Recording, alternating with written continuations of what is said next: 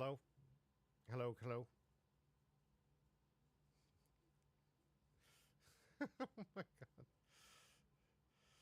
So, unmute the mic. It wasn't mic'd. It wasn't, there we go. I've been talking to the camera for 15 minutes. You know what's so funny? I literally changed and deleted every single possible mic option on my computer, except for this one. I deleted everyone, the monitors, every single one, to make sure that when I went live, this wouldn't happen. And my computer went to the next level to make sure it's still going to happen. It's still going to make me have to check every single time to make sure it's working and connected and wants to register this thing. Because the only thing selected on my input was this mic. But it didn't want to register anything. Not my name. Good to see you. Welcome back to the chat and YouTube. Appreciate you.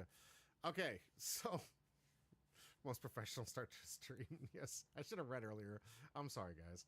Oh, man. Kai, why didn't you say anything? My mic was muted. Why did you say anything? Welcome back to Humbro Pie. I'm your host, Jimmy D. And I'm here with nobody. Because, as you might have read from the chat, Porter is sadly sick. So I am a little disappointed he's not going to be here because we had some really fun games. I was hoping to cast with him, and it was going to be a good time. But as you do when you get sick, stay home.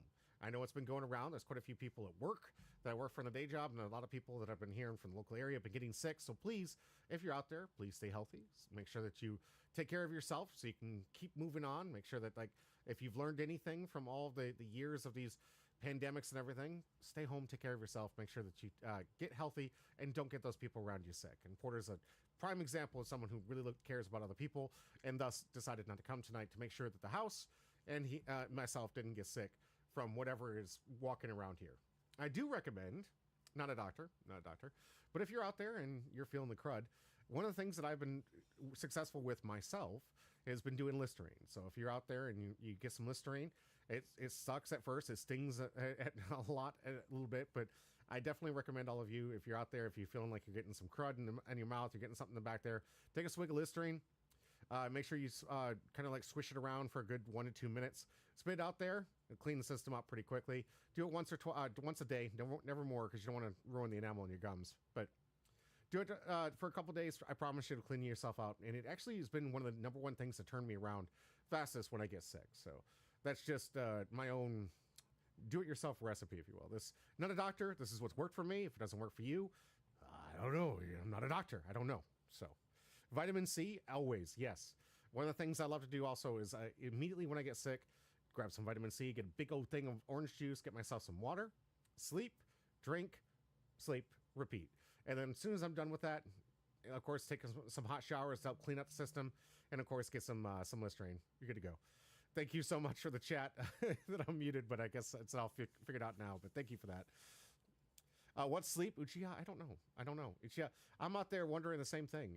When you're out here working 3 different jobs, sleep is not something that's well afforded to you. It's something you get as a luxury. Maybe a nap every once in a while.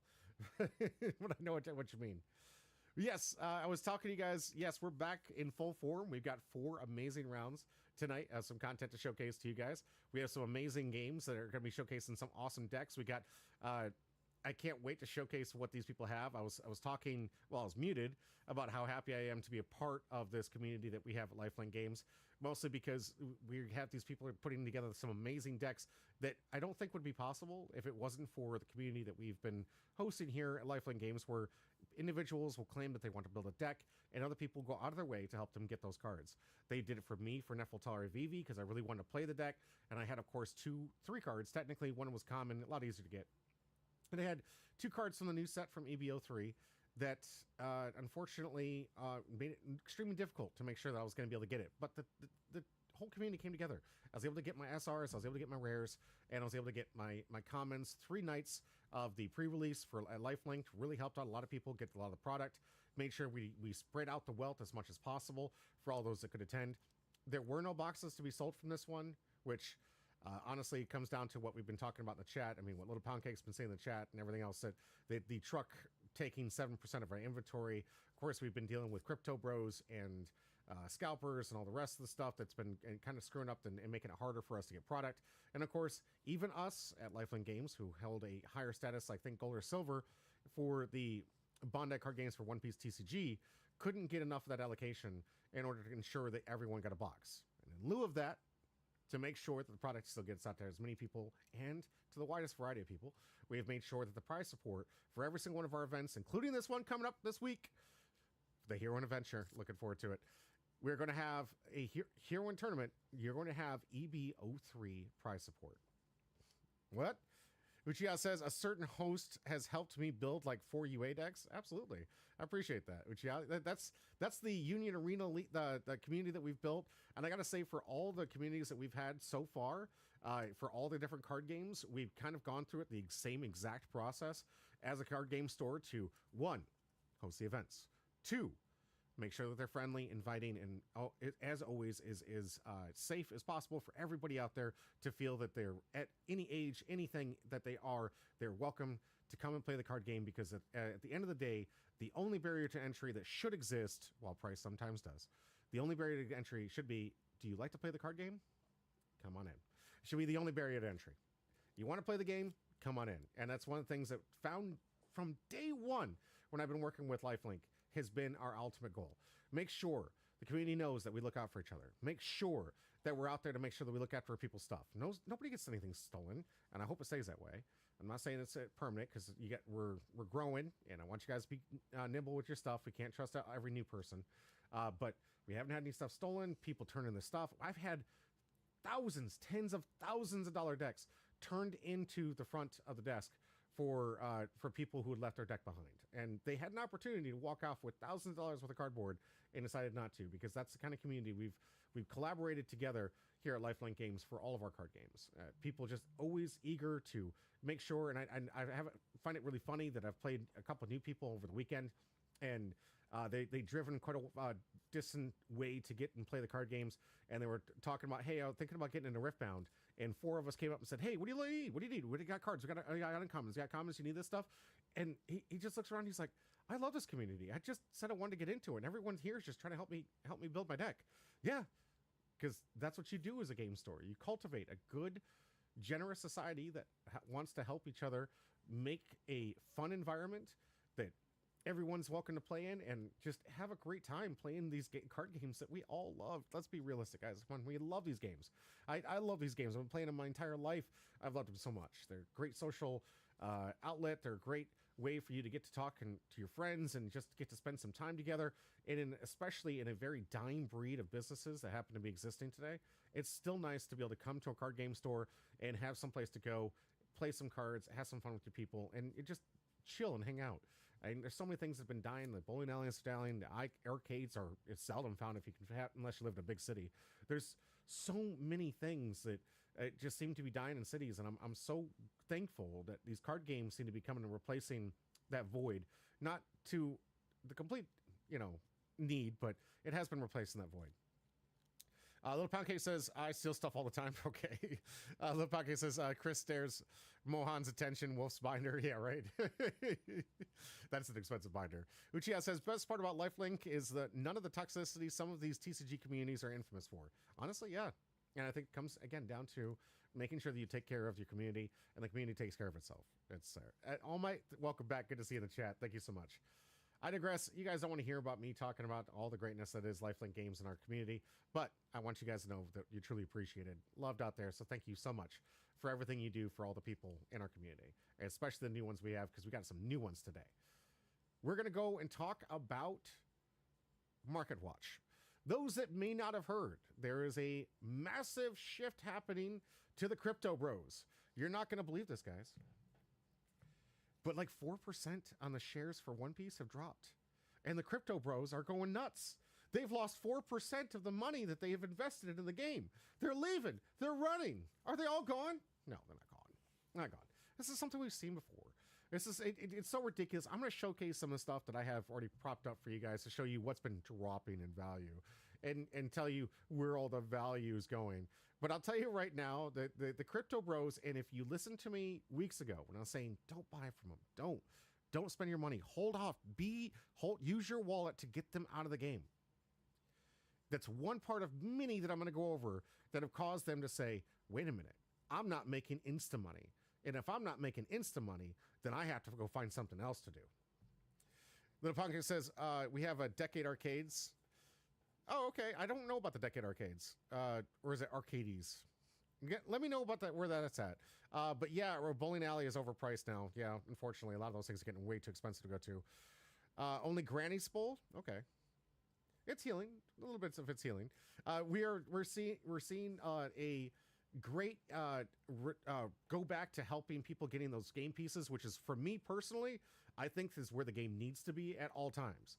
If it's a basic game piece, it needs to be affordable under $20. The basic game piece. If it's an alt art, if it's a special printing, if it's a secret rare or a manga rare, sure, be thousands of dollars. I'm okay with that. Why? Because it rewards the dedicated players, the people on the hits. And if there are people out there willing to pay that much money, and they're happy paying that much money, then yes, by all means, they should be expensive. You don't need a manga to play the card game. It's nice to have, and it certainly feels good when you pull one. But it doesn't mean you have to have it. So long as the card game plays like that, it's doing great. Some of the other card games that are currently in existence on the top have still yet to figure that out. They're still trying to figure out how it is that they can have 15 different printings of the same card, and yet the card value is still at $70 because you still made it impossible to get, and it's a basic staple necessary for you to place particular decks. And that's kind of irritating. And like, you guys, I understand the pain. I have tried to look to the lens of the people who out there, but as a longtime Magic player, when we hear you guys saying $50 is too much for a staple, sorry, bro, we've been in the $100 markets for a long time. I'm out there with the Yu-Gi-Oh bros sometimes where it's like, it was $120 for a total of 2 months before they printed a tin and made it worthless. We're used to having to pay these outrageous game piece prices to play the game just to be competitive. And Bondi has answered the call like every single time. Little Pumpkin says, and right back for the anniversary. Absolutely. All Might says, it feels good to pull a manga. Yes, it does. I know you're one of the few people out there to be able to check out and feel that. I'm hoping it's going to be my first manga. It's going to be a pull for you guys. Maybe, speaking of which, coming from the community box, as we do have 2 more packs. One hit from this box already out there, ready to go. We had our first, I want to make sure there wasn't 2 hits, because that was a good hit for a Decker 99 who still hasn't got back to me. And what was this one? This one was just another double rare pack. Yeah, for Chicky Tendies. Another double rare pack for Chicky Tendies. So, we've only had 1 hit. Alt Art Virgo, which means we possibly have 1 more to 2 more hits in this box that we can have, and hopefully it's a nice little manga. But we'll be giving this away at the end, so of course, don't forget to hit ! Join above my head to make sure that you know you can get in for these free packs at the end of the stream when I'm done covering today. And hopefully I'll get that nice little manga for you. Little Pumpkin says, Decades is so much fun. They are in the downtown mall. Definitely solid team building experience. Nudge, nudge. All right, cool. Well, thank you very much for letting me know about that. I didn't know about that in the downtown mall. It's been so long since I've been down there. The prices always seem too expensive. The downtown mall for Charlottesville, you guys don't know, it's a very ritzy area. The clothes are like ridiculously priced because they have to be, because it's expensive to rent there. The food is usually pretty expensive, so it's like a treat for you to go down there. Burgers that go for about $20 starting price that are really just as good as a Five Guys burger, and even Five Guys is getting expensive.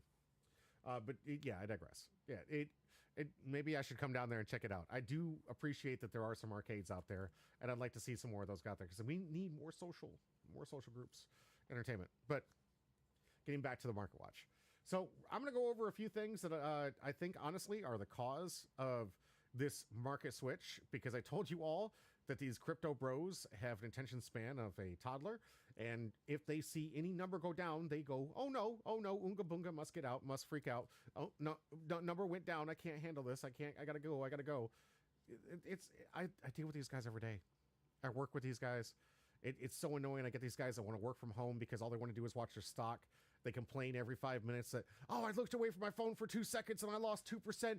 Oh my God, my day is ruined. These are the kind of people you're dealing with when it comes to these crypto bros.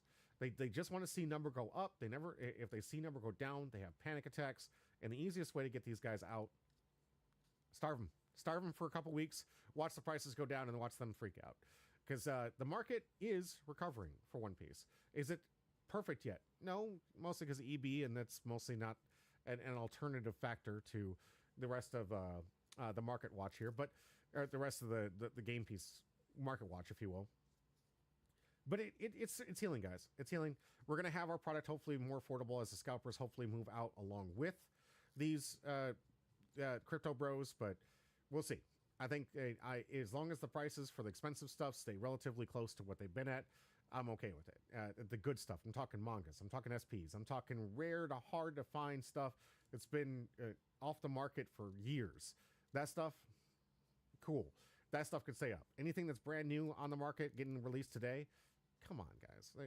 There's no reason it should cost as much as it does unless it's a very cool special printing and a limited find. But let me get into example number one of where the market seems to be crashing.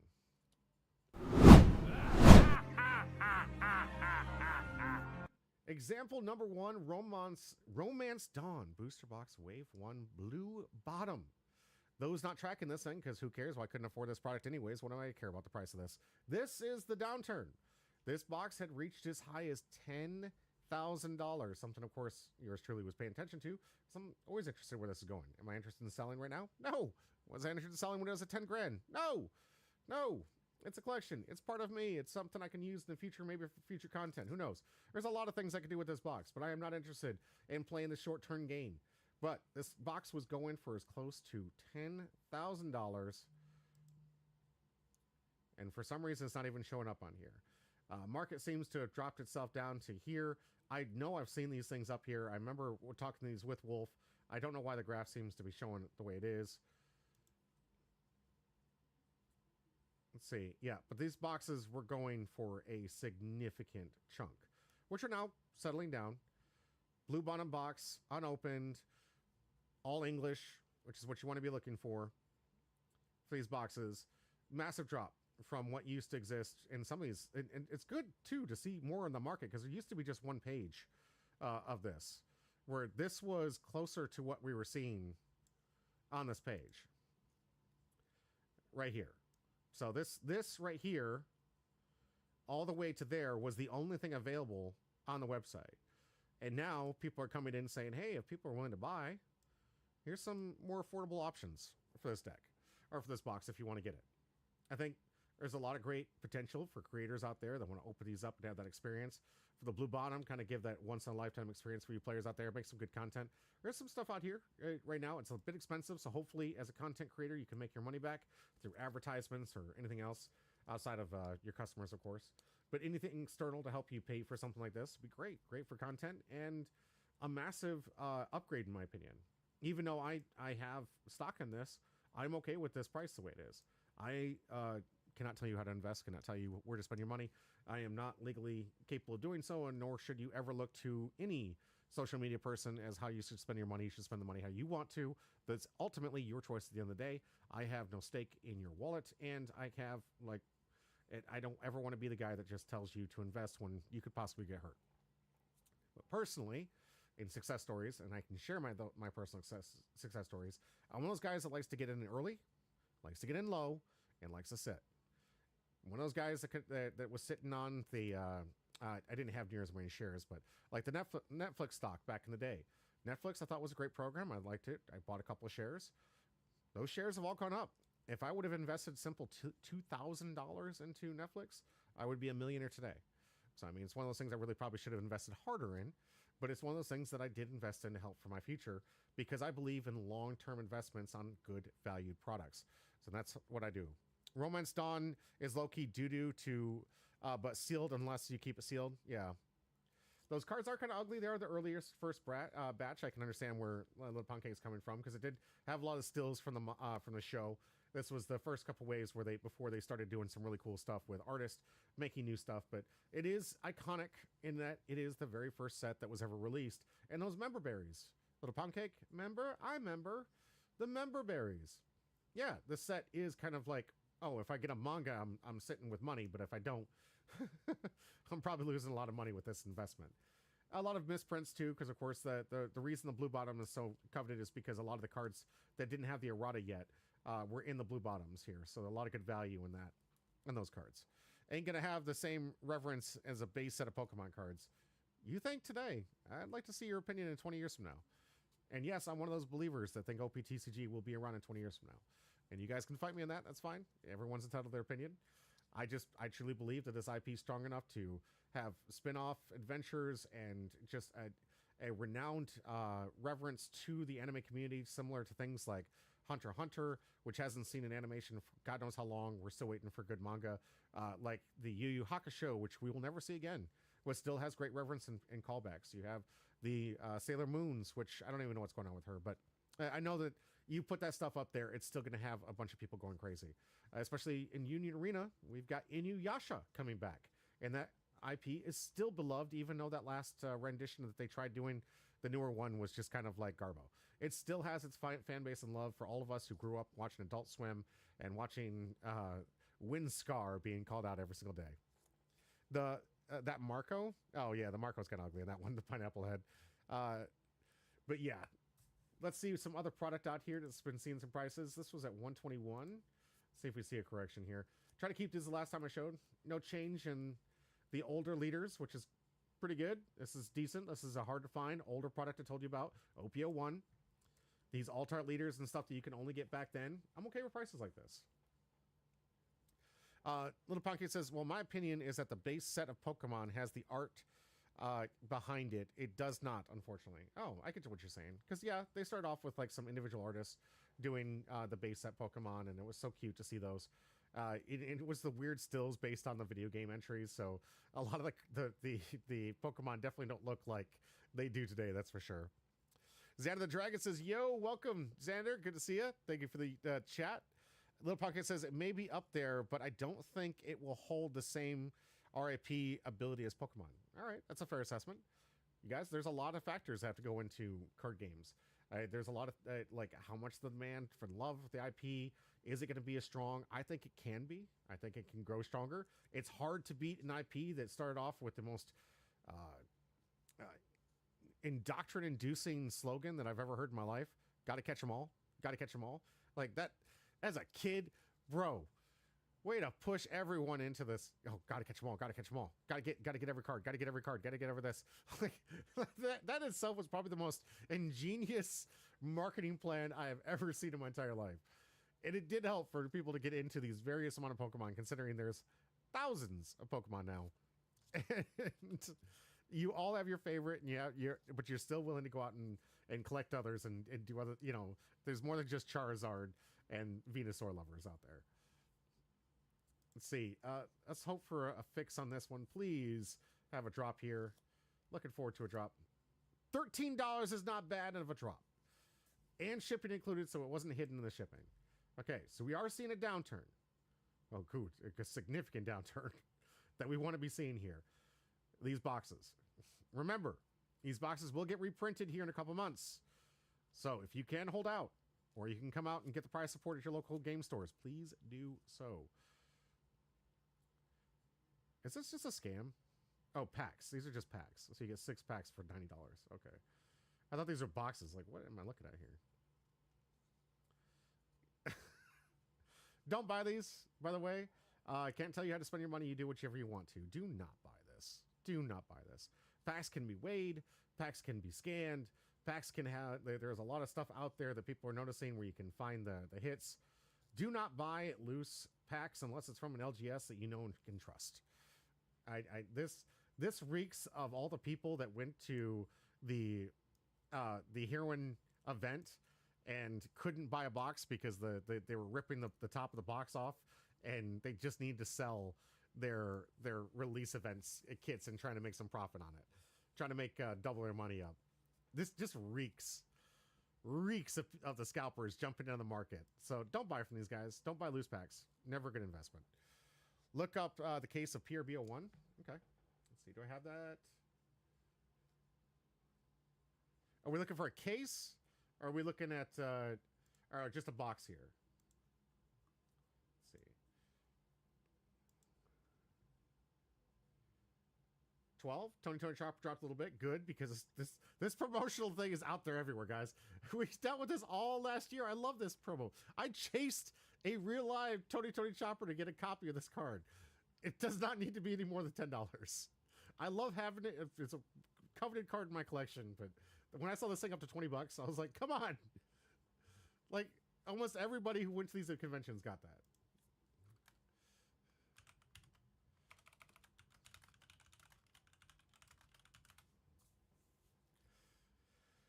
PRB 01. Oh, my God. Unopened, $10,000. Japanese. Yep, starting off at 10 grand. Makes sense. This makes sense. You held on to a case of PRB1 for this long. Congratulations. The set's still fire. Still great hits from this thing. All the Gold Dawns and Alts and some of the cards that were just absolute staples for the set. This is such a fun set to open. This is a case. Oh, you're probably referring to when I asked earlier. But yeah. Sorry, I keep forgetting there's a little bit of delay in between when I speak and when you guys type. So sometimes I get ahead of myself there. Yeah, $10,000 seems about right. Guys, this is 10 boxes of PRB. You were able to hold on to this thing without opening it, and you sat on it for this long. Okay, hats off to you. Like, this is some collector stuff here. Those guys that just really love the game here, and I'm glad that there isn't too many pages of this too. If there was like 3 lines of pages of this stuff, I'd be like, man, the scalpers are really trying to cope at this point. But nah, there's room for a couple people out there that can have a couple of cases they wanted to put in the collection. That God Pack be speaking, absolutely. This is the first introduction of the God Pack. So can you imagine them being able to open up one of these? This makes perfect sense to me. If my channel made even remotely this much in advertisement, I would 100% buy this. Hands down. I think this is a great investment. Great card. Love this. All right, Hody Jones watch. Of course, we like to check out Hody Jones to see if things are getting ridiculous. And our Hody Jones price is not changed. Maybe by a penny. I think I said 99 before. So Hody Jones still at 15. We're in reasonable pricing. Very, very reasonable pricing. This card, I don't like being as expensive as it is. Is anybody else out there thinking that this is a little overpriced for this card? I think it's awesome that great you pulled it, but man, it seems very high for a Star Deck card. In alt. I don't know. Do you guys feel like the ratios for these are pretty low, that it warrants this card being this pricey? Curious what you guys think in the chat. All right, let's see how the manga for our boy...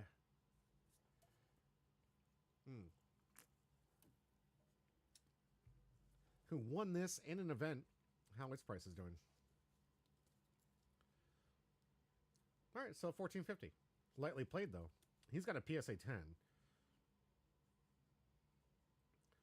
It's like there's only 2 on the market. So still very few of these in the market. We'll see if any of these end up selling. And let's look at the market watch overall.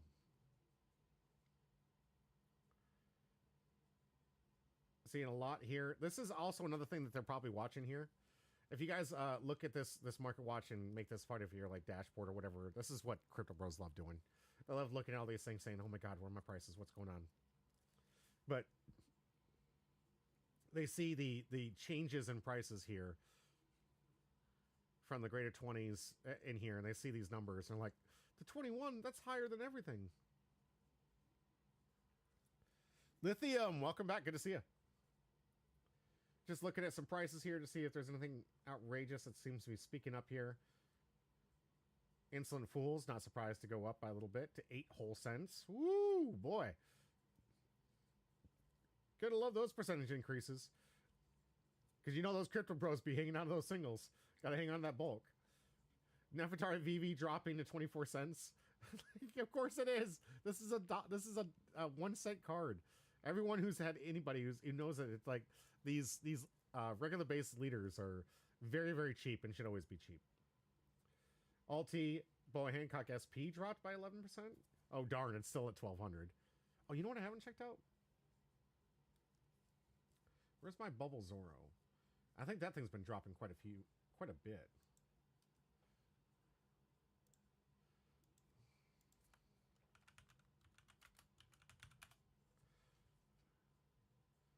Yeah, this thing's been decently...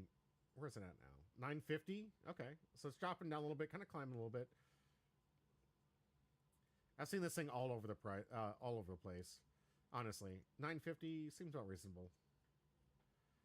I've seen it as high as like $1,800, and I still thought that was way too much for this card. Looking at any of the cards for pricing here, Koala on a drop, of course. This should drop. This should be price drop.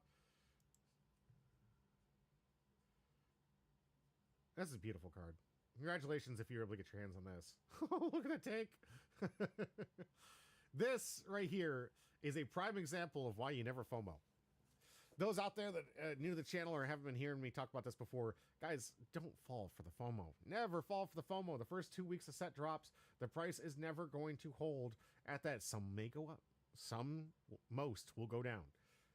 You don't want to speculate in the first couple weeks. These prices are absolutely insane. And anyone who might have bought at that price, let's see if anybody did buy at 15. Yeah, nobody bought at 15. Nobody. This is the actual selling price right here. This is the actual market value. What people are willing to spend to get said card. Where's my bubble? I want to see what people have been buying him at. Yeah, highest that someone's actually spent is a lot, $1,100 for this bubble. That is the highest that this thing should be at for a while.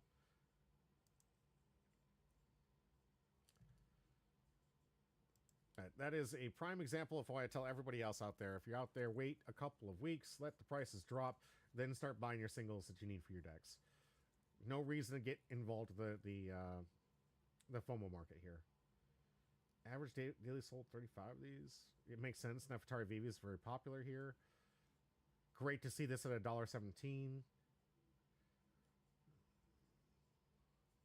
It is definitely a staple. 24 cents still seems too high. Drury Bonnie, this one's a sleeper. I like this card a lot. Should go in a lot of decks here. All right, let's see what Nico Robin's been doing in the market here. All right, kind of coming down from the 35 range. Settling at 25. 25, as a Magic player, is a dream come true. As a One Piece player, it's still a little high, especially for a card that's going to be needed for a lot of different decks. But yeah, all those out there that would have spent like 30, 40 bucks for this card. That's why you don't fall for the FOMO, guys. You gotta be rational out there. 9 cents for... But if we ever see each other again, will you call me your shipmate? Dang, believe it. Yeah, market's looking a lot healthier. I think that the prices outside of a couple of... I mean, this one, in my eyes and my calculations, this is probably the only thing that's a little too high. I want this thing down to at least... under 20 bucks. Oh, wait, let me find the Nami, too. Because the Nami was going up there really high. Let's see what she's down to. Oh, Nami's still at 38. So Nami is the other one. That a little too high as a Magic player. Awesome. As a One Piece player, this is just too high, guys. This is too high. Too much for this card. And there is your market watch. Hopefully out there, you guys are settling down. I know that there's a lot of people panicking, saying, oh, God, the prices are going to kick me out. I'm not going to be able to afford my game. Thank you for holding with it. Thank you for staying true to the game, staying with the people, and trusting your community to help you get the cards you need to get those coveted game pieces to play this awesome game. And I appreciate the rest of you. If you're out there not buying from these scalpers, you're doing God's work. You're doing what needs to happen to get these guys out of our game.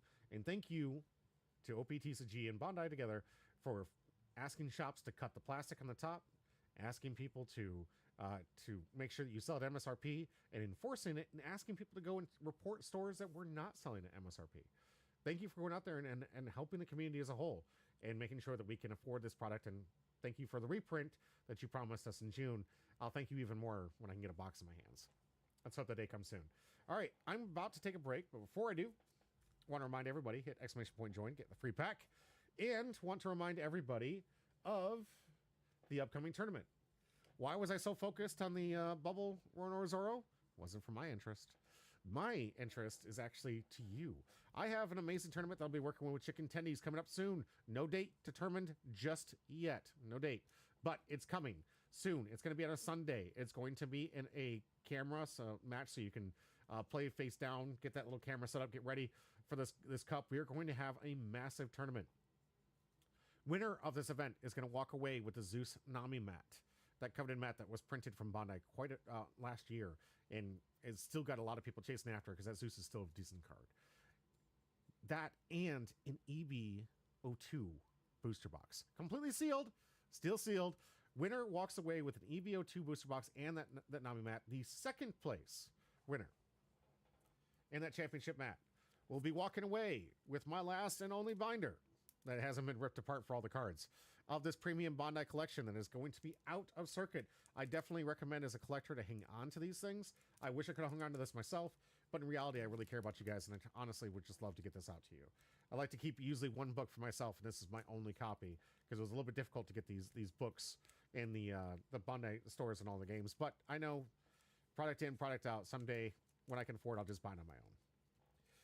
Along with that, Altart Nami, Nico Robin, which is going to be close to $100. So both of these prizes going out to our top two. And of course, packs for the top 32 people for our event. People always buy them all. You're right, Puppy Caro. I'm going to start training my cats now. Yeah, get ready. Get ready, little pancake. You better have those cats ready. Get those layers. Get everything ready. We're going to try to do what we can to enforce no cheating policy. But I digress.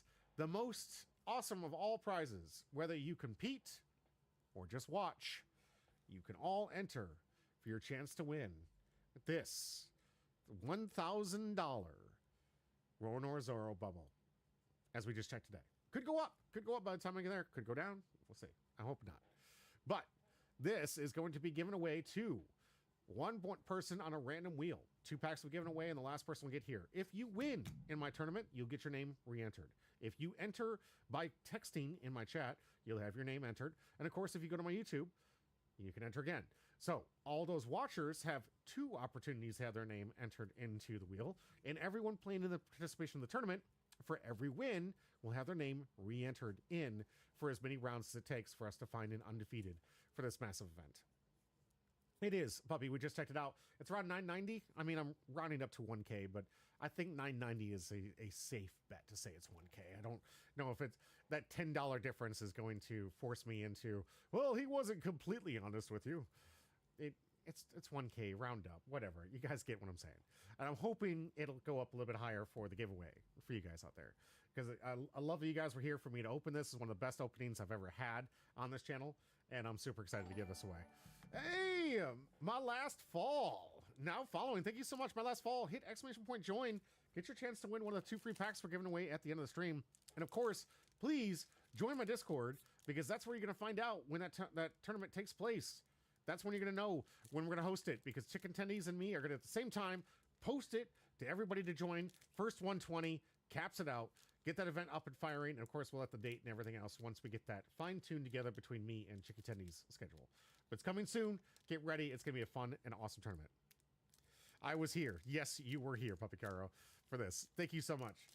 All right, Miss Fall, my last fall. Thank you so much for that ! Join. I'll have you on the list. I'm going to take a quick break. When I come back, we've got 4 rounds of One Piece coming your way. I got an exciting first round match. We have Red Trafalgar Law. That's I said it. The newest one, Red Trafalgar Law, going up head to head against Red Blue Ace. Is Trafalgar Law that bad? Stay tuned and find out. I'll be right back.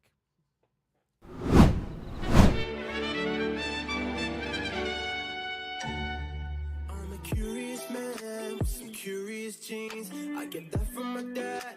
I'm not far from the tree. I feel like I'm a butterfly, sting like a beamer. I hate features, got my running around with my head in the clouds, spinning lost and then found. When they woke up and frowned, tell myself I'm the man. I was right to be left. Now I'm back to myself.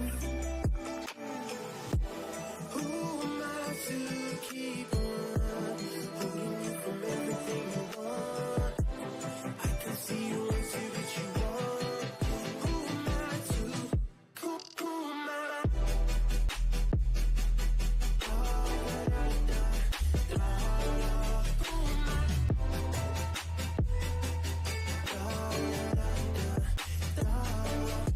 am I to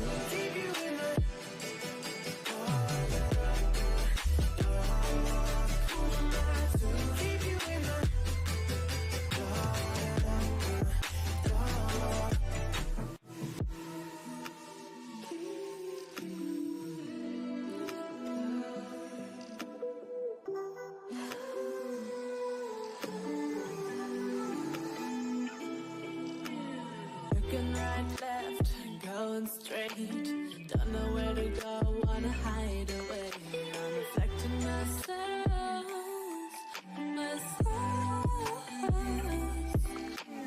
You are no good for me. Super dangerously, am I?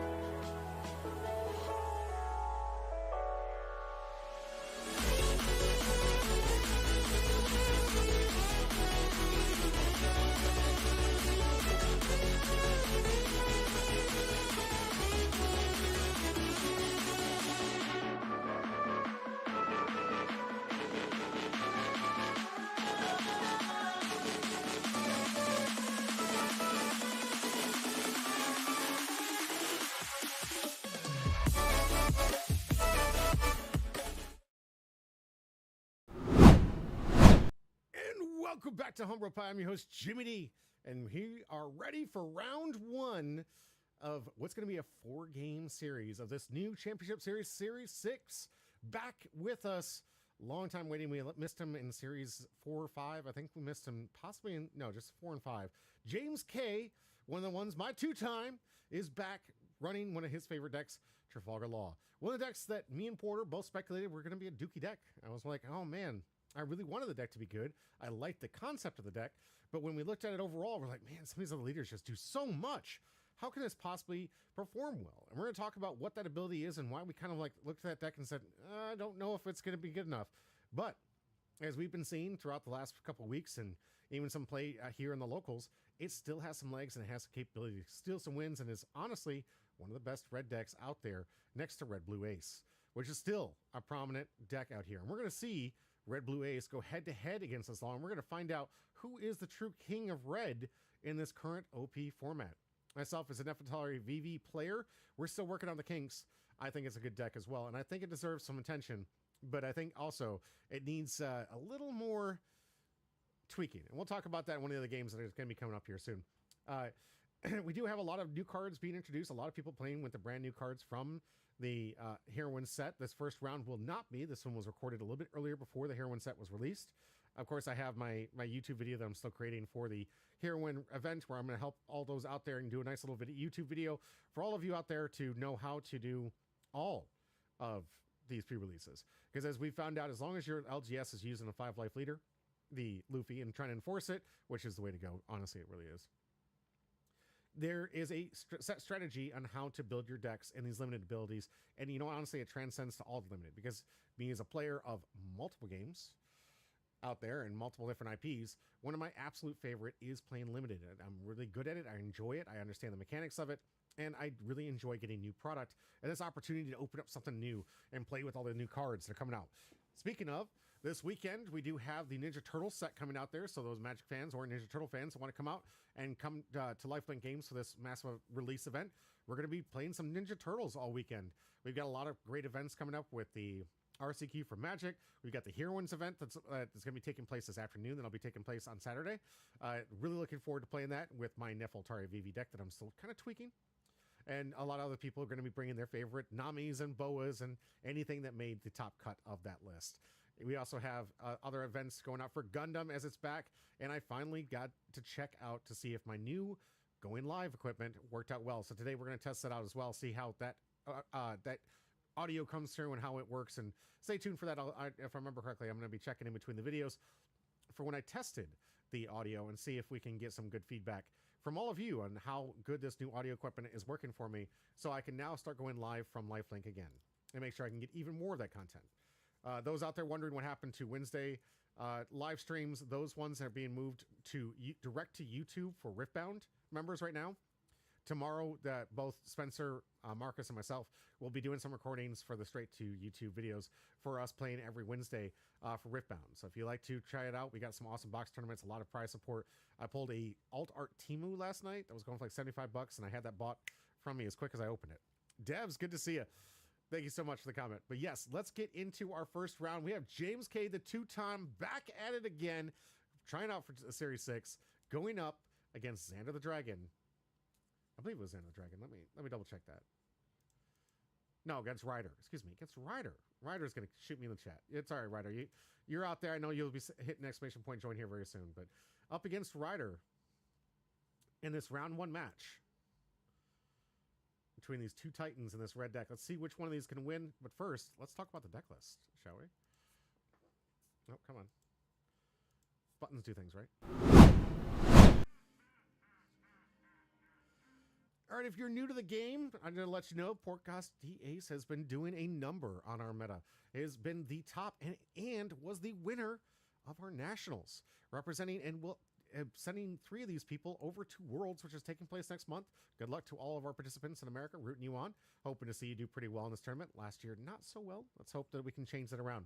We got a great amount of good representative and good players, and the winner of said event was Portcast D-Ace. And let's find out why this deck is so incredibly strong. First, it's a 6,000 power leader. 3 life, which is a little bit risky. But if you ask me, the 6,000 life has always been a replacement of that first life hit. Anyone who's been playing this game long enough knows that the first life is usually something you just easily take, and it's something that it honestly is a little bit harder to swing into if you're a 5 life or a 5,000 power leader on your first couple turns. Most times you're playing out where you put out a searcher. Next turn, you want to play a card. Well, guess what? If you play a card on 3 Dawn turn or 4 Dawn turn, you're not swinging into this leader. So this leader doesn't even get those first round attacks that most decks get. Why? Because it's just sitting at base 6k power that really just kind of nullifies your opponent's first couple turns, which kind of like levels that 3 life that you see here. It really is a very fair balance, and they've done the same thing for Red Purple Monkey D. Luffy. They've done the same thing similar against with Edward Newgate, who would take a card every turn for being 6,000 power. And it really was just adding cards to your hand. But mostly 6k power leaders have been absolutely devastating for the meta, which is why we're seeing a slight power creep of more and more of these decks, like Red Black Sabo and some of the rest, that have like mitigated abilities for them to get up to 6,000 power base attack here. Emu similar in some cases, but a lot of these cards are getting this 6k if it's not supported by a card out there, some way to get that 6k power up there to make it a little bit harder to swing into it. Because the math, of course, is always a little bit harder. When 7k used to work good against 5, you're going to have to start swinging 8k, and that's more Dawn allocation or characters with higher attack power in order to get in that coveted 2-card counter against some of your swings. So, getting into the leader ability. On your opponent's attack once per turn, you may trash 1 card from your hand, give up to one of your opponent's leader or character cards minus 2,000 power. What does this mean? Basically, every card in your hand is guaranteed a 2k at least once per turn on your opponent's attack. So, even if you have bricks, this one has the answer for that by being able to discard it. And there's a couple bricks in here against certain matchups, which makes this kind of a nice ability for you to have that instant 2k counter capability. Also, Dawn times 1, which means you have to have 1 Dawn attached to it. Once per turn, when you take damage on or your character with 6,000 base power or more is KO, draw a card. So even though you're at 3 life, as long as there's 1 Dawn underneath it and you take damage, you are going to get an extra card for that damage you took. And you have opportunities to really capitalize on that draw card with some of the blocker abilities in this deck. And speaking of blocker, one of the best blockers in the game right now, this blue Marco, is a blocker and on KO draws 2 cards. So imagine you have a Dawn underneath it. This thing draws 3 on KO. Massive swing and massive card advantage, but doing exactly what blue loves to do, which is draw cards. You've got also enablers like this awesome Yamato here that give that the ability to draw a card. If you're 3 less life, you get to draw 2 cards, but you get that rested Dawn underneath your leader. So even if you're being forced into first, you can guarantee to have that open for if any of your characters get KO'd or you take a life, and enabling that leader.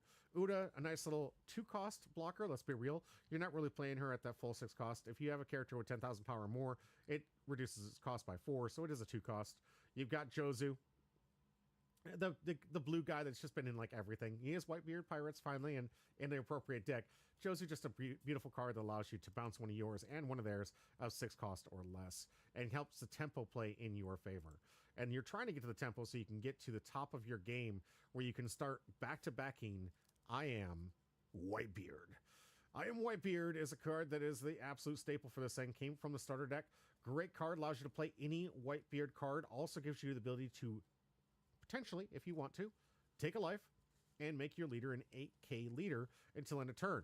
You can also combo this with the 9 cost and make your leader a 10 cost leader for the turn, making it very, very difficult for you to swing into a 10k power leader for a turn. That's a lot of Dawn allocation. It's a lot of you not being able to play cards, and it's a lot of things that are kind of easy. When you get to 10k, it's a lot easier for you to counter these big swings than it is when you're a 5 or 6. Go figure, right? That's math. But what are you playing? You're also playing this amazing 12k blocker beard. We call him blocker beard because a man puts up a wall here. 12,000 power, blocker ability on play, draw 2 cards, trash a card from your hand, then give you a leader and one of your characters 2 rested Dawn cards. So on play, you immediately activate the leader's ability to have that online, as well as have another character with a plus 2 of those rested Dawn. If you use the event, I Am Whitebeard, you now still have 2 open to play that Uda card we were talking about just earlier. So a lot of good synergy with the way that these decks work. And of course, both these new gates enabling the lower cost for Uda. Deck is pretty strong, a lot of draw power, a lot of like synergy. Of course, you got some great searchers, which is key. You got one of the best searchers in the game, Monkey D. Garp, which is really paramount for decks to make sure that you can play all the cards with different various types. So you don't have to play technically just in Whitebeard theme you can play outside of that. When you have a card like this, it allows you to get any card 4 cost or more from your deck. I'm looking at the top. Look at the top 4 cards and get a 3 cost or more. Excuse me. So you can basically, this is a card that was like kind of necessary, and you'll see when we talk about Blue Yellow Nami in the future here. It's one of those cards that's absolutely necessary for these decks that want to kind of utilize the strengths of various different cards, right? So you have this pudding card, absolute staple, ×2 in the deck. This one is an absolute staple for blue because a lot of people like to have big fat hands and try to protect themselves at the end of the game. I know this is one of Spencer's strengths. He likes to hold like 12, 15 cards in hand towards the end of the game to make sure he can counter out of just about anything. And this is a great answer for it. Said, oh, did you get 10 cards in hand? Well, make it 5. And the Charlotte is a Big Mom Pirate card, which doesn't normally fit in most themes, but it's still a staple in blue and something you should always respect that your blue player is playing. And Monkey D. Arp just makes this possible to play these things with Uda, which is not necessarily in there. And of course, I would be remiss if I didn't talk about Goldie Roger, one of the alternative win cons. Very good card here. We've seen this thing take games out of nowhere. If you or your opponent are at 0 life, if your opponent activates blocker, they lose the game. Or you win, whatever you want to look at it. But essentially being the closer, ensuring your opponent can't use blocker for the last bit of swings as you've starved them out or done whatever to get to the late game. Great game ender, a card I've been saying since the release that it should be in any red deck out there. And even so much, I almost forgot I should have put it in VV, and I did. I put it back in VV. Yes, it has Rush. Yes, VV gives it Rush. I don't care. His card's a win con. It's a powerhouse. And even in this non-counter, like removal heavy, like removal protection heavy meta here with Emu and the rest of the decks, there's still room for great necessary pieces like this that just answers any character by bottom decking it. And the 2-for-1, the Great Raging Tiger, that gets rid of 2 characters, 6 costs or less, and puts them in the bottom of the deck. Still some of the absolute best removal in blue. This one's going to be going up against Red Trafalgar Law. A deck that when we saw this, we're like, really? Is this all it does? It makes sense. Thematically, it makes sense with this character. If you guys have watched the show at all, you guys know how good this ability of him using room and swapping abilities and swapping all kinds of things that he can swap within his little designated devil fruit room, surgical room. But he has this ability to select once per turn 2 of your supernova or heart pirate type characters and swap the base power of the selected characters with each other during this turn. What does this mean? It means it's taking your supernova or heart type pirates, something like here from the Monkey Luffy that might be 0 power here. But if you have a character that's as strong as one of the key win cons here with this Roranor Zoro with Rush, give it to one of your opponent's characters -1000, you can swing in for 8, use your leader ability, and swing in for 8 yet again for what would mostly just be a searcher card that doesn't have any real ability. There's a lot of value you got to stack up on a 0 cost or 0 power card like this, but when you have the ability to swap them, pretty powerful and allows you to utilize some of those awesome searchers. This one also has a when attacking, give it to one of your opponent's characters -1000 power during this turn. Really good when you're trying to answer the board state and trying to just power through some massive swings against certain decks, but also a searcher, which really helps out. Machina nice for the 2K, but also likes to pump up those 1 costs because there are a lot of 1 costs in this deck, you'll see. And why? Because you can utilize these. You got the Killer, once per turn, give it to 1 Rested Dawn to your leader or 1 to your characters. So just a really good utility card that allows you to get some of those Rested Dawn underneath some of the characters to bigger swings. Also enabling itself to be able to be changed into a bigger swinger so long as there's something with higher power on the field. Same thing with this Basil Hawkins. On KO, look at the top 5 cards of your deck, play up to 1 Supernova type characters with 2000 power or less, other than Basil Hawkins, and place the rest in the bottom of the order. So what are you trying to get? Cavendish, Monkey D. Luffy, the Killer that we just said. We got some amazing answers here. If this character's power is 5,000 or more, this character gains Rush. So even a swap with this in the late game, you got yourself another big swing and able to use Trafalgar Law, so long as your board's being handled. Barto ×2, this character gains blocker. So if you put 2 on this thing, you can basically get a blocker if necessary. But really, let's be realistic. It's for the 2K. You got the anti-blocker Sanji here ×4. Beautiful 2K, but also gives your Star Pirate crew with 6,000 power more unblockable. You got Eluge When attacking, this character has 5,000 or more power. Draw one card and KO up to one of your opponent's characters with 3,000 base power or less. Great for the mirror. Also really good for some of the reduction that you can do with this deck for the when attacking. And just an all-around good card. And another target for the Basil Hawkins to put out for free. Ronor Zoro, just a staple good rush card. That's just your standard 3 rush 5k power. It's always been good and always will be. You got Eustace Kid, blocker, 4 cost here. On play, if your leader has a supernova play, type, play up to 1 character with 2,000 power or less from your hand. So extra good go wide strategies, very good for this deck and absolutely necessary considering you're playing with so many weenie characters that if your opponent has any kind of searchers or any kind of small attackers, do have awesome targets to swing into and hard to defend. X-Drake, which is your removal prevention that we were just talking about. Dawn times 1, when attacking, give it to one of your opponent's characters minus 2,000 power. But the important part here is if any of these characters would be KO'd, you do have an opportunity to give your leader minus 2,000 power during this turn to prevent that. It's only once per turn, but it's great removal protection. And this is for any type of removal. This means trash. This means bounce. This means bottom decking. Anything that your deck does to try to get rid of characters, it will protect it. At a huge cost of minus 2 to your leader, but at the right timing, really, let's be real, maybe they haven't been able to swing anything into. The key cards to this deck being Ronor Zoro that we already showed with Rush and the Trafalgar Law that came out in the same set. Once on your opponent's attack, once per turn, you may trash 2 cards from your hand, select up to 1 leader and 1 character, swap the base power of the selected cards with each other during this battle. So a nice little 9 cost rusher, which also allows you to get out of an attack for free if you want to trash 2 cards, given if you have too many blocks, or if you're just trying to protect a character. Maybe one of your weenies that you need for the final attack next turn. Really good effect. Let's be real, though. The key to this deck is going to be how many Ronor Zoros James K can find. Finally, into the 2 events here, we have the counter. If there is a character with 8,000 power or more, your character card gains plus 4,000 power. A lot of these 4,000 leader lock type cards or character type cards that you have here, that 1 cost. I'm playing the VV event. Most people are playing 8 copies of the black events for Emu. We saw one that used to see Radical Beam and some other ones that used to see play in the red blue ace.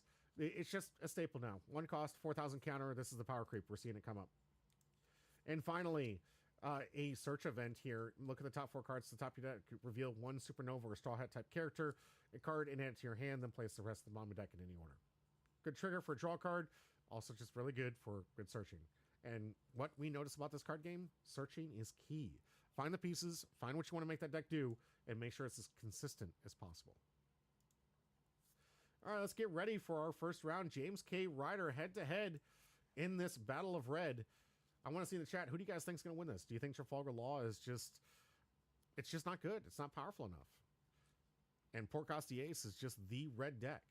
Or do you think this rush ability is the new Red Rush tech and will be a staple for the red for a while here as it's replaced Rayleigh as the king of red, mono red decks?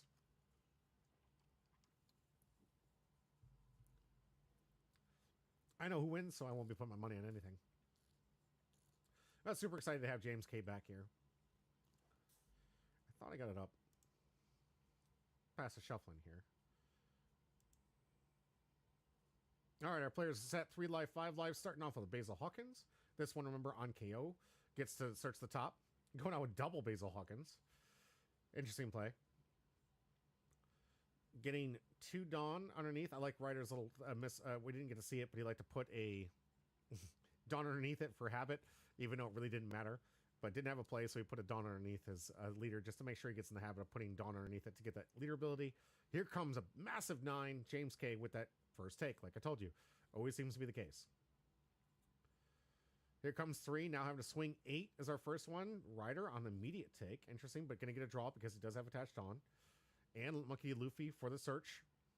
Now 3 characters that can swap abilities and attacks. Going for the Cavendish. That, remember, needs to be 5,000 power or more to get rush. But I'm imagining, because of its cheap cost, late game, that's going to be some powerful double swings from these characters here. 5 Dawn turn here for Ryder. See if we see the Marco, maybe. Looking like we might see that, given he's got 4 left. Here comes 7. Asking for 2. We'll see if James gives it. Nope. Going to just take. And there's a Marco. set up for the play here. So Ryder on a chance to draw 3. Given James K gives him the opportunity to use blocker.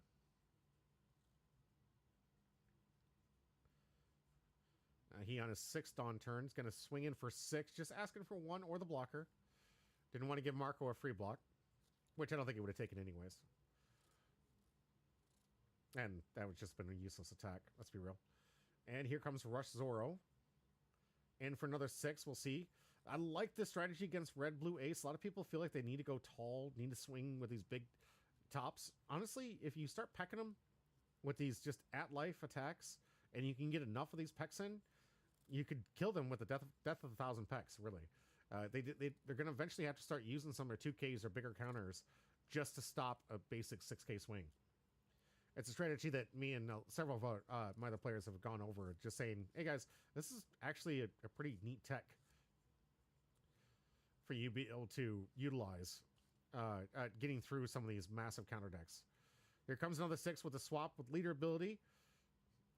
Now Ryder with the block, going to draw 3. Looking like he did counter. I just can't see his trash. 7 Dawn turn here for Ryder. We'll see.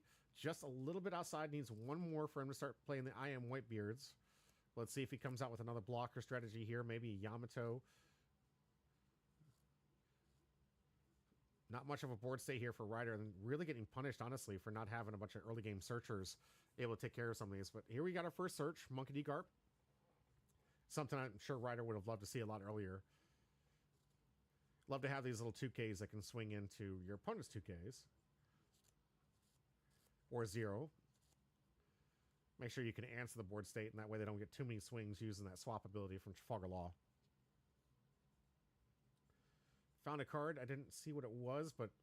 Oh, well... he just picked it up. What was that? Oh, I am... Okay. 10 cost, blocker beard. Off the search. Let's see. So, Ryder setting up for next turn. We got 6 Dawn left here. 2. Looks like we might have another Marco play here. Here comes 8. This one going into Zoro, I imagine. Good.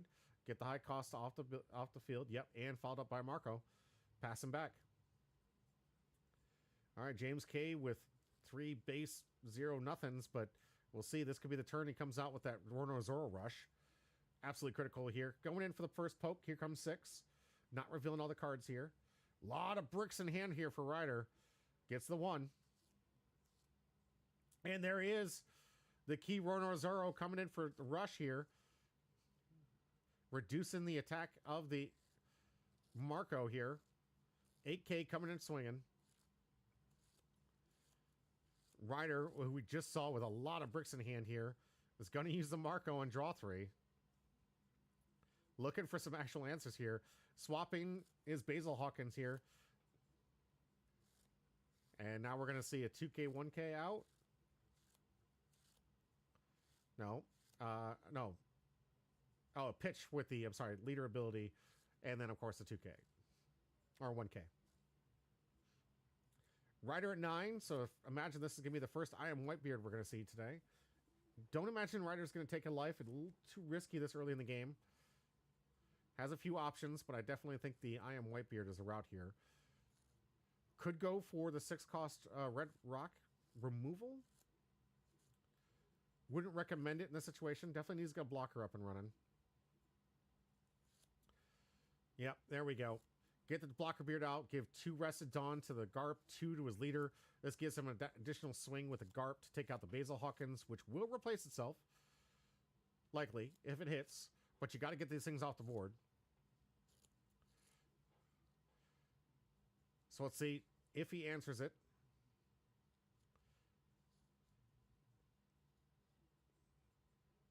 He did take the life for the +2 for next turn, so life is going to be a little harder to swing into, being at 8K.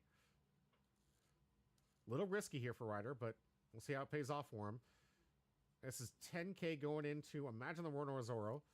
Oh, no, let's see, 8. That's 11. 11, getting 2 2Ks to go to 12. So James K able to save it. Now Ryder going to swing in the Basil Hawkins. And James K probably just reminding him right now that if he does kill it, it will replace itself. He does get to look at the top 5 and get something else at 2K or less. Let's see if he finds a target. This deck can whiff. Immediately finds the Rouge. So just like that, Basil Hawkins showing up some value, and that'll be the turn. Ryder with a 12K blocker. James K with 3 potential attacks. Here comes the first. Poke in the 8/8. Again, just pokes. Just pokes. Reducing the attack of the Whitebeard by 1.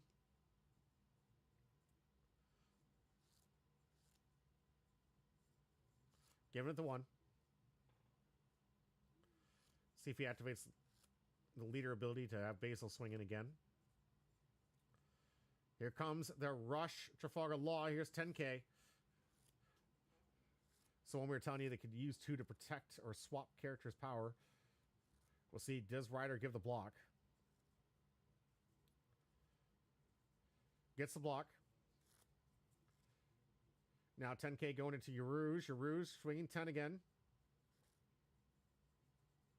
Nope, swinging 11. Into the 2... Okay. I think I would have swung the Basil Hawkins into it, to be honest with you. No, I think what he did is he didn't swap the attack powers. There's no way. Oh, no, it pops. It KOs. I'm sorry. Oh, jeez. My sincere apologies. You guys get in the chat and be like, it KOs, it KOs. No, on swing, it KOs a 2K. My bad. So, Ryder on the last take there. That's why I like having a guest host here. They'd be here right, telling me I'm wrong about the way I'm calling this out. All right, Ryder down to 0 life on those swings. Gonna need to keep setting up some walls. We'll see. He's got to put up a lot more than just Blocker Beard, though. As James K has been poking away.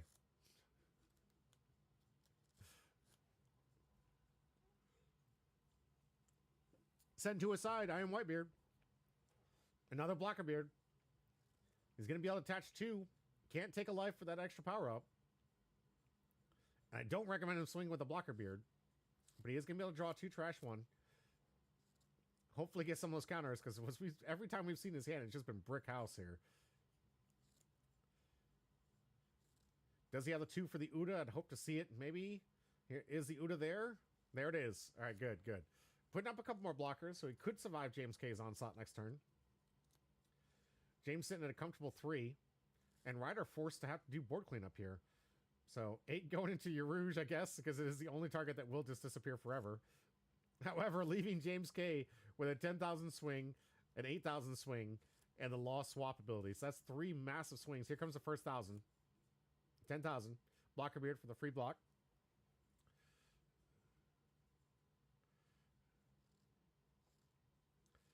James K just testing the water, seeing what he has for counter. Looks like he has another Rush Trafalgar Law, so could easily get another 10K rush in there. Here comes 8, poking the bear, reducing Whitebeard by 1,000.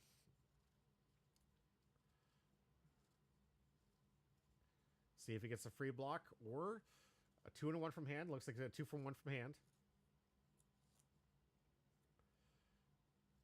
Let's see if he activates leader ability here. No Dawn allocated for James yet. Look in the trash, seeing what counter capabilities he could have. How many Blocker Beards can you possibly see? Always important to see what your opponent can possibly do next turn. Good size hand for James K too.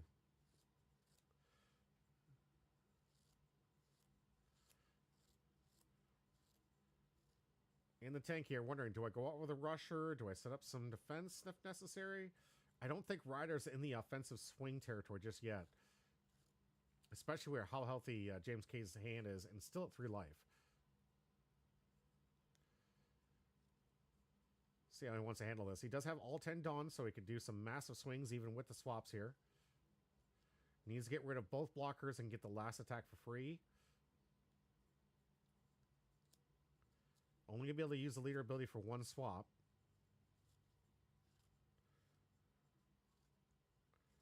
So I imagine that's one of the things he's doing in his math. Will a 6K poke from Basil Hawkins get the block? Will the swap to Monkey Luffy I'll get the block, and then hopefully I can use the remainder for my swing for my leader? Yeah. Moch Game says, sorry, I was thinking really hard this turn. Oh, it's all right. Lots of dead air time. Oh, it's fine. I like the think time. I really like the think time. This is a... Oh, unblockable. Okay, so swapping at 1,000. Okay, all in. Swapping it. Now, obviously, the order would be Dawn first because you have to have a 6,000 power character, or the swap first. So I imagine he did do the swap first before the Sanji. But does Ryder have enough to counter out of this? No, James K uses the Sanji unblockable and Monkey D. Luffy 0 power, swapped with Trafalgar Law into the face for a total of 20,000 power into the dome. And Ryder just didn't have enough. Didn't have enough to get out of that. James K in the tank and thinking it through. Trafalgar Law dominating the red match. Congratulations, James K. Woo! That was an impressive play. I like that. If you're going to think like that for an impressive play like that, I recommend it all the time. Unblockable, not my name. Yes, absolutely. That's such a good line.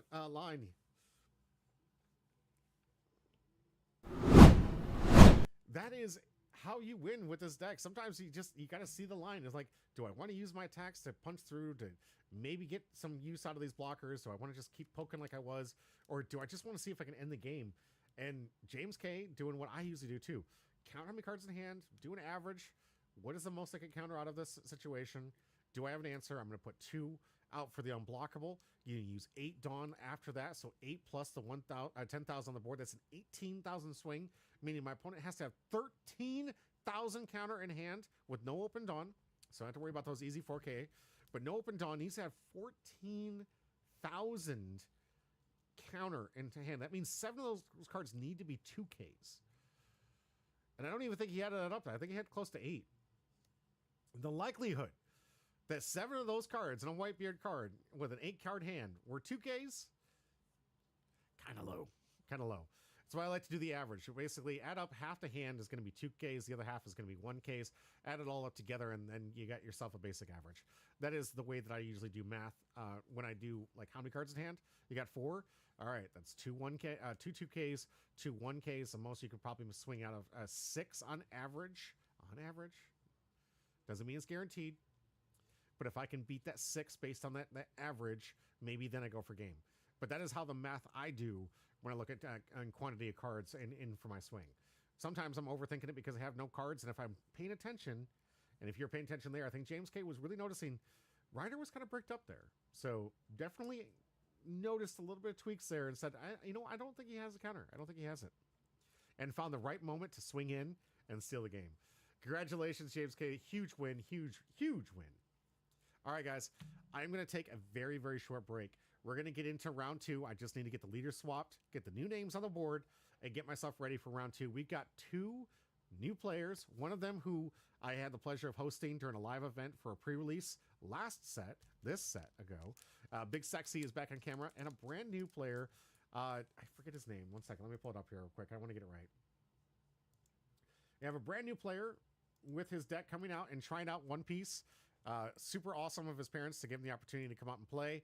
Really love having new players come out and enjoy this game with us. But Grant on Yellow Luffy will be up against Big Sexy's Blue Yellow Nami. You tell me, who do you guys think is going to take this one down here? Super excited to see these two go head to head. I got to tell you, it's just fantastic to get back in the grind and see these guys play head to head. It's just so glad to be back, guys. All right, I'll be right back.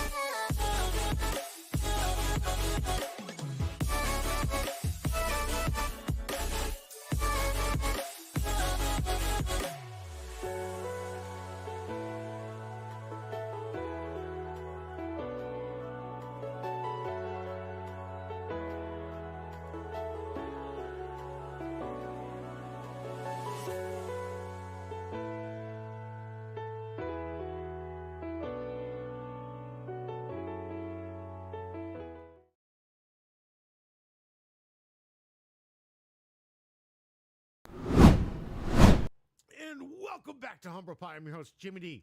And we're ready for round 2 of today's Championship Series 6. Coming at you, we've got 2 brand new players at here and at the whole new setup for us at the studio. I was finally able to test some audio things, and we're going to hopefully remember to check all that stuff, but also reintroducing you to the bounty packs.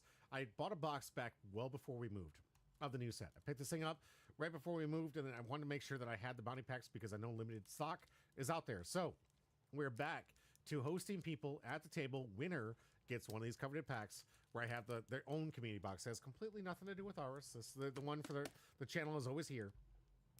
But I bought a second one to kind of like thank all the players that are willing to give their time and chance to be on camera on this great opportunity for us to look over the games and watch these amazing gameplays. I'm super excited to be back hosting these events where we're watching all the gameplay, doing content the way I like the best, being able to watch recorded games, give you guys commentary on like what the line should be or what's out there, and just trying to really make a narrative of some fun stories of the games that were out there, and hoping that Bandai will follow suit here at some of their major competitions and do a dedicated stream for each one of their Bandai games, because there's a lot that can be done with it. Just, you know, honestly animating and showcasing how great these games are. They're as good as WWE if you do it right. If you ask me, like, you could make these things just as entertaining as a good wrestling match, so long as you got the right coast, you got the right people that are really engaged, understand what they're talking about, and can create the right amount of drama for the right amount of the game. And just so happy to be able to cover these games. We have a really fun matchup here. Blue Yellow Nami, which got a massive power upgrade with some new cards from the Heroine set. And we're going to see it in action with Big Sexy's new deck here. And he's going to be going up against a new player here, Grant, who's on Yellow Monkey D. Luffy. Now, I will say, I do not have the actual deck list for Grant. I'm going to be using what I can here. Grant is a younger kid, so I need the parents' permission to be able to record having this thing. I don't DM anybody underage. I don't like to have anything involved with that. So it's I will not be directly talking to it. If you get a person on the stream that I don't have communication with the parents, I'm probably not going to have their information. I just don't want to have anything shady in the background. I actively, during my day, for those who don't know, work against what I'm trying to prevent here. So if you see me playing with some, oh, those cards aren't right for certain people, I'm not going to be DMing them. I'm not going to be in the chat with those. It's out of respect for their parents, respect for those people out there, and I hope you guys carry the same sentiment, looking out for those kids. They need your protection. They need your help. Let's get into the deck list.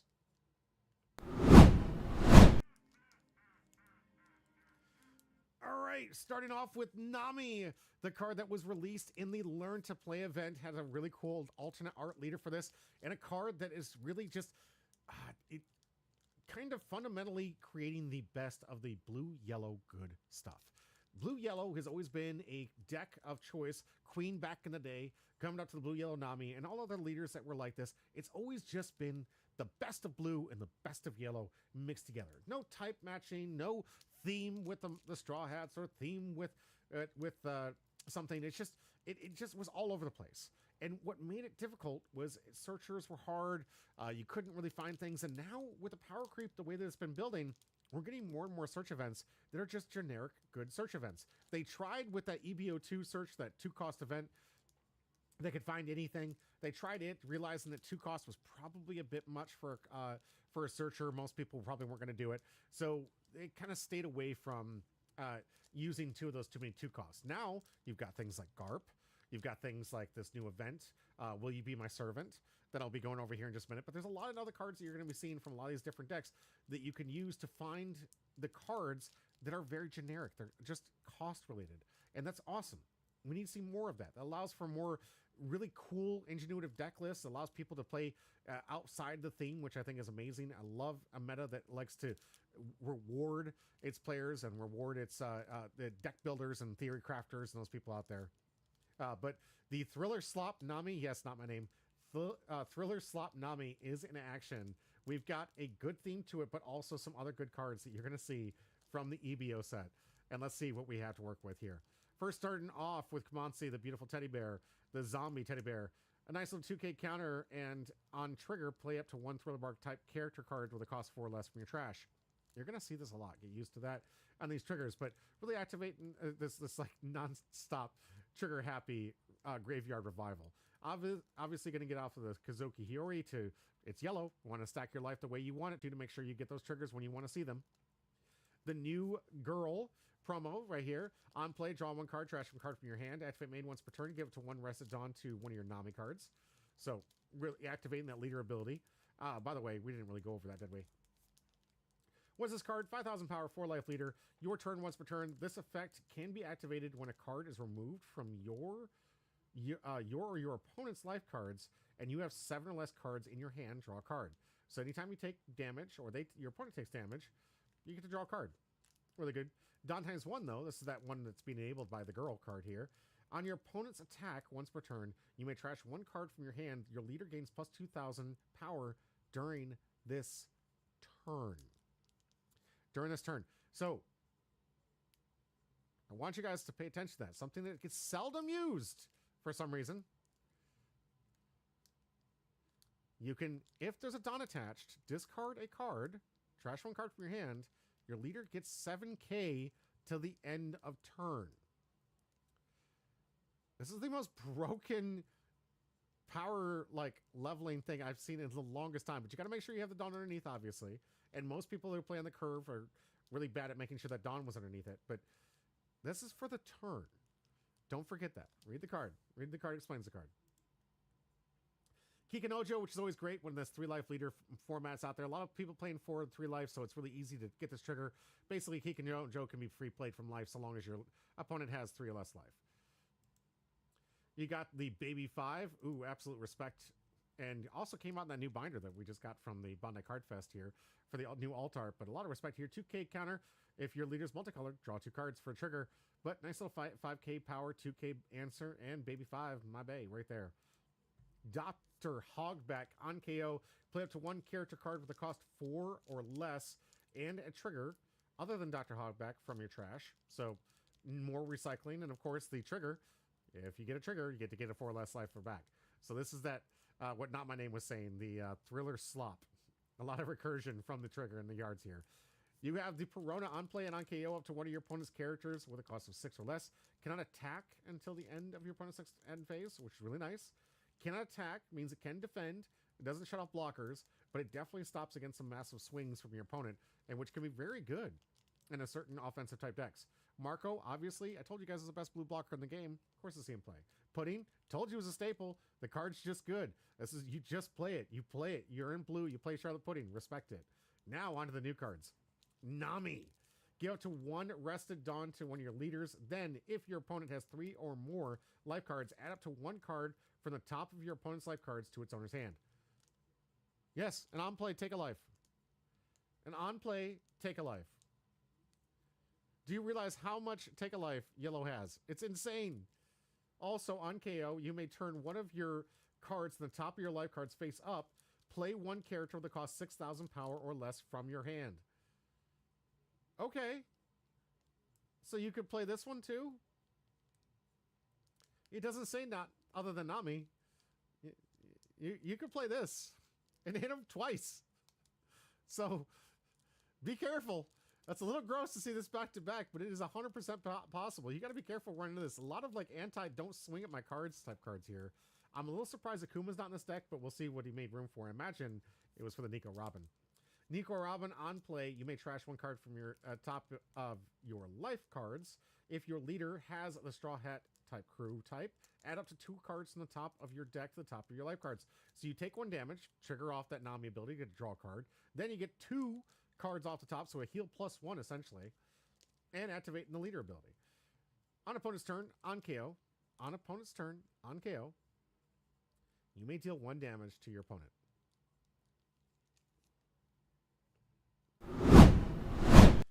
This will cost you the game. You need to know about this. The word is not out. I'm seeing Twitter feeds. I'm seeing people make this mistake. This will cost you the game. If Nico Robin's out there and you have 0 life, do not hit this card. Do not swing at it. Do not try to kill it. Your opponent will be like, okay, because you lose. This is one of the first cards they've introduced that deal damage, not take a life, not trash a life, deal damage. And you can very much lose the game. Do you see what I'm saying? If you're out there playing this game and you see that card, you see Nico Robin, and you're at 0 life, don't hit it. Even if you're not, don't hit it. That whole thing's protection proof. You just got to deal with it. Lock it down. Just shut it down. Make sure it can't attack or rest, or add something to your deck to make sure that this thing can't be a menace. But do not KO this card. You can bottom deck it. That'd be a good answer. You can bounce it back to hand. It's an okay answer, but you give them a free life. But don't KO this card. Don't swing into it. Let's get back to the deck list. Now on to the new Gecko Moria. On play, select up to one Thriller Bark type character with a cost 4 or less from your trash and play it, or add one of the top of your life cards face up. What? And play it, or add it to the you can add it to the top of your life cards face up. So potential heal here, or just some extra card revival here. So a lot of graveyard recovery, a lot of like cycling and graveyard recovery. Love this. So, Will You Be My Servant is the card I was talking about earlier. A nice little generic searcher. Look at the top 4 cards, and anything costs 2 to 8, you can add to your hand here. So, this really being the necessary card to really put Nami over the top, which a lot of people are saying Nami is going to be the new deck to beat. On top of having all these amazing triggers, it's also got the ability to start getting more consistent with a good searcher. If I bow down to power, what is the point in living? On main, you may rest one of your Dawn cards. If you have one or less life cards, your opponent cannot activate blocker whenever your leader attacks his turn. So a nice little unblockable to Nami if necessary, and can counter for 3k. Love this card. Really great one of. And of course, 3 of the Gum Red Rock, which is by far one of the best removals in the game. You can bottom deck any character. 6 costs there. Any answer you can't deal with. Maybe you need to get rid of Robin. Here's your answer right here. And Big Sexy's going to be going up against Grant, who's playing Yellow Luffy, the one on the surface that also, like Trafalgar Law, said, is this any good? It's a 5,000 power, 6 life leader. If you have 2 or less life cards, draw a card and trash a card. So if I get down to late game, I can cycle a card. Yippee! Yippee! I guess. It seemed on the surface it was going to be terrible. But then you got to remember, it's in yellow! Yellow is by far one of the trickiest color decks that you could possibly imagine to have to play against. This deck's insane. It's got triggers for days. Every life hit could potentially swing it back in their favor. And as we already talked about from the yellow cards being used by Nami, there's a lot of take damage type cards here. Now imagine Grant probably doesn't, maybe he does. We'll find out when we see the match, because I told you I don't have his actual deck list. But has answers like Nico Robin that takes a life. This one adds to hand. You've got the Kuma that heals. Really strong here, but you also have the Eustace Captain Kidd that takes a life here. On play, you may rest this character and trash up to 1 card from your hand, and trash up to the top of your opponent's life cards. I'm sorry, trash up to 1 card from the top of your opponent's life. Yeah, just rest it and trash a life. Rest it, trash a life. That's it. End of turn, if your opponent has 2 or less life cards, draw 1 card and trash 1 card from your hand. All right. So, I mean, late game, you don't need to hit in this deck. You don't need to, honestly, do much of anything. You don't even need to swing half the time. Most of the time, you could just start taking the life, including this Joey Bonnie here that has, if your leader has Egghead type, this character gains Rush, then your opponent adds 1 card from the top of the life cards to their hand. You've got damage dealer, damage dealer, damage dealer. Now you got the Nico Robin that could be doing some damage. You've got other things like Basil Hawkins you can include that could do some damage if you wanted to use that. But yellow really doesn't need to even swing in half the time. Most of the time, it's doing all the damage by healing itself or just dealing the damage with the characters by themselves. And as 6 life leader, when you get all these triggers, yeah, it's a little strong. You got Kikinojo that comes out for free so long as your opponent has 3 or less life. You got the Rocket Nami that pops, was it 5 costs or less? Character with 5 or less, yep. So you can play this thing and pop a 5 cost left. You got Jinbei for 2k counter, but it can also be played from life. You've got the Sanji. On play, look at the top 4 cards of your deck, reveal it to 1 straw type character and add it to your hand. Then place the remaining at the bottom of the deck, or you can trash a card from your hand and play this card. So you've got another one of the cards that trigger come from life, and you get a search. You got the Nico Robin that's a blocker that you can search, that you can play from life. You've got the Usopp, which is absolutely insane. Up to one of your Egghead type leader characters gains 2,000 power until the end of your next turn. Till the end of your next turn. Your next turn. Guys, this power up is insane. You realize that you can get the 7. If you get 2 of these, you have a permanent 9K on your turn.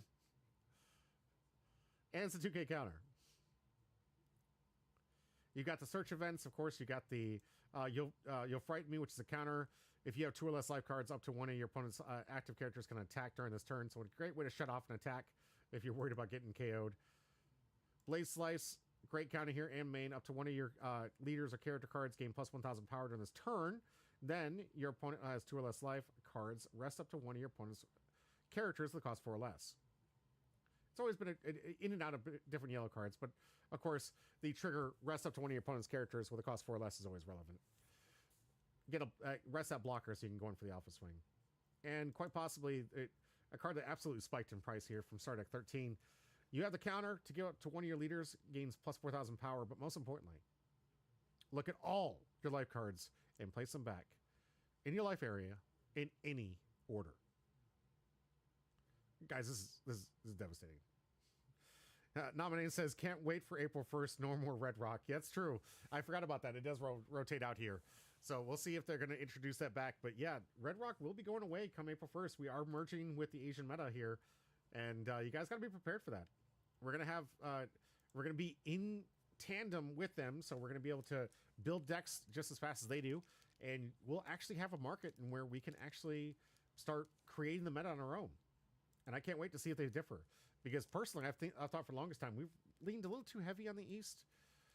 I think we spent too much time saying, okay, they already got figured out, so let's just do what they do. And while I get it with the way life works, you don't have much time, things are crazy. Yes, it's convenient. It kind of takes away ingenuity. And I think that there's always something out there that hasn't been tried yet. There's not enough games you could possibly play. There's not enough events you could possibly record. That you could possibly have every single mathematical put together deck, you know, possible. And now we get to be the originators of the combo and see how it mirrors up. I'm really interested in how that relationship's going to work. All right, Big Sexy out with 4, Grant out with 6. Do we start off with a search? Nope, Big Sexy passing back to Grant. Grant with 2 Dawn. See if he has a searcher in this first turn. Or does he pass back? We'll see. Oh, drawn for turn here. Remember, Grant is a brand new player to the game, so we're going to be seeing, you know, a little bit of a hesitation and him trying to understand it. Big Sexy doing an amazing job. By the way, I got to sit there in the studio for this match. He did a wonderful job of coaching the kid, helping him work through the phases, and just being a very friendly dude and helping Grant get welcomed into this amazing community. So thank you very much, Big Sexy. I really appreciate that. Here comes 3 Dawn underneath. We're going to come in 8. Risking the trigger. Let's see what we get. We'll see if Grant tries to counter out or if he tries to take a life.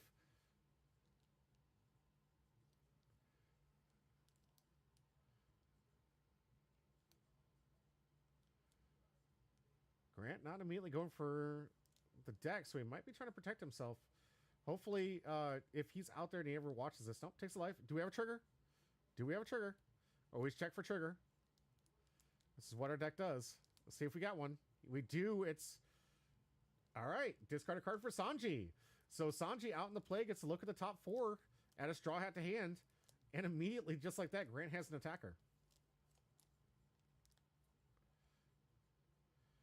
Big Sexy, remembering he did take a life, so he gets to draw a card. And doesn't have 7, so he's going to draw a card for leader ability. Grant's going to get passed back to his turn, or right now he's probably going to do the search, sir. Still, I hadn't looked at the top 4 for Straw Hat.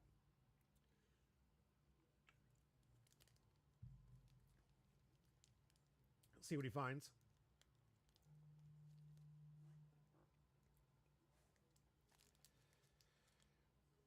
As Grant's out there, I'm kind of curious. What do you guys think about this matchup? Yellow on yellow. Do you think yellow's becoming too powerful of a color? You think it's getting a little too strong? I gotta say, I've been talking to a lot of the great heads of the game, and they say you can live by the trigger, you can die by the trigger. Just because you have a lot of triggers doesn't mean you're always going to see it. And if you rely on it too much, you're probably not going to do well in a tournament. What do you guys think? Or do you think that the triggers are just too good? You're just too powerful, makes this game kind of weird. As I know, playing against it's nerve-wracking. It's a person who doesn't usually play yellow. I can't remember the last time I played yellow. I'm always a red player, obviously, so I think the only leader I can think of is red, yellow, Sabo, and I kind of let that one to Rex. Oh, Billobetti. I did play from Billobetti. That did not play like a yellow deck, though. Let's be fair. That was more of a glass cannon type deck. 5 Dawn turn for Big Sexy. Let's see what he wants to navigate this turn. Could come out with a blocker. Could come out with a Nami. Start off the damage taken right away. Nominame says, yellow is 1 card away from being able to win without swinging. Nominame, you're 100% right. I think, honestly, if the cards line up well and you get back-to-back use as kids, you don't need to swing at all. Like, your opponent can have all the defense in the world. And if you get a card that says, oh, come my way, you basically never had to swing. They could just kill your Robin. And Purple Crocodile has already been showcasing, Purple Yellow Crocodile has already been showcasing how you can win the game without actually swinging at your opponent at all. It almost feels like you're playing Blue Nami all over again. All right, 6 attack into 5. We'll see what Grant does.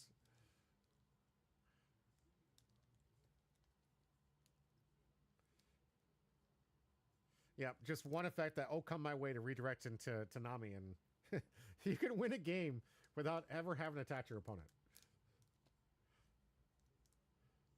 And it's always recommended, but you can literally win a game without ever having to attach your opponent. It's absolutely disgusting. All right, Grant's turn. Going to get 2 more Dawn. See if we get some attacks from him. I'm a little surprised we didn't see an attack from Sanji last turn. Maybe he doesn't know that it doesn't have it doesn't have that block on its haste here. Nico Robin the play here. Here comes 5 to life. Those at home, I do recommend not playing cards into your opponent's triggers, especially yellow. But for sequencing out there, I think he tapped too much too, if I'm not mistaken. Because I think he tapped 6 for a 4. Maybe I'm mistaken. All right, hog back the defense. Here comes 5.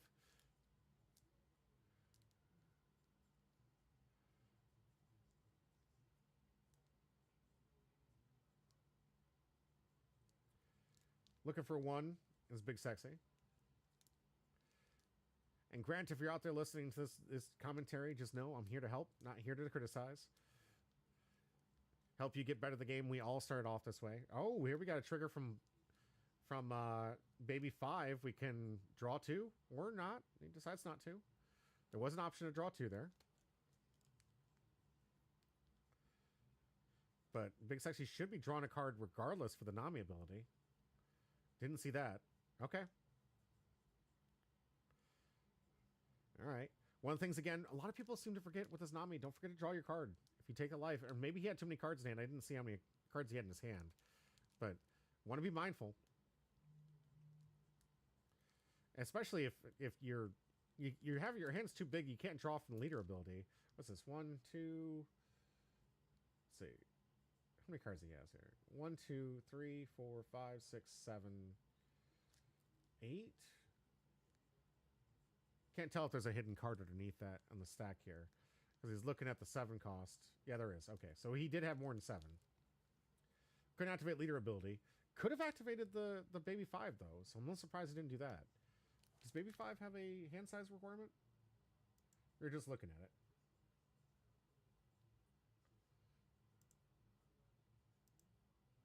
Your leader's multicolor, draw 2 cards. Yeah, you could have just drew 2. All right, we got Big Sexy with the Raging Tiger. Gonna knock that thing out. Bottom decking both of Grant's characters. And now has Open Rain after having played that new Nami. Altart even. Altart even. Good grief, Big Sexy. You were getting looked after. I just realized that was alted. Here comes 5 to life. Gets the 2K. Comes 5. Or 6K, sorry. It was 6K to life from the attack from the Nami. Gets another 2K. Grant just full these 2Ks. All right, 2 more Dawn here for Grant. Draws for turn. I feel like he should be at 8 Dawn. We'll see how this one goes.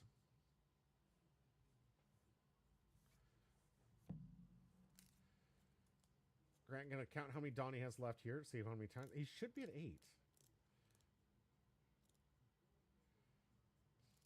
That's an interesting way to see how many Dawn you have, is by counting how many you haven't put out yet.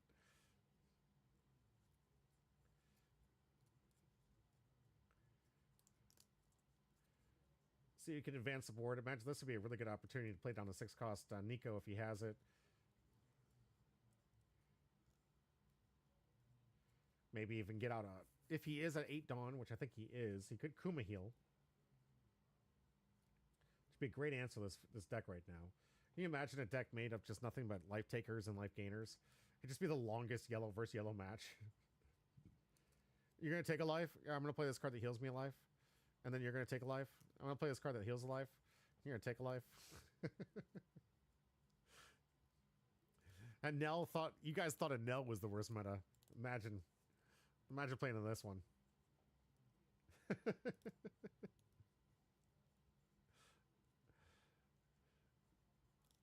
All right, Grant.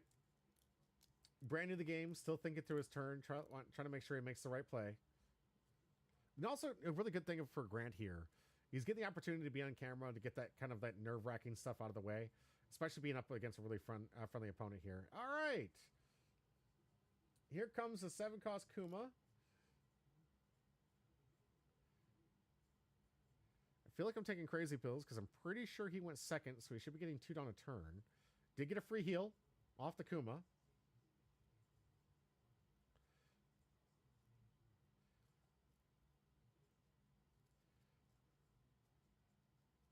I was pretty sure Grant was on the evens because Big Sexy started off with 1 Dawn and passed.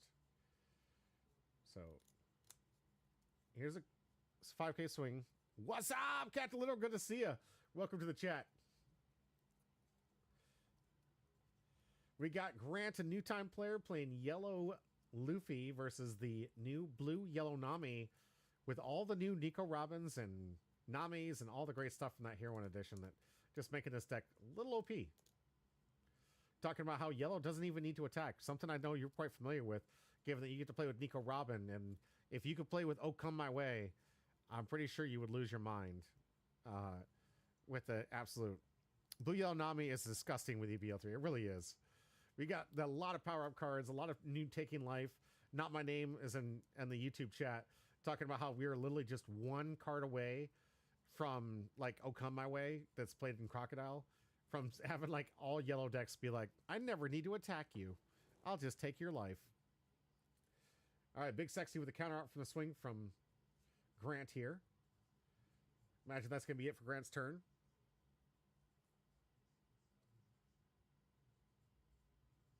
All right, no, I am taking crazy pills. I guess Grant went first. It's Big Sexy and the full 10 here. See, big fat hands for both these players. Not really dedicating much to the board here. Cameron says, I like Robin the most because I like attacking and getting to trash life when I do. Yeah, right? Robin definitely has, like, some interesting scenarios with it. And Robin, oh, man, it's just so gross. I had to do a PSA here before you came in the chat.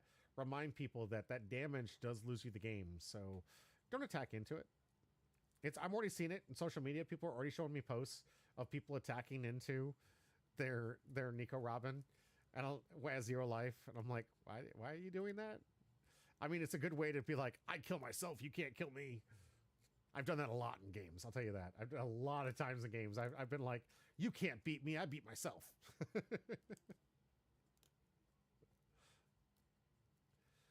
Especially in Magic the Gathering. I'll look for ways to bolt myself. The amount of times in Magic the Gathering, I've bolted myself to end the game. It's like, I bolt myself. You don't get to win. All right, 4 for Perona. Remember the on KO allows it to get something back from hand. Looks like we might be going for another Take Life Nami. Or Blocker Marco. We're going to see. Cameron says some of those Teenage Mutant Ninja Turtle cards are nasty. Yeah, I gotta say, I'm looking forward to playing this weekend. I'll talk about it at break a little bit more in length, so the YouTube content isn't filled up with Magic the Gathering content. But looking forward to it. I just have a few thoughts about the Team NT stuff, and I'll talk about that after this game's over. If you guys want to stay tuned to it, because I want the made-for-YouTube content to be about the game. Pretty sure I'm going to get comments in the YouTube like, why are you talking about Magic? I'm here for One Piece.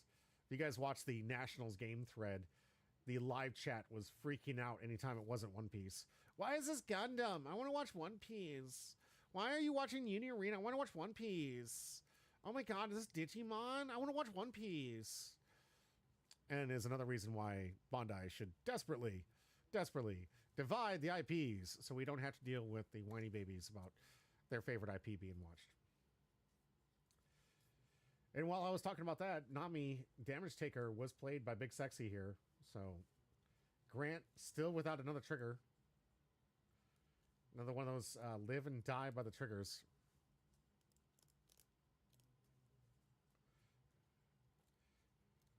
And sadly, Nami not adding anything to Grant's board here.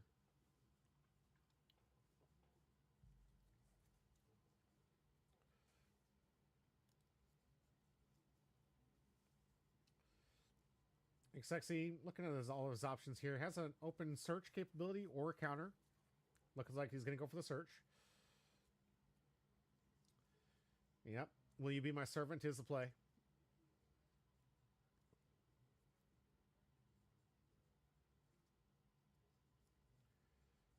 Or not. Maybe he's going to leave it open for counter.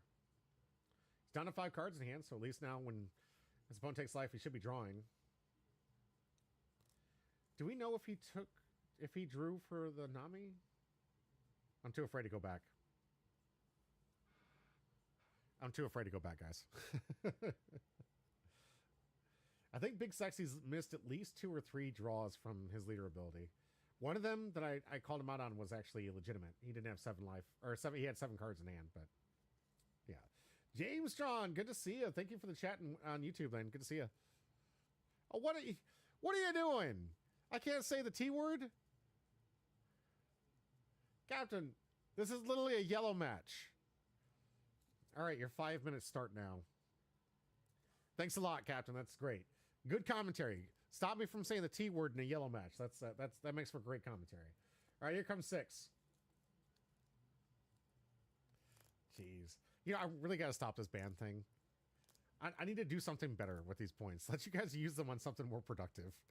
I told you, no T's here. Okay, okay. Those on YouTube land, I have a little point system on Twitch. People are allowed to ban certain words I'm allowed to use. And of course, I can't use the T word in a yellow match. I think you guys can put 2 and 2 together. But I got a 5-minute hold on being able to use the T word, which is essentially half of what's remainder of this game. All right, there's a draw from the take here. Big Sexy not forgetting this time. Here comes 6.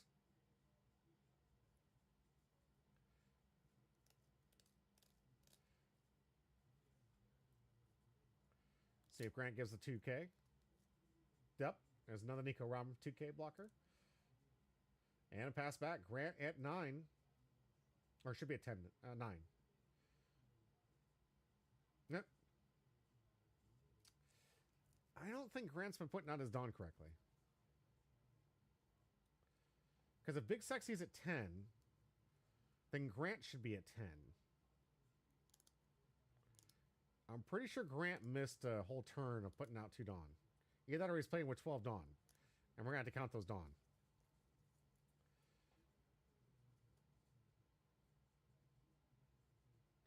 Yeah, I'm pretty sure on turn 2 he forgot to. All right, here comes 4 for a Sanji. Again, look at the top 4. Looking for a Straw Hat Pirate crew.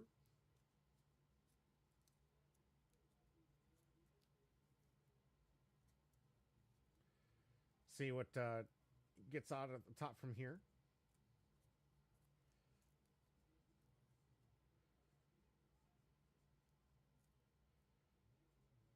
Grant probably showed his opponent, but we haven't seen it. Here comes 6. Oh, no, they're 4. Okay. No, sorry, yeah, because he's behind. Grant should be at 10 Dawn here, but we're going to get another search for Sanji.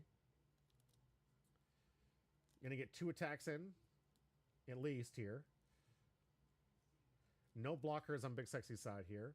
Looking a little light on defense here, but does have the open 1. Decided not to play the search event in lieu of a counter. Here comes a 5.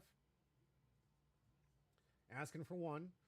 He's got at least 2 2Ks in hand here. See if he gives up one of those.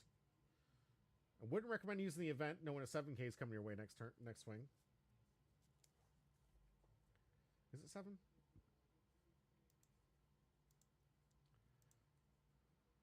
Yeah, it's 7. 7K. All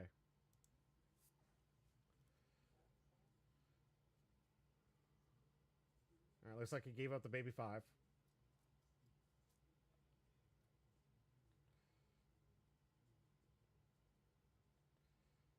All right, gets a trigger from life. I don't know. Guess he didn't give anything up. Nope.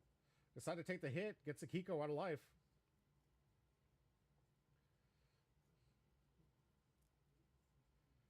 Now Big Sexy with his army of maidens here. Nami, Perona, Kikinojo. The harem has begun. I know that Not My Name was talking about how this is the Thriller Bark Slop, or the Thriller Slop mix up, but this is more the heroin edition here. All right, 7K coming in. He does have the counter for 3. We'll see if he uses it. This would be the prime opportunity to do it if he can do it at all.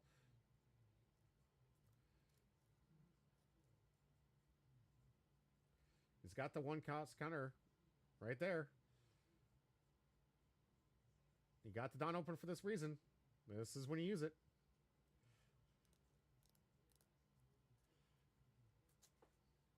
Where am I at for the T word? All right, 2 more minutes, Captain Literal.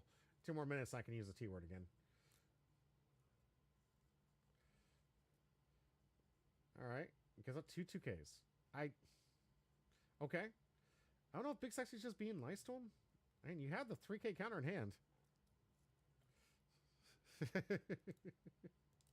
I'm watching the clock here, Captain. I'm watching the clock. All right, Big Sexy. Do we bottom deck that Kuma? Go in for some massive white swings. Let's see what we got for Grant here. Do need to get through 2 more life. Obviously, be aware of the T's in the life here.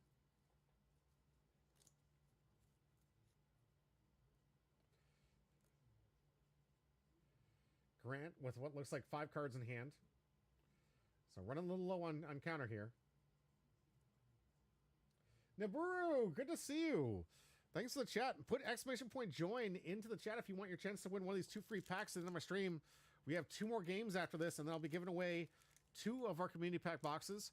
One of them, the Alt-Art Virgo, has been pulled, which means we have a potential of 2 more hits left in the box. It could be yours, could be a manga, could be an Alt-Art leader, could be so many things, could be an SP. Could be a massive hit tonight we could be giving away. All yours for a simple exclamation point join in the chat.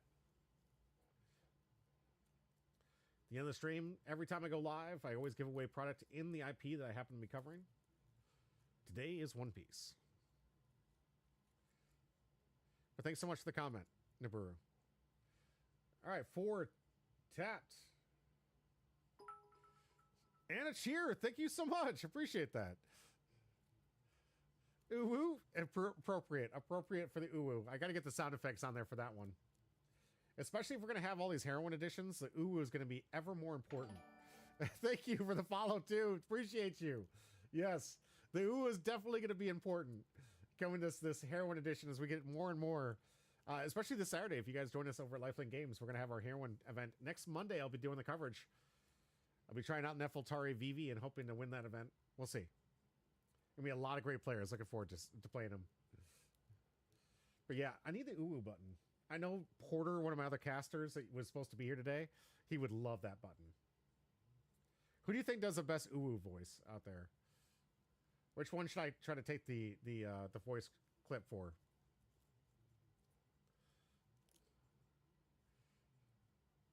There's a lot of good, lot of good VTubers, a lot of good streamers out there that do the ooh voice pretty well. It's not like I can pull it off. Ooh ooh. I just made about 1,000 people cringe right now, and I'm only airing to about 20 people. I mean, 1,000 people cringe, airing to 20 people. All right, Big Rock, the answer to that. Kuma, seeing that. Bye-bye at the bottom of the deck.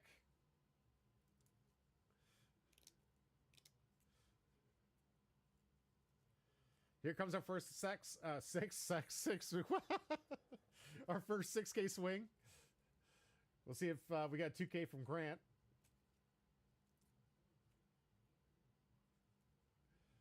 Kind of hard to keep your brain straight when you're looking at a harem board with a guy named Big Sexy is on the other table. 5 and a 5, looking for 1. Grant with a take. Big Sexy gonna take the draw? Nope, no Dawn underneath the leader. All those things I told you guys, got to remember to keep that Dawn underneath the leader. Keep that ability available. Here comes another 6.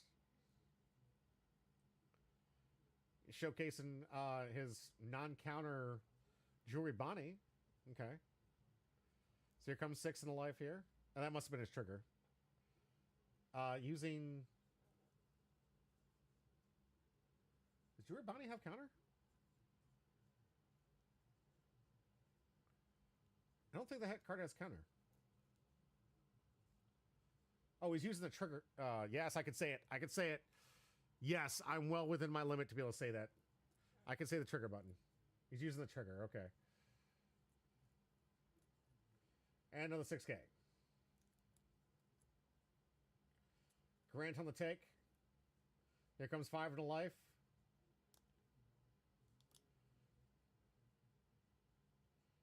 Grant has to have something to counter here. No, no counter for Grant. That's good. Just a bunch of... Oh, bricked up. Oh, no. No. Grant with no counter in hand. Oh, you don't want to see it. But the good news is, those at home don't know, Big Sexy was generous enough to give the pack to Grant. So we'll see if he gets anything good. This is one of the very first packs we're giving away from the new community box for our bounty packs. So a whole new fresh box for those people who are playing Lifelink games. Let's see what he gets.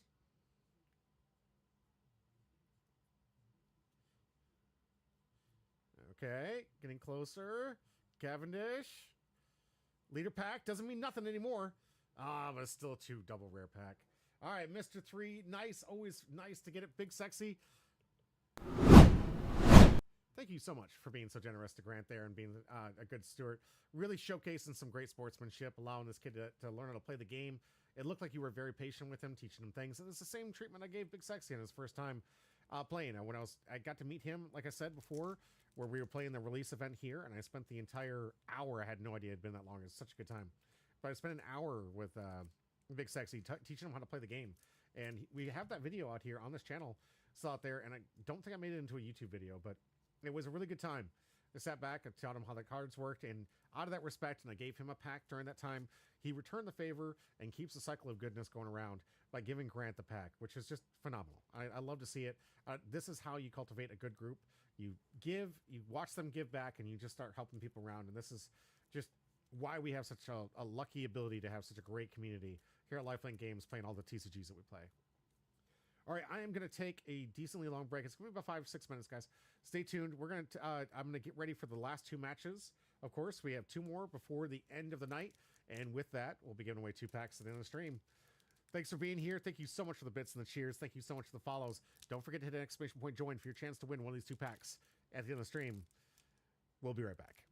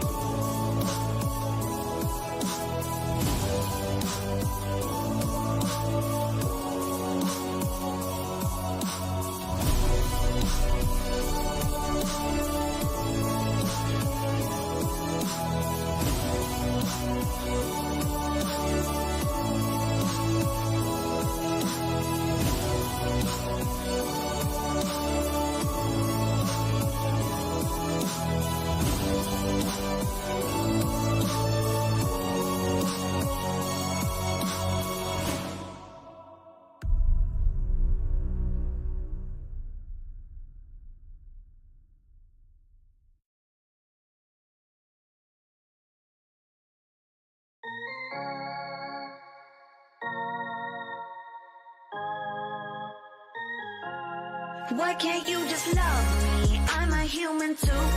Can we all just get along? We got so much to lose. I'm so sick of fighting. Can we make a truce? Seems like you forgot, yeah, I'm a human too. Why you gotta make it so hard for me? I'm just giving it my best, babe.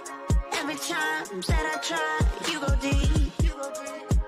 I don't wanna cause you stress, babe. I can count to 3 or to 10. If it's space you need, then okay. If it's cool, maybe I should leave. I can leave. Why can't you just love me? I'm a human too. Can we all just get along? We got so much to lose. I'm so sick of fighting. Can we make a truce? Seems like you forgot, yeah, I'm a human too. I'm a human too. Hey, I'm a human too.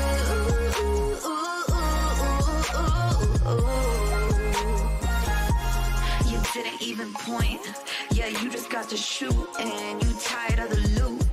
Well, maybe we should coop then. I've been so sick and tired of sitting pretty on the side. You always abusing when I'm just here for the ride.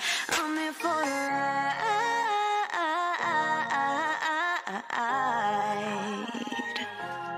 Why can't you just love me? I'm a human too.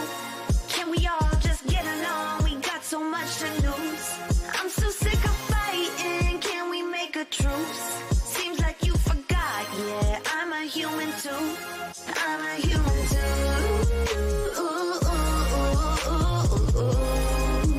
Hey, I'm a human too.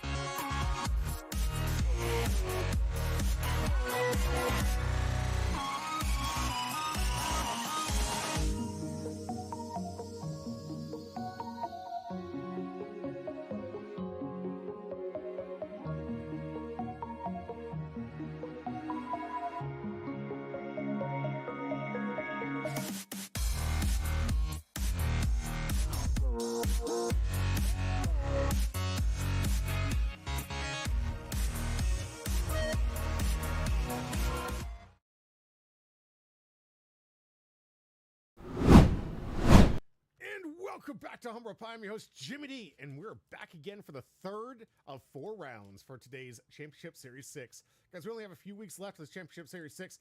Winner is going to take home a whole box of EBO3. Second place is their own mat and a couple packs from EBO3 and a $50 gift card. A lot of people getting all the EBO3 product because, of course, we were limited. Here at Lifelink Games, we didn't have enough to give out boxes and sell them to everybody else. So because of that, we're giving away a bunch of prize support. So every single time you show up to Lifelink Games for all those events, including this Saturday, we have the Heroine event where all of us are going to be putting our best female leaders together and going head to head from the approved list from Bondi, excuse me.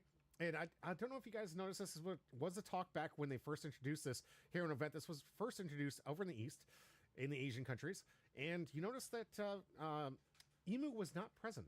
So the question is, does that mean Emu is definitely a male, or does that mean they're trying to hide the secret? Because I know a lot of those out there, those theories and speculators are saying that they think that Emu is a female. We'll find out. We'll find out.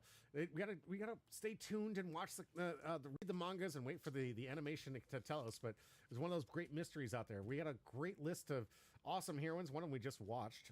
This one we're going to be playing up against a new one, the brand newest of all the heroines, Nefeltari Vivi, is going to be going head to head against Red Green Law. The Blast from the Past OPO1, guys, this is the last chance you're going to be able to see some of these things because come April 1st, that's it. We're done. No more of the OPO1, OPO2, I believe OPO3 as well. So all three of those, maybe OPO4. You guys got to correct me in the chat. I'm sure you will.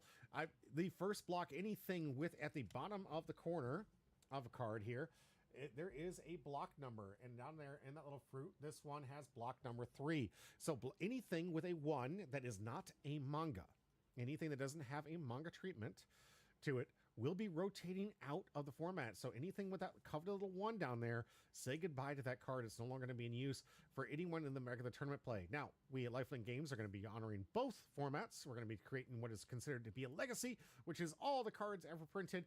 And of course, the block format that's going to be enforced by Bondi coming this April. When we get caught up, it's honestly one of those things where I was like, honestly, we're only just playing with new leaders anyways. And then people like Sai will come up and just prove me wrong. They'll say, hey, this OPO1 leader, it's still good.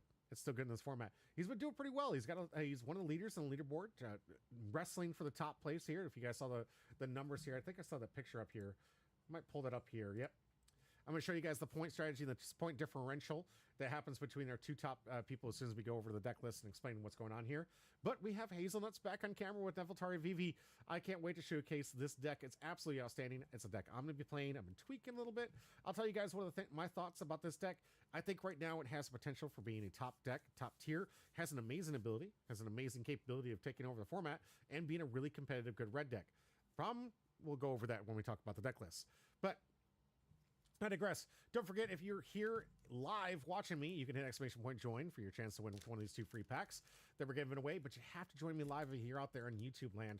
Sadly, you're going to just enjoy this video and hopefully become a member with all the stuff down below where I do give away free stuff outside of just the normal going live stuff. I got a lot of stuff I'd like to give away for free, and one of them is going to be this card when we have the upcoming tournament coming up here. So if you want to know about that tournament and how you can get your hands on this potential $1,000 prize card by simply playing or by watching, both are going to be possible. We're going to give a wheel shot to give this away for that massive tournament between me and Chicky Tendies collaboration event and our near annual event of having another tournament for all of you.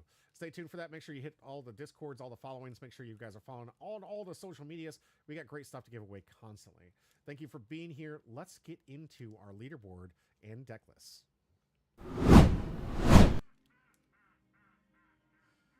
Now, showcasing, this is the last week's season top cut from points. Sai, Beef Patty, head to head.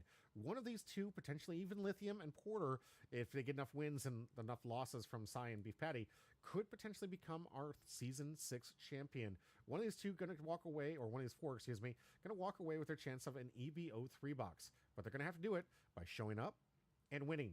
So the way that we're doing these point systems, you get 3 points for showing up every single day, that you can show up, and you get 3 points for winning. Look in the last poll, the Heroine Cup will not impact this season 6 top cut, but we still have a couple weeks left where these points will matter. So stay tuned. We're going to find out from today. Sai is in round 2 of this event, having won his first one, and is now trying to get another 3 points against Beef Patty and trying to get his way to the top and go undefeated to maximize his amount of points and hopefully squeak by Beef Patty. We'll see if he can do it. Beef Patty also in the second round undefeated at this point, so Beef Patty playing off camera.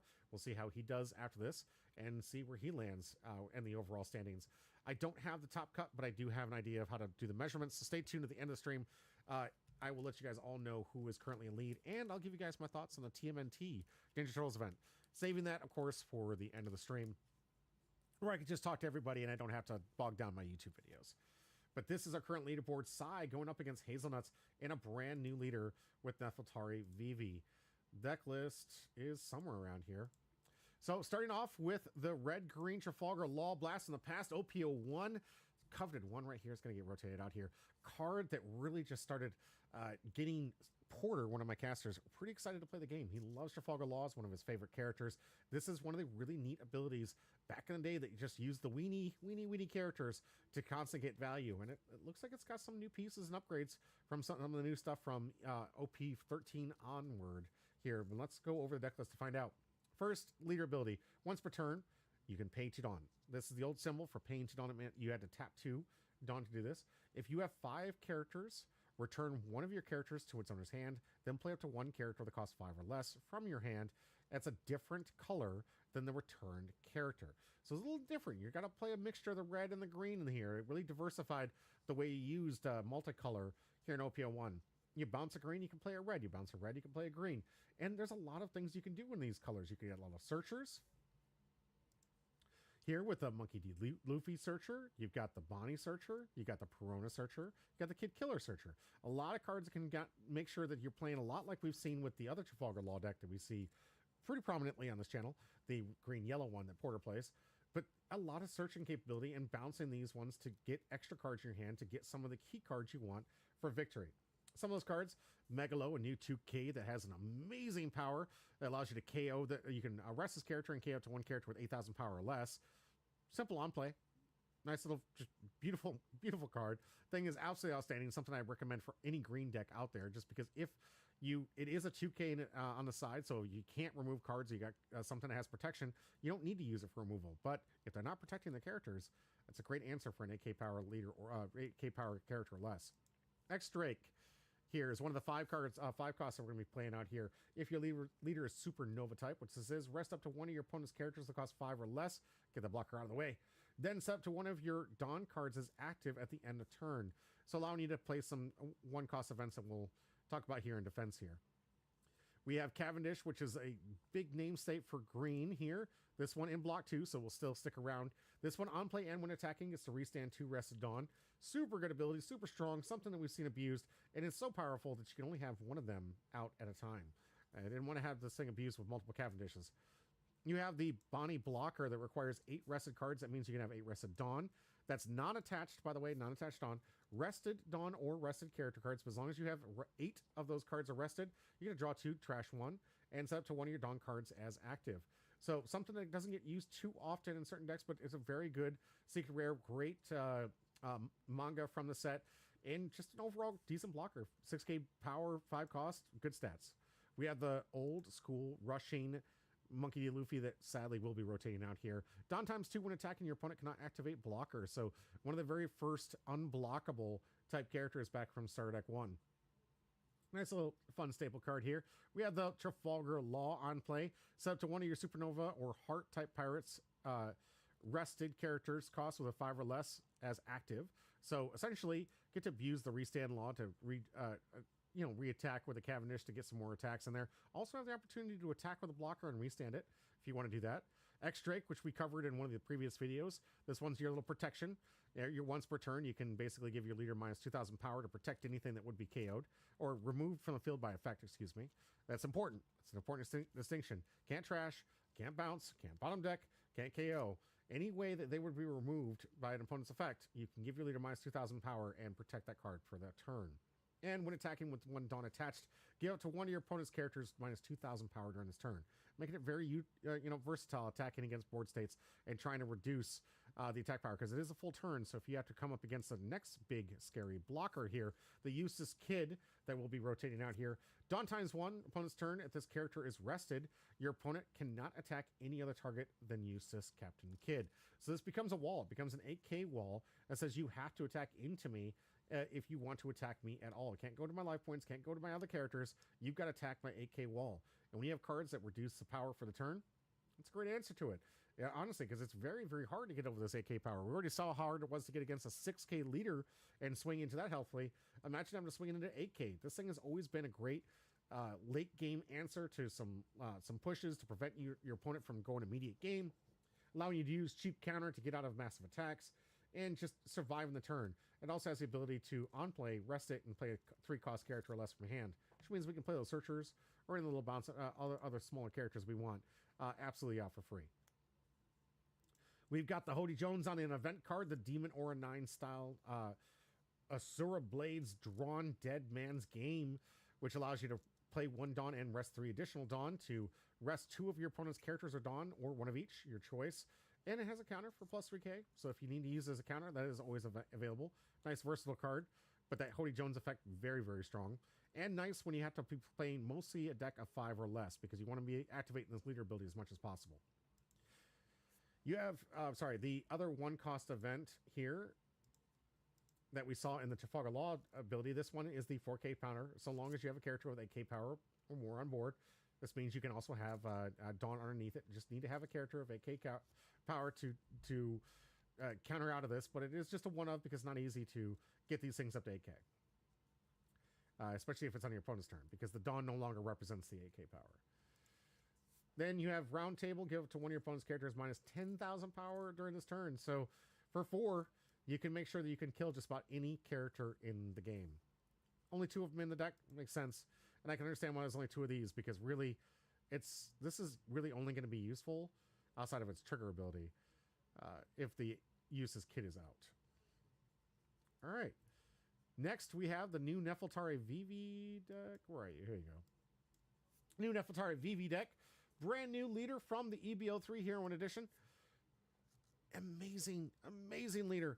Love this thing, and its power is so absolutely like OP, guys. You got to be looking out for this thing. It's absolutely insane. Nefeltari VV, once per turn, your character has a base cost 4 or more, would be KO'd. You can trash 1 card from your hand instead. And this is even on attack, guys. This is an amazing ability. If they attack into a character and you want to protect it, you could just discard a card. And you can protect it for that turn.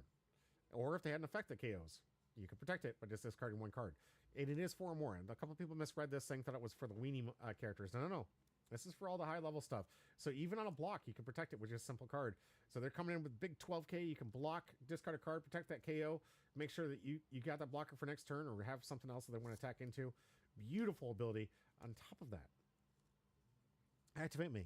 You may rest this leader. Give up to one of your opponent's characters minus 2,000 power during this turn. Then, one of your characters without a when attacking gains rush. So this Nefeltari VV, working similar to the last one, which would enable certain characters to have rush, will also do the same, and it does not limit you to having Alabasta type or anything like that. There's a lot of cards you can play in here that, so long as it doesn't have a win attacking ability, you can give it rush. And we're going to see what cards this is going to enable in just a moment.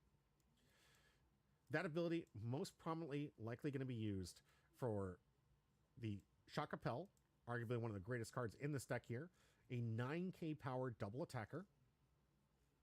During on play, you may give your character minus 5,000, or your leader, sorry, minus 5,000 power to draw 2 cards. You're already not swinging with Nefeltari VV because you're going to give this rush.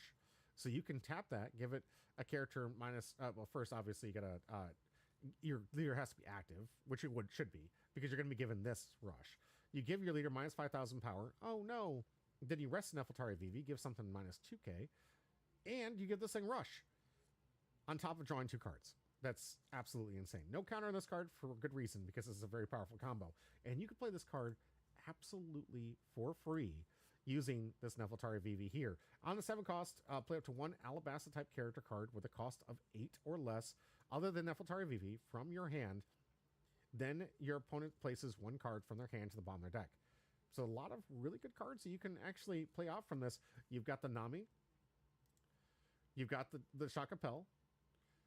And you got some of the lower and stuff here. Mine, I play a couple more of the decent answers for the Alabasta type cards to really make sure that this card can come out with a free card. But there are some great answers. Really, this is the 2-card combo you want to see. You have the 5-cost Nefeltari Vivi that does play out another character of Alabasta or Straw Hat type character for free from the field. And you can't play any more characters after that. But if you're playing it on curve, you're just going to get this beautiful Nami that came out from the EBO3.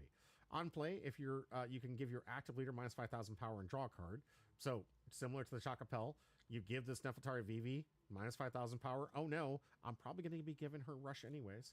Activate main once per turn. If your leader has the Alabasta type, give up to one of your opponent's characters minus 1,000 power. So this is just activate main. You don't have to do anything. Don't have to attack. Just activate main 1,000 power reduction.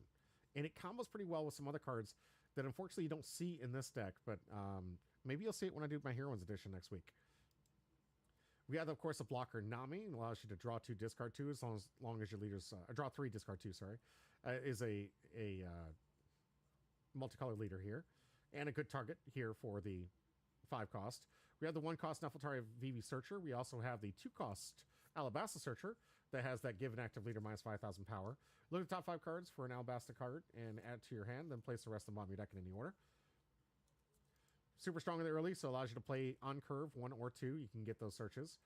One of the cards I am noticing missing from this deck, though, is the Unblockable. There's a beautiful Alabasta card, 2-cost, that it gives any Alabasta type character or leader unblockable, and really works tremendously well when you're trying to punch through a Chocopel, especially on the 8 Dawn turn. Give this Rush, and then you play the 2, and you get yourself an unblockable 9k double damage. You got the Rush Luffy in this one. This is interesting tech. I didn't really stand away from this, but I do like the unblockable part. So this might be why Hazelnuts is playing the card, just to get another attack in for unblockable. But here are the payoffs outside of Chocopel that you can play in this deck, and there are many payoffs for this deck. This one I personally like, the draw 4 cards from Kaido here. If your opponent's 3 or less life cards, whatever, it doesn't matter. It's going to be in the case when you're playing this. You can give this bad boy Rush and draw 4 cards, which is going to be extremely necessary, considering if you're at home and you haven't counted how many bricks this deck has. I'm about to for you.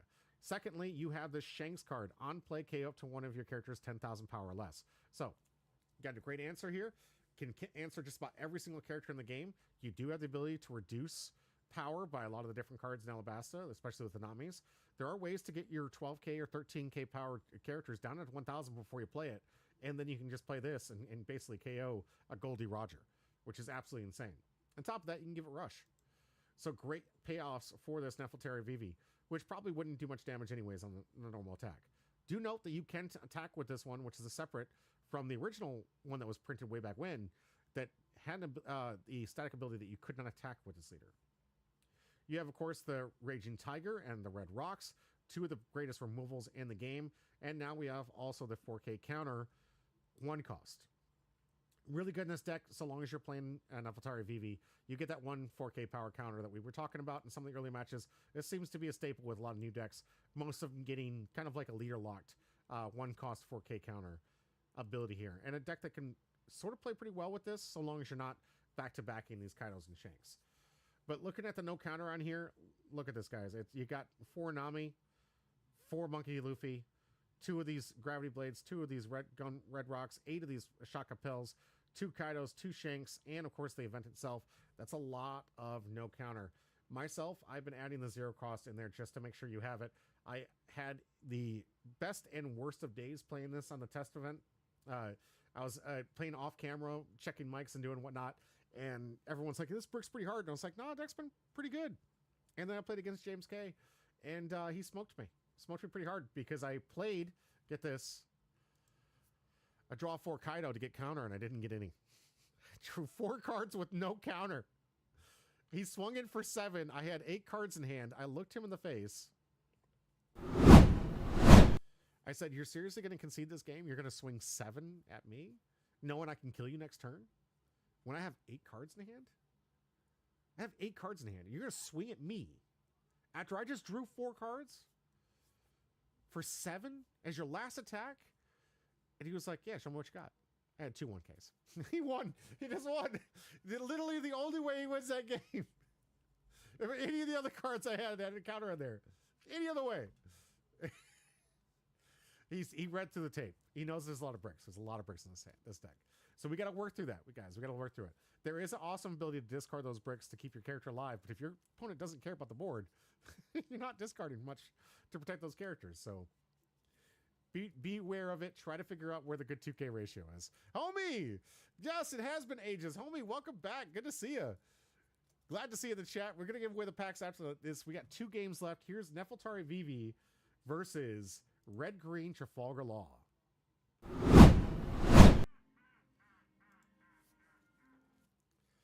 Hazelnuts and Sai. Sai, again, we were talking about him being in second place as of last week in standings. Hazelnuts just chasing after some of the extra goodies. We're going to get a search the top 4 with the Vivi. Looking for a Straw Hat or Alabasta. We're going to grab the Vivi. Here, 5 costs. This is the one that plays the 5 costs for free. 5 costs less anyways. Sai's going to go to turn, play out his Searcher with Monkey D. Luffy.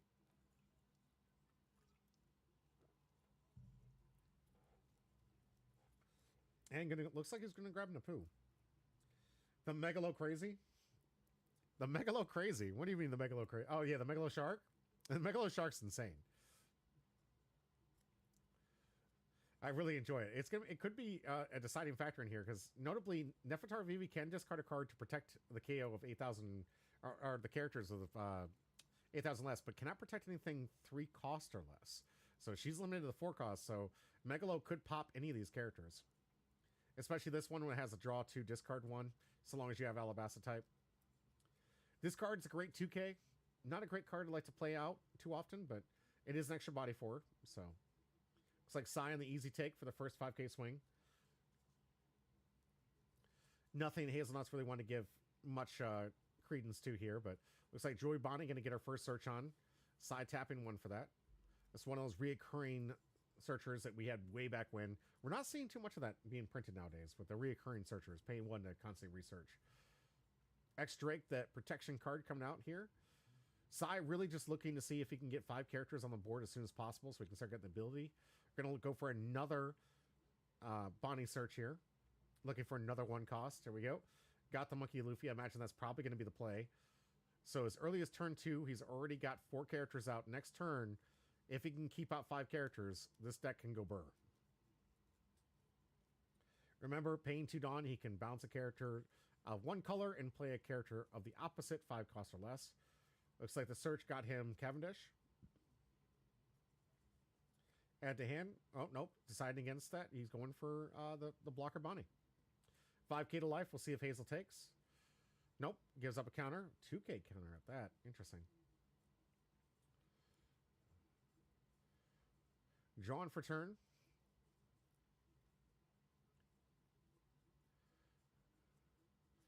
Let's see. Hazel plays on 5 here. We got the Pudding instantaneously taking all those searches and saying goodbye. That's gotta hurt. This is why you have to respect the Pudding. This is why you play the Pudding. Very good card. You really want to make sure that you are prepared to make sure your opponent, who's literally stacked his hand like Sai just did, and make them redraw 5.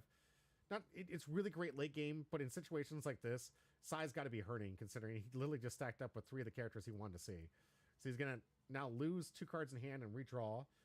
Looks like we have some cards that he did search for in hand. Here comes 6 in the life. Still nothing that Hazelnuts wants to give Rush to yet. As Sai taking both those hits here. So, but because Hazelnuts didn't... Oh, man. Hazel. Love you, girl. Love you to death. You're great. Just an outstanding person. You had 2 of these cards that could have attacked these 2. And in this matchup, you gotta attack these 2. You gotta attack these 2. I really wish we would have seen these 2.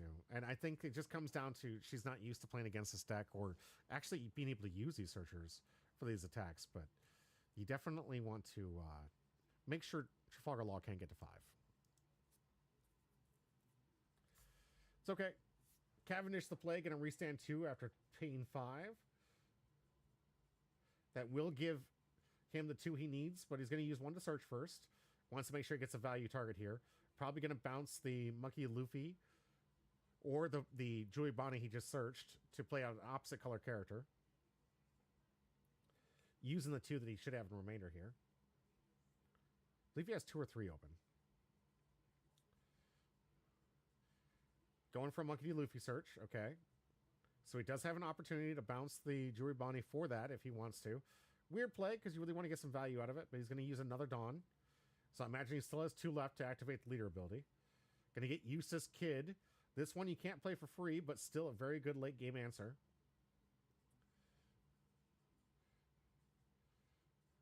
We'll see what he wants to bounce using that. Going to bounce green to play red. Yep, going to get the Monkey Luffy. So now Sai basically doing what he did the first 2 turns, really trying to stack his hand into getting exactly what he wants. So he can start getting some attacks in. I imagine we're going to see probably a 5k swing and pass a turn. Here's that Jewelry Bonnie he got from the last search. Back to hand. Here comes 5, looking for 1. Will Hazel give it up? Yep. Takes a hit. First hit for Hazel.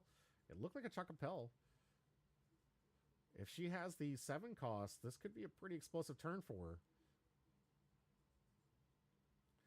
So she's got the 7 cost Vivi here. This could be pretty explosive and finally get to use that leader ability. You're going with the 5 cost to play out another 5 cost, so she can't play any more characters. But she's going to rest this to give the Nami, and of course reduce the attack to draw card. So this Nami now has Rush. Going to reduce the Cavendish by 1. Interesting choice, I guess. Whatever. There's something to target. Here comes 7 to life. Sai needs to give up 2. Takes the hit. Will she remember to attack the Bonnie? She's got 2 left. 5. 5 into life. Gets a 1. 5 into life. Gets a 1. Okay.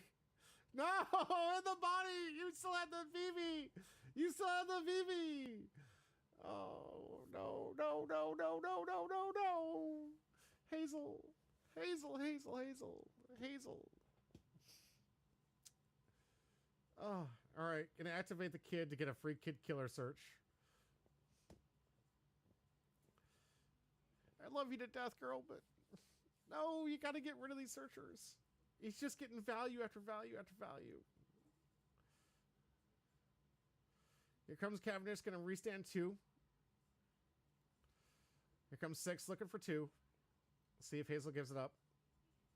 Count how much Dawn she has left. Gets a trigger. I don't think she wants to play that, though. Good 4K counter for late game.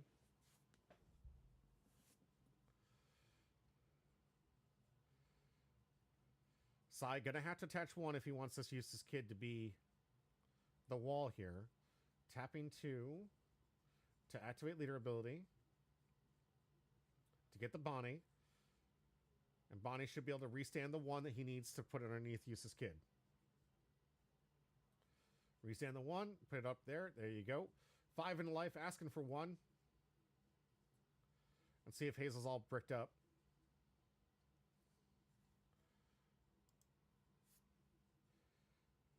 Man, decent sized hand there for Sai. He's got a very, very technical hand here. So she puts out enough blockers.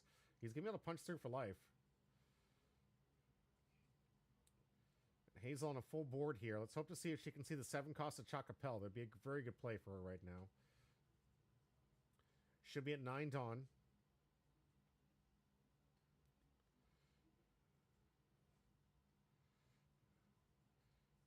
See, putting 1 aside. This could be just a hard cast Chocopel. For 8, that being one of the highest here, based on the way she's separated here. Would want to get rid of 1 character. I recommend getting rid of the Nefertari Vivi. There you go. There it is. Chocopel, double attack, double damage. Now, Sai reminded her that she does have to attack into the kid first. So hopefully she'll activate the Nami ability to reduce the power of that by 2 and then use the Nami by 1. Yep. So it should be a total 3. Makes it a 5K. Make it a little bit harder for Sai to get out here. Here comes 9 and a 5. Let's see if he can get out of this. He's got no open Dawn. Going to use a block. Here comes 7 into 5, asking for 2 and a 1. 2 and a 1. 2 and a 1. Okay, X Drake. And Bonnie. Okay, 2 and a 1. And sadly, she doesn't have any more Dawn to attach, but want to leave the 1 open for the 4K protection. Not a bad call. You do want to be a little bit protective. You're down at 2 life. He has a decent sideboard. This uses kid can now attack for 8. It only requires 1 of those Dawn to keep the wall up. Gonna get on the search on. Shouldn't exist. Hazel, this shouldn't exist. Why? He's gotten so much value from this.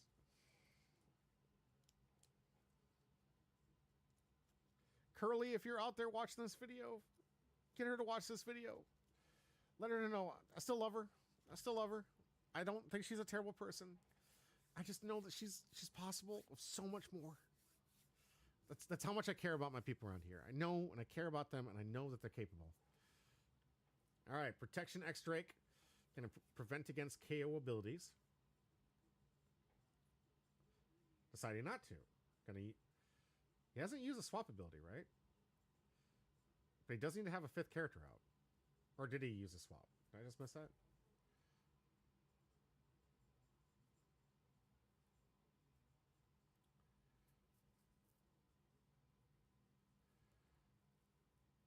Trying to do some math here to get Cavendish to get some value. Here comes 6 in the life.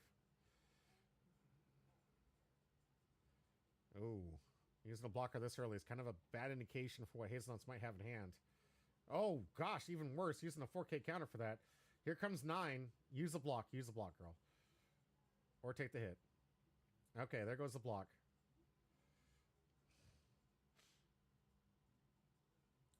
Bonnie.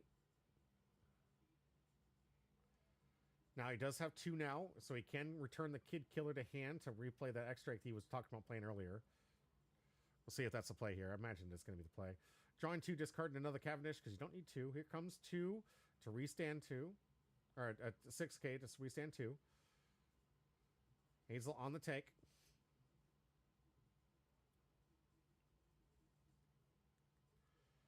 Two more. Going to bounce Kid Killer.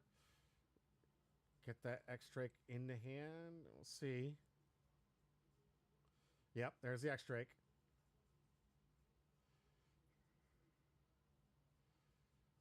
Good size, healthy hand of blockers here. So Hazel going to have to get through a blocker to get through the kid in a fat hand from Sai here. Well, she gets off the top. Be really good, personally, if she could possibly get a 10-cost Shanks. While I understand that X-Drake can protect the card from 10-cost Shanks, it will reduce the leader by 3. So if she's able to get through the Eustace kid by reducing it down to 5, she'll have a lot of ways to punch through and then punch into life for some massive swings with all these 4K power characters by reducing that the Trafalgar Law down to 3. That is if Sai is willing to reduce the leader's attack by 2. Entirely up to him. But I didn't see any of the big bombs in Hazelnut's hand when I was seeing her fan it out.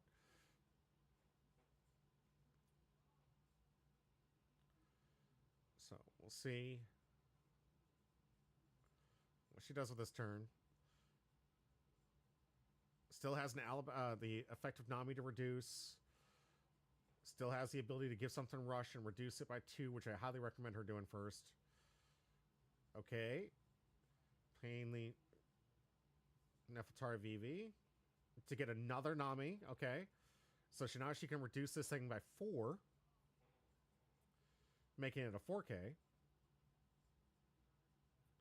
Not the strongest of attacks, but she can put that down by 4. 2, 1, 2, yep. Sai doing the math for. So now, let's use Kid at 4K. Easy to attack into.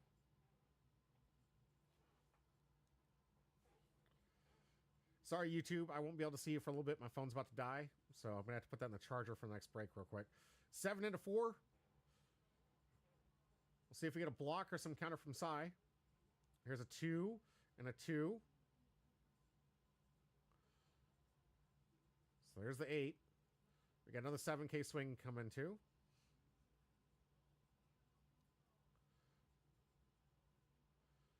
Oh, huge 9. 9 into to 4. Let's see if she can counter out of that.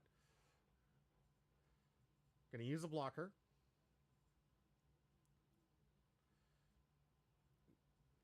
I think at this point I would definitely poke with the 4 just to get some more counter out of hand.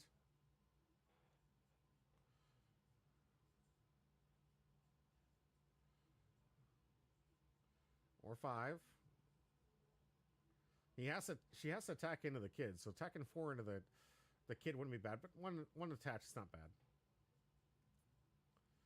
So here comes, nope, 6, 2, and a 1. Still has an attack from Chacapel left here. Comes 11. Yeah, that one's definitely going to do it. But now with only 1 blocker left, Sai does have an opportunity to try and steal this game. Was that enough time to give Sai the amount of turns he needed to get the right cards? We'll see. First, going to start off with a 1-cost search. And this Jewelry Bounty that should not exist. Should not be in here. Why?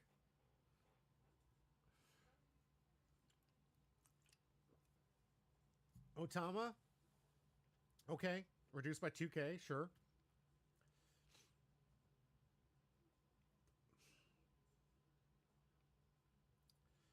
Four. To rest it. I guess why not?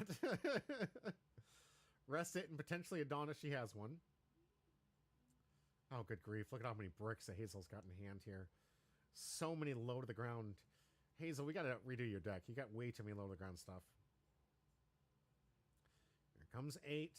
I'm sorry, 6. Restand 2. She's going to give a 2 and a 1. Or a 2, sorry.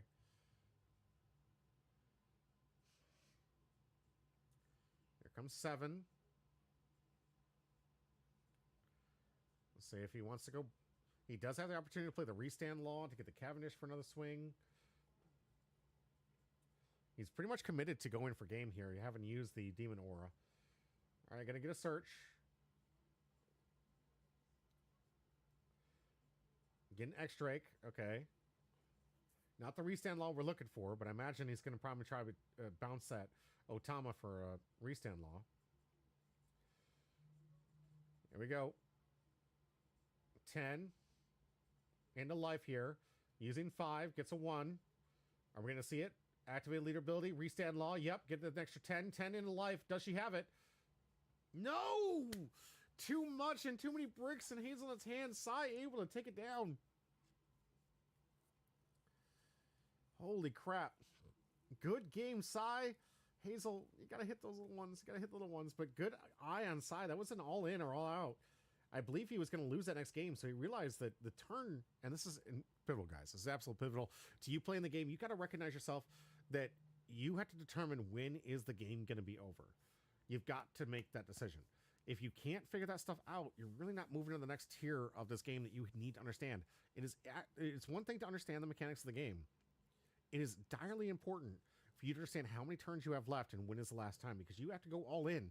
And Sai, knowing he doesn't have another turn, needed to go all in with his best attack strategy. And that was it. And was able to take the game away. Sometimes Hazelnuts can counter out of it and win the game. But sometimes she can't. And she didn't. And there you go. Sai was able to take it down with the proper math. We're going to see what kind of pack these two got. Sai with the opening pack honors. Hoping to see what they pull, because I want to showcase that little bounty pack that I have from camera now. This is from a different pack box, by the way, so those at home don't know. I have 2 community boxes, one for the camera players and one for at home. Ours has the Virgo alt art was pulled, so there's potentially 2 more hits left, and the one for the giveaway at the end of the stream. And this is a brand new box, completely fresh. So no hits have been pulled so far. All right, Fisher Tiger, Basil Hawkins, rare. Hey, Crocodile. All right, secret rare. One of the hits for the box has been hit. Crocodile secret rare. Congratulations, Sai, on a hit. Good job. All right, guys, we're going to check the audio here because I've been testing to see if we're going live. I don't often use this, but I want to test this to see if the volume comes through. I need to get you guys' feedback. Tell me if you guys... You didn't keep Dawn up, and then I was like, wait, Vivi's just like all bricks, other than like bloggers and 4K. So I was like, what if I just... Yeah, you had it, yeah. Yeah, if you guys could just tell me how the quality is for you guys on your side, I'm kind of curious how this is coming through, because this is the new audio equipment I just bought for the studio for live feeds. I want to see if... No, I still think I could have played that last turn better. Because I won. I should have searched with the searcher first. Picked up the... I mean, I wouldn't have known, but there was a Luffy in the top 5. So then I play Otama, play Luffy. 9. And then that allows me to swing bigger. She's going anyways. Okay. And then And Cavendish I take life, right? Do I Cavendish have to take the hand or do so I? I just Okay. put all my And then Dawn, 9? the rest of the Dawn except 2 on. I'm sorry. It's I didn't okay, even think so no. hard. You get 4 cards in Fine. hand No, and you get yeah. 2 open. Straight. I was like, well, 2 open is a And swing 4K like 12 counter lead. and then a restructured life. Restand thing. 12. Yeah, no, I wish. I just like Which one? did not see what I needed to. You bottom decking my first blocker, like, Really hurt. No, I'm gonna be honest. The pudding was Yeah. over. and then like I wanted because- these in hand. and So I was like, maybe I You could have like, no broken idea how these, perfect but that hand Yeah. is. I did not have them. I should have been And I live think too, right? also Because they have a trigger. You to didn't swing swing into my character. 2 tap Yeah. searchers. Yep. Well, it's actually just If play you swung one into and them, you just these win. would've been Because I nice. used them to search out like the getting Luffy and bodies everything else. out. But Getting the heels out. Yeah. something. Yeah. That's fun. I haven't gotten to use these it's novels okay. yet. Next time. I'm like Who are you itching running to. on Saturday? I'd like to see him too. Yeah. Now that I know Because it's can power up the there's, deck. Yeah. Because this is count for season 2, so I'm trying to like keep everything under down low. I hope Mohan loses. I don't want to play him. I don't want to play into Emu on RG Law. It's miserable. All right, love don't Mohan. forget to leave the mic at the table if you would, please. You got to take the magnet off the back of it. Did you guys just hear that? Did you guys just hear that? These would've been nice. Because I used them to search out like the getting Luffy and bodies everything else. out. But Getting the heels out. Yeah. Something. Yeah. That's fun. I haven't gotten to use these novels it's okay. yet. Next time. I'm like Who are you itching running to. on Saturday? I'd like to see him too. Yeah. Now that I know Because it's can power up the there's, deck. Yeah. Because this is count for season 2, so I'm trying to like keep everything under down low. I hope Mohan loses. I don't want to play him. Yo, my boy is talking bad trash on Mohan. Want him to lose? Lose? And my boy. I want my boy to lose? What? Sigh. Well, I'll tell you what. We're going to find out right after this quick break if Sai's correct, because Mohan's on camera against Wolf here. Sai didn't have that. And you guys know, when I was telling you guys at the beginning here, Sai is neck and neck. He's very close. But here he is wishing bad on his boy Mohan like that. That's beef patty for you. Guys, we got a great matchup coming up here. Let's see if Sai's wish for Mohan to lose here can come to fruition as he plays against one of our other great players, Wolf. Both undefeated going to the finals. We got Black Emu versus Green Dracula Mihawk. I'm curious what you guys think is going to happen. And Sai talking that nonsense. We'll see. We'll see. You got to put good out there in the world, Sai. Got to put good out in the world. You don't want to talk bad. Hope all the good things happen to him, so the good things happen to you. But I don't know. I think the audio is pretty good on my end. I'd like to hear you guys' feedback. Let me know if you guys think this feedback's working well. Obviously, it's going to get a little confusing. I had my mic on the table behind me, and Sai was the one mic'd up for this matchup, which is why you kind of heard Hazel. Not very well, but you kind of heard Hazel. But the sound's good? Okay, so good. So we can go live. Guys, we got it. We've done it. We found out a way to go live. I'm looking forward to it. Awesome. Tomorrow, in fact, we are going to be going live. And I'll tell you all about that after we get back with our last match. Stay tuned. We got a lot of great content coming your way. We're going to take a quick break, get out for our finals matchup. Wolf, Beef Patty on the finals. Who's going to take home all the points? Let's find out after this. We'll be right back.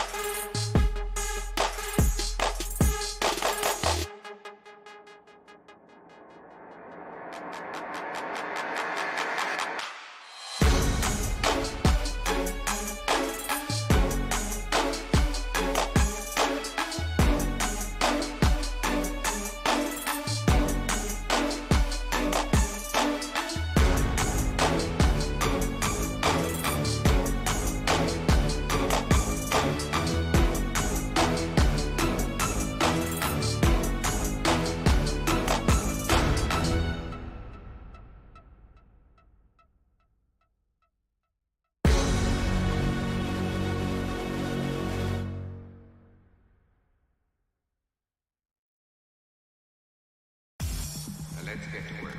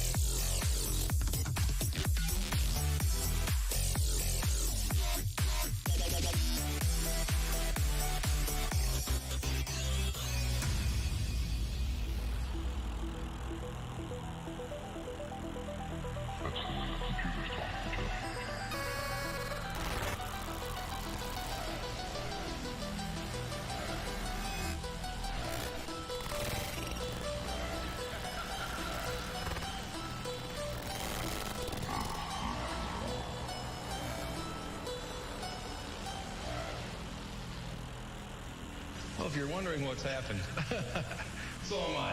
The computer that we have running our news from time to time took off and went wild. So what we're going to do is start over from the top.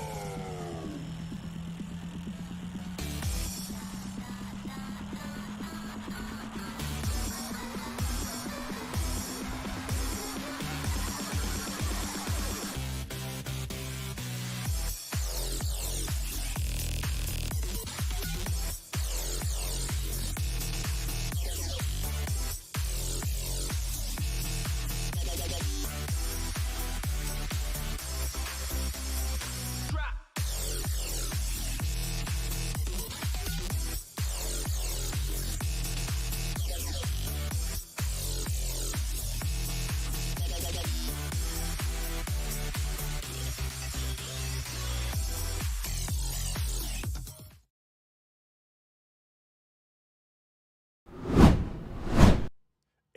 Welcome back to Humble Pie. I'm your host, Jimmy D, and we're here for the fourth and final round of today's Championship Series 6. It is heating up. We have the leaderboard set up. We got the points ready to go. Beef Patty currently leading by 6 points. I'll show you guys that in just a minute. Cy down just by 6. Both of them attended this points. They got 3. Both of them winning the last 2 rounds. Both of them undefeated going to the third round, which means Cy needs just a little bit of edge to help, and he's gonna see if Beef Patty can lose this one, so he can get the edge to get that first place. We still have some weeks left. The actual event, and I'll talk about those details in just a moment when I show you the guys' graphics for everything. But it's coming to an end very soon, so it's coming neck and neck. We have 4 people right now in line in competition that need some losses from Cy and from Beef Patty in order to come up at the bottom of the tier, or Cy needs some losses from Beef Patty, or it's the vice versa, so Beef Patty can take away from him. We're going to find out, because one of these winners is going to walk away with an entire booster box of EBO3. Tremendously awesome prize. Boxes are going for absolutely outstanding prices online. We already talked about that during the market watch. Obviously, we're going to get that second print run coming up in June. Stay tuned. So hopefully some of those base SRs are going to go down, and we'll at least have those things affordable. I'm hoping the SPs and the manga stay up there as they deserve to be, because some of those SPs are just absolutely gorgeous and deserve to be at the price they are, because they're incredibly hard to pull, as we even saw from all the people that got to open up those packs. But we've got our heads on a game that is just neck and neck, and I can't wait to see how this one plays off. We've got Beef Patty, who doesn't have an easy road ahead of him. He's going to be playing up against Wolf and his Dracula Mihawk. This is not a great matchup for Emu. This is why Dracula Mihawk became popular. It's why it replaced essentially Moronoa Zoro as the green leader for green leaders. And we're going to talk about why when we go over these deck lists. But let's first find out what all these players are playing for.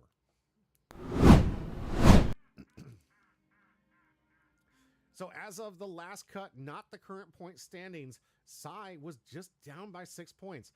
Remember, you get a point for you get 3 points for every win, and you get 3 points for attending. Both of them obviously in the tournament, both of them undefeated, so both of them got 6 points. The difference between these two is still 6 points. Only way we can make up a difference here, Cy gets a win, and Beef Patty doesn't. That means it's going to be 3 more points for Cy, getting closer and etching even closer to Beef Patty to taking over that top spot. Because this coming March, let's see which one of those graphics it is. I hope I get the right one. The ceremony ends on the 13th of this March at 6:30. It is a Friday. There will be a box tournament for EBO3 for those who want to attend and have some fun in their chance to play for a box of EBO3. There will be an award ceremony, food and snacks to celebrate and say thank you to all of us for the celebration event for this season 6. You guys did phenomenal coming out. The amount of points on the board, we had over 80 participants in this season 6. Really just absolutely outstanding showing for OPTCG. Lots of great players coming out here. We're getting to the point where we're going to be a packed house with just OPTCG players, let alone the fact that we're only a packed house every time because we play so many different games. We host, of course, you got Warhammer games, you got the board games you can play. There's some video games you can play there on the couch. There's also all the other rest of TCGs you guys can see behind me, and including some that are not behind me. You got Flesh and Blood. You've got the Sorcery. We're hosting Star Wars events and Lorcana. A lot of different other card games out there, and we host for those crews all together and equally. And if you guys want to show up and play, that's great. And for our OP crew who've helped us since day one at Lifelink and been growing, and has been one of our premier groups of players, this is the place to play if you want to play. And we have some great prize support for packs and prizing for this EBO3, including the Heroine event that's coming up this Saturday. Stay tuned for that. Points will not matter for the Heroine event because of votes.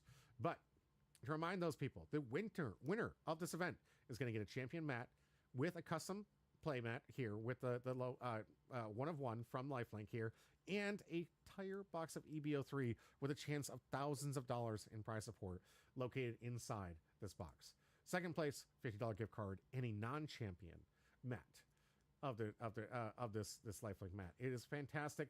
The rest of them, there are milestones you guys can achieve. The rest of the players not going away empty-handed. Up to 24 points, they're getting themselves a free tournament pack. Make sure that you collect. Go up to the booth and tell us how many points you got so you can collect this prize. Up to 48 points, you get yourself one of the packs to give away free at the end of this stream today. Of course, up to 96 points, so each one of them getting a free pack here.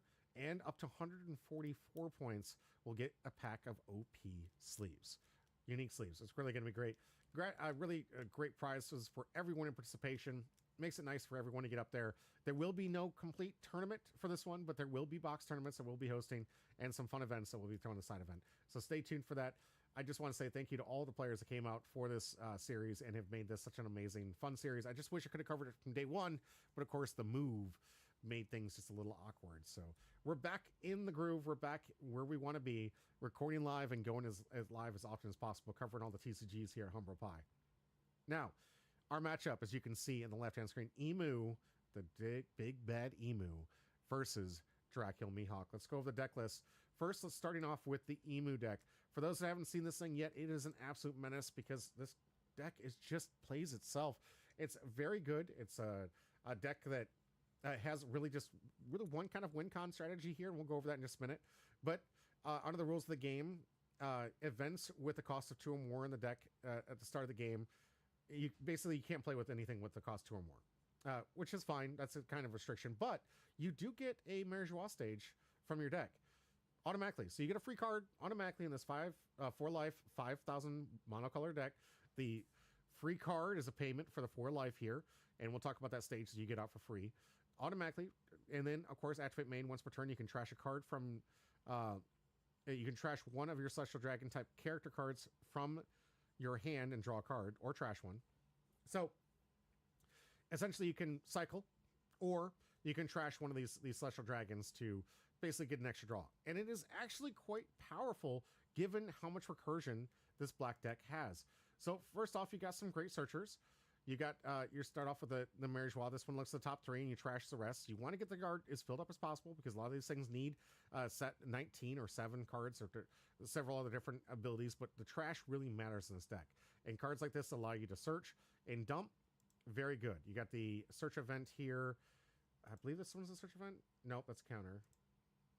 Yeah, this one's a search event. Look at the top 3 here, reveal and then trash the rest of it here. So a lot of good early plays. You can start filling up the hand with the right ones. What you're looking for, one of each of these 5 elders, because you want to have at least one of each in the graveyard. If not in play, just not in hand. You want to have anywhere between in play and in the graveyard. You want to have at least one copy of each of these 5 elders to maximize the explosive power that this deck has. What's really nice is by doing this, you can actually go through the search, trash and draw a card here on the search, and against decks like maybe Zoro or something that would benefit from resting a card, you can basically get some extra value from these cards that really wouldn't give you any value anywhere else. You got some 2K counters here on play. If you have 3 or less life cards, play up to 1 Mare Joie stage with a cost of 1 from your trash, so you can recur the 1 if you want in this case, but really it's just a 2K counter. You've got the first 4 cost. This one on playlist basic searcher. You get to look for any of the the 5 elder type cards on the search here. And with all the rest of the 5 elders, you have this ability with 7 more cards in trash. The character cannot be removed from the field by your opponent's effects. No trashing, no bouncing, no bottom decking, no KOing. It doesn't matter. Any effect that would try to remove them from the board is null and void. But you have to have 7 or more, and this deck does a really good job of filling that graveyard, especially activating the leader ability. You can trash that, draw a card, and you just keep filling that yard up with more and more counter. But the goal here is the first couple turns, get that yard up to 7 to make sure all your 5 elders become locked on the board. You got a blocker that has an on KO of drawing a card, something you can draw 2 if you want to activate Emu's ability. You've got the rusher. This one, if you have 10 or more cards in your trash, give up to one of your opponent's characters minus 2,000 power during this turn. But if you have 7 or more, of course, this has rush as well. So nice little 5 elders at 5,000 power rush. But is it really 5,000? We'll talk about that in a minute. You have the removal St. Marcus Mars. You can trash a card from your hand, KO up to one of your opponent's characters that costs 5 or less. So it's a really nice card to manipulate the board. Kind of KOing some of the bad answers and stuff you don't want to deal with. And of course, the Saint Shepherd Jupiter, which if you have 10 or more cards in your trash, your base power of all your 5 elders becomes 7,000. So essentially all your 5 elders, once the yard is full, not to mention this nice little 2K, become 7K power with this. And how are we doing this? With one simple card. Our 10 cost, is it really? We'll talk about that in a minute. 10 cost, 5 Elders card. If your leader's Emu, you may rest one of your Dawn cards and trash one card from your hand. Okay. Trash all the characters and play one 5 Elders type character card with a cost 5,000 power or different names from your trash. Simple as that. just activate main, and you're like, oh, on 10 I wouldn't be able to do that. I'd have to wait a turn, and I'm just playing this 12k power body.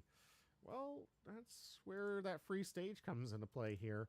There we have the ability for on your turn, if you have 19 or more cards in your trash, your leader gains plus 1,000 power. Okay, that's on your turn. Fine, 6,000 power. Activate main, you may rest this card and 3 of your Dawn cards. Play 1 black, 5 Elders type character card with a cost equal or less to the number of Dawn cards on your field from your hand. So once you get to 10 Dawn, for as easy as 4 Dawn, you can play that 10 cost out. Pop it, blow the board up, and get all 5 of these out here. You're going to have yourself a rush target. You're going to have a pop target. You're going to have a search target. And you're going to have 7k base power across the field. So you could do this, presumably, depending on how many times you got to recycle to sure host you get more. But presumably, you could do this 4 times in a deck. Constantly. Rinse, rather, repeat. Use the leader ability. Pop these cards. Draw some cards. Do whatever you want. You can leave it out if you wanted to, if you're just so inclined. You got a 12k body. But you can constantly keep cycling these 5 Elders over and over again. Swing with all of them, pop, and do it again. You've got 2 1-cost 4K counters in this deck. The never existed in the first place was the standard one that came out. But then, of course, we had the rare that came out from last set, Ground Death, which has the ability to do the same thing. But also, as an on main effect, you may rest 2 of your Dawn cards. Negate the effect of one of your opponent's characters with a cost of 5 or less during this turn. It does come up. Negate the blocker, negate some other abilities. Maybe you're negating that attack target from the Eustace Kid. A lot of good answers for this card. And it really gets used for the 4K counter, to be real. But I've seen a lot of crazy defensive plays getting out of big swings by using the plethora of 4K counters that this deck comes with. And of course, we have the 1K counter here. Give up to 1 of your leader character cards, gain plus 1,000 during your battle. Then, if you have 10 or more cards in your trash, add up to 1 black character card with a cost of 3 or less from your trash to your hand. So you get that Shirahoshi or some of the searchers to start recycling, mostly Shirahoshi because you want to cycle those cards. Basically, you want to put the 10 costs at the bottom of the deck because this does cycle through this deck pretty fast. And last card is the 1 cost, which you play for the mirror. It costs to play an Ancestral Dragon type card. It costs 2 more from your hand, will reduce by 1.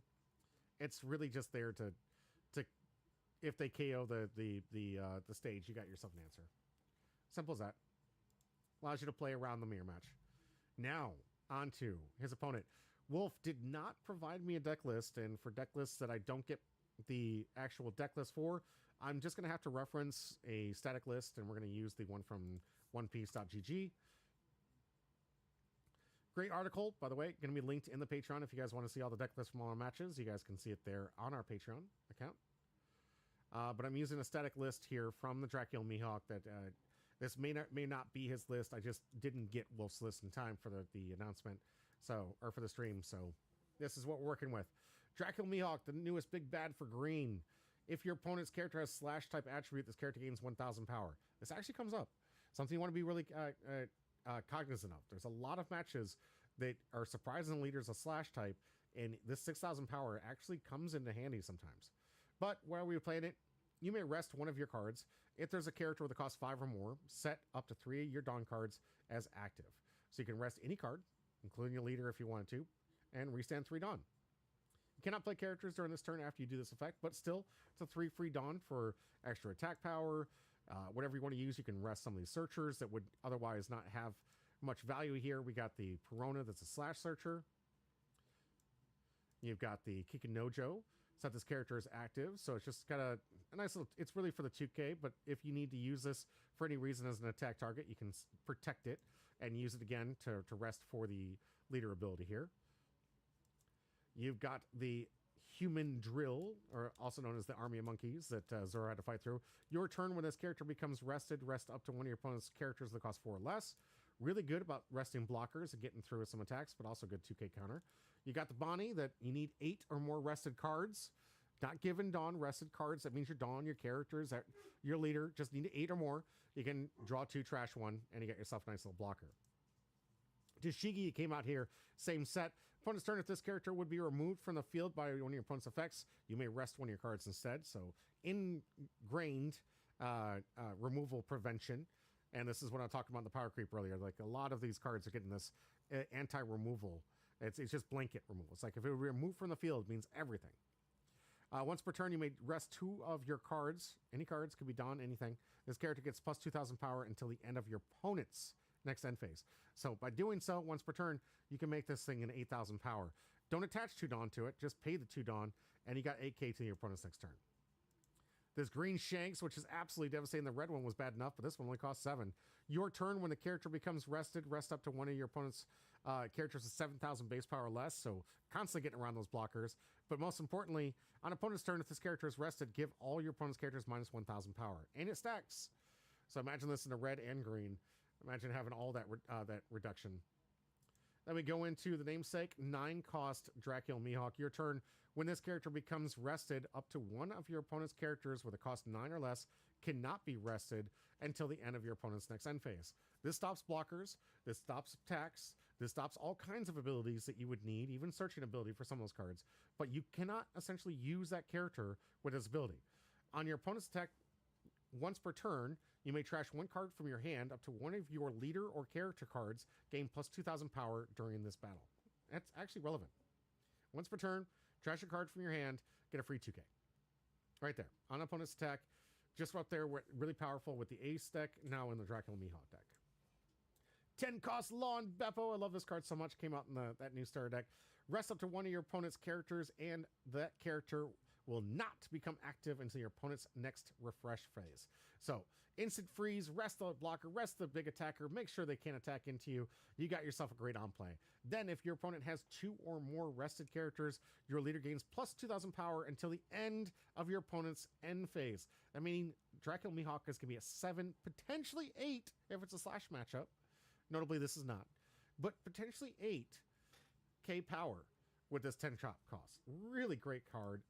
Good in everything, and it's not leader locked or anything, so just all around good value. Of course, you have the 1-cost event here that is the Hody Jones with an event. You can rest, pay 1 and then rest 3 to rest 2 characters or 2 Dawn or 1 of each, your choice. And it's just a nice little 3k counter if you want to use it for counter. And finally, we have stage. On play, if your leader's Dracula Mihawk, draw a card, such as a nice replacement card. But end of turn, if your leader's Dracula Mihawk, set up to one of your Dawn cards is active. So you're constantly keeping one open for the counter events. Really, really strong. Even this one if necessary. There's a lot of good potential. A lot of people have been abusing this stage to allow them to play the 1-cost events for protection. Just a lot of great opportunities here. Obviously, this is not his list, but it is the optimal list built on the article from OPTCG, which I really appreciate. So we're going to find out between Wolf, the big brain wolf, versus Mohan, the beater of dreams on Emo, who is going to walk away the champion of today's match. And these two highly competitive, very great friends. Guys probably hanging out right now playing One Piece.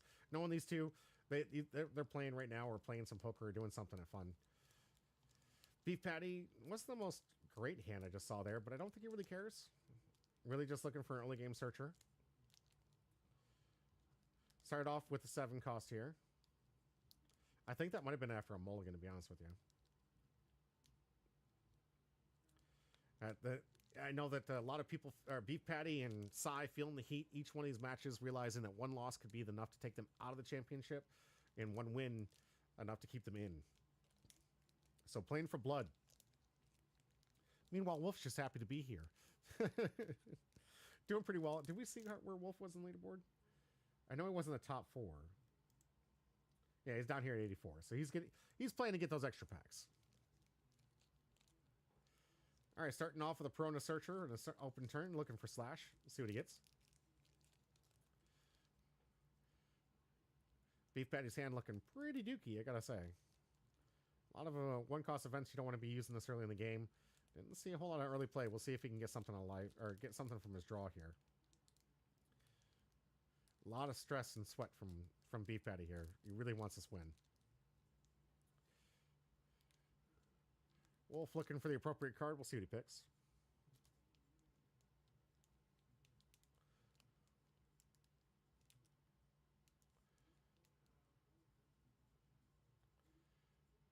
Something.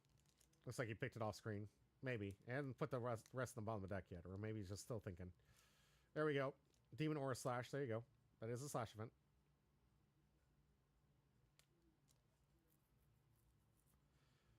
Draw for turn here to Dawn. Does he have an opening play? Looking for one of those Celestial Dragons. Here's one. There we go. Got a good one. Gonna look at the top 3. Grab himself a Celestial Dragon. Card here can get the 10 cost, can get the 1 cost. It's up to him. Going for the 1, trashing the rest. See if he uses leader ability here. He's gonna trash a card from his hand. Draw a card. I don't know why he did both. It's one or the other, isn't it?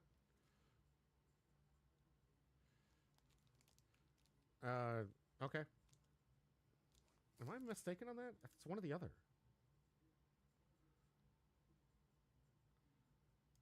Guys, making me go back to the deck list to make sure I know what I'm doing here.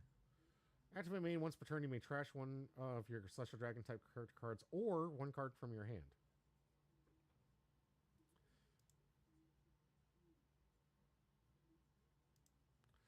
Look at the top 3 cards from your deck. Reveal up to 1 Celestial Dragon type card other than say.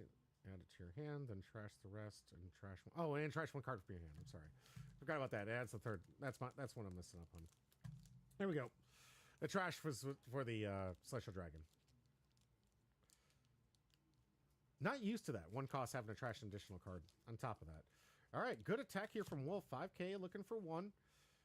Notably, Beef Patty not having a whole lot of cards in hand here for counter here. Might have to use his only counter in hand, which he does. Rent that attack here. Make it look... And I like that because it makes it look like he's not weak in hand. As we can see right now, he's not looking good for counters. Leader attack, takes a 1. Back to turn. Just a normal turn, Wolf, nothing to indicate that he has a bad hand just yet. Here comes 5 into Perona, getting an extra attacker out of the way.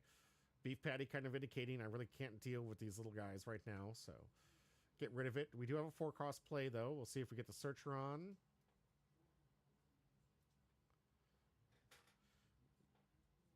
Gonna get a Sherry Hoshi recycle here, getting that 10 cost likely at the bottom of the deck, yep. And getting the Sherry Hoshi. Smart play here. You're good, girl.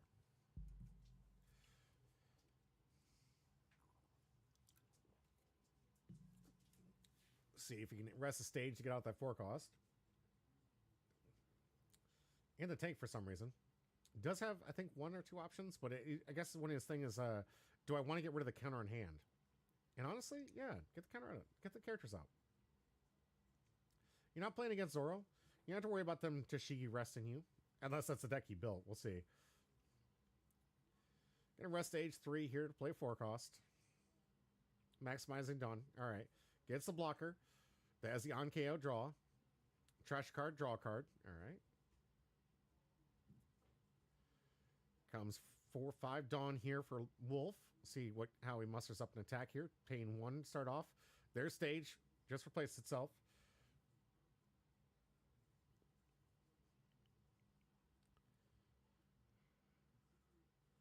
Good card. I would say this deck kind of leans on stage a little bit, not near as much as other decks, but kind of. Here comes 5. We're going to get the draw card, so Beef Patty just going for the extra value. And the Rornor Zoro restand. It's a really good card for this deck. I like this one. This one has the ability to restand itself and protect itself, I believe. There's a blocker. It looks like it's got blocker text on it. This is why I really wish he would have sent me the deck list. I didn't know exactly what one this was. All right, going to start off for the search. Look at the top 5 for a 5 Elders card. Got a lot of choices there. He's going to, of course, separate his pile. Wants to make sure he gets 1 of each. Told you guys when we're doing the deck tech, you want to make sure you get at least 1 copy of each. So he's going to look to see what he has in hand, what he has in trash. Make sure he gets at least 1 copy. Yep. Makes the most sense here. Can add it to hand. Resting 3 in stage to play it. See what he plays.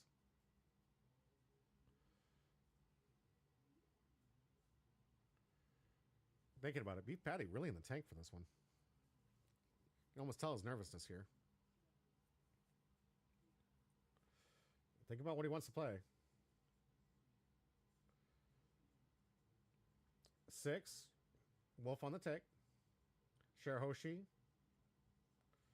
Resting to return 2. Keeping that graveyard a little bit healthy, but sometimes to his own detriment. He doesn't have 7 in trash yet, so these things aren't permanent fixtures just yet. Does have 2 open. Could be using those for the events and could be passing over. You know, well, if Wolf has removal in his deck, this is about the only time he's going to be able to play it. It's one of the reason why a lot of people don't even play removal. You can activate leader ability, trash, and draw. Makes sense. Can't trash a Shirahoshi. It's not a Celestial Dragon. That'd be a weird card, wouldn't it? Shirahoshi as a Celestial Dragon.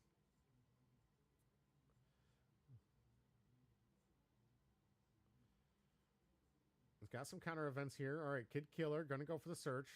Wolf look at the top 4. Or 5, excuse me. Grabs out Joey Bonnie. One of the Supernovas. Interesting. I like this one. A lot of cards that we didn't even cover in this deck. It's like, Wolf's like, I make my own brews. I don't think we've seen anything outside of... No, I don't think we've seen anything in that deck that was located in this deck.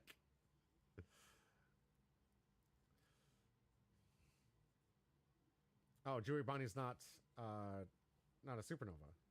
Not that one anyways, I guess. Went for the blocker. Or it was a take back. One or the other. Takes his back, he said, oh, nope, that's not the one I want.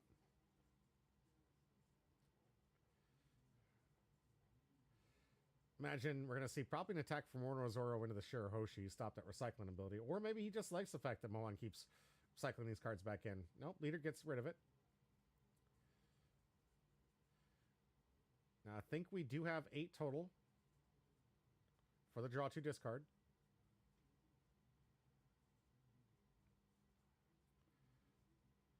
Discarding Beppo. Resting stage. To restand the 3 using leader ability. Leaving 3 open and passing the turn. So Wolf definitely on one of those defensive builds. He likes to use the Dawn at the End turn. It's a nice little protection strategy. Beef Patty up to 8. Not a full yard yet. Only has 2 Celestial Dragons or 5 Elders in the yard right now.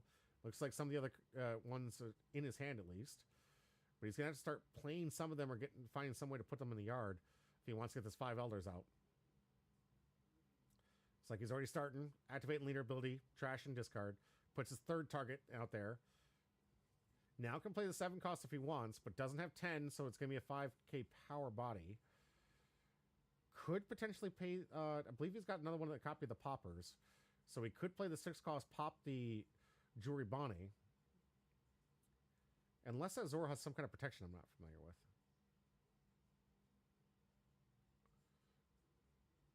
Paying 1. Going for another Shirahoshi.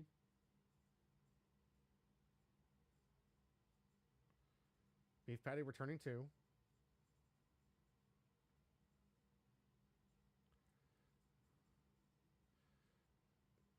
don't know why Beef Patty's just keeping that yard so light. Absolutely paranoid he's going to deck out or something. Here comes 3. Probably resting stage for this one. Yep. Here we go. Here's the 4 cost.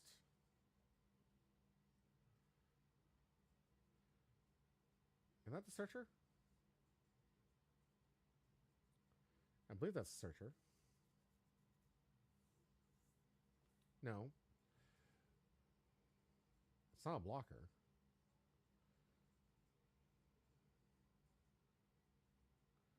I don't think it's a rush one either. All right. Looks like we're swinging about 7 into life here. See if we get a block from Wolf. Wolf on the take. 3 open.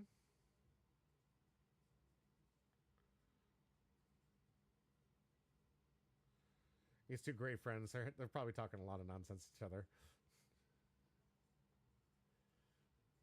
See, well, Beef Patty probably going to try to use some of those Elders as counter here. Kid Killer going into Shirahoshi. He could protect it. Hilariously. Is he going to, though?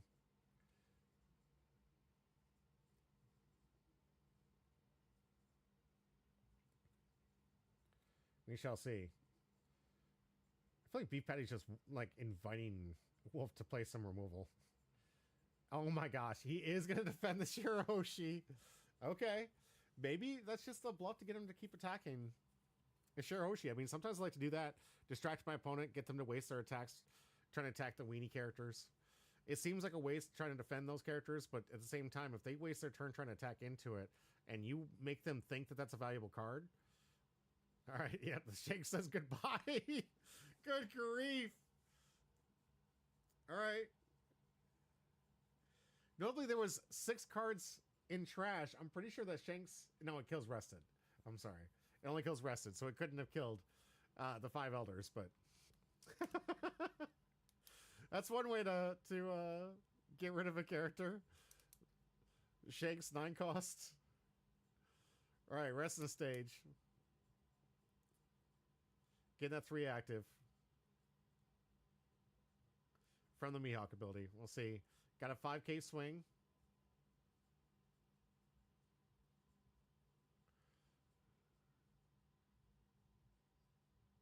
He's thinking about it. Maybe he's going to go 6k? Going back and forth. We're going to see what he does.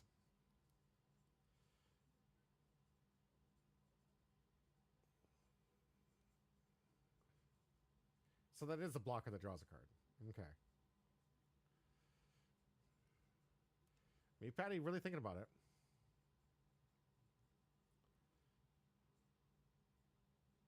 All right, gonna get his counter out.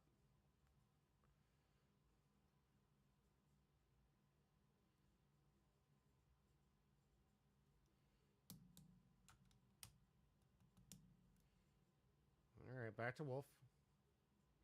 5k in a light, or oh, offering the block this time. Gonna take it. Gonna go for the draw. And here comes, ooh, big massive swing for 7. He's got the event for the 4k. I imagine he uses it. Shanks just came out. That one doesn't have rush.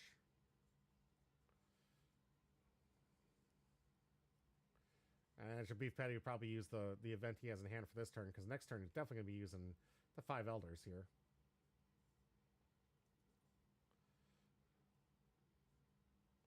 Yep, there's the event. No, that's the 3k counter one, though. And not the one I was expecting. Puts it up by 1. Gets the character back, and then uses it to counter. Got a 2k and just immediately discard it.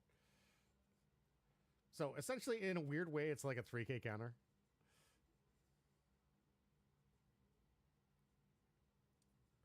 Back to Beef Patty. Full 10 Dawn. 5 Elders incoming. You can see how Wolf handles this board. He's already got a pretty strong board, though, right now. Zoro's got Bonnie. He's got Shanks for an attack target. 3-3. All right. Just going to see if we can get rid of the Ronor Zoro. Defended with a 2k.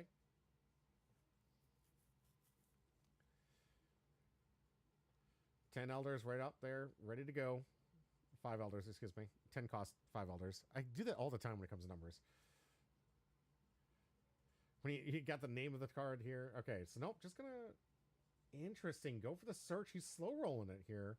Going for the 7, but I think he doesn't have all 5 characters, which is why he's doing it this way. He's pulled 3 aside, so maybe he's just playing a little bit slower than normal in this turn. Can hardcast it if he wants to. Activating the ability. Draw.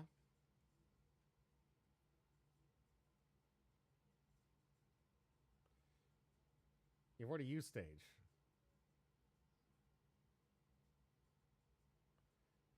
You already used stage. Beef Patty, you already used stage.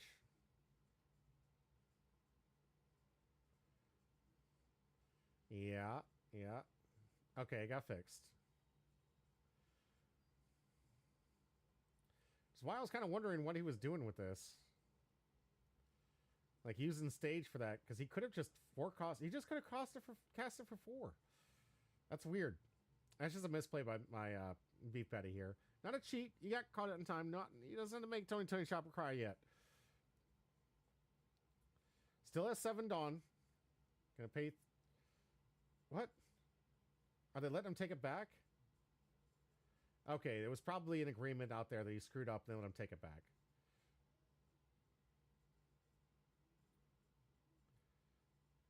Yeah, if you notice, he has 3 open, so essentially, he paid they agreed to allow him to pay the 4 and not make the stupid play.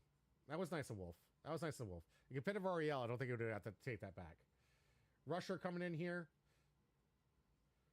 Should be... Do we have enough in trash to get that? I think we have enough in trash to get the 7K here.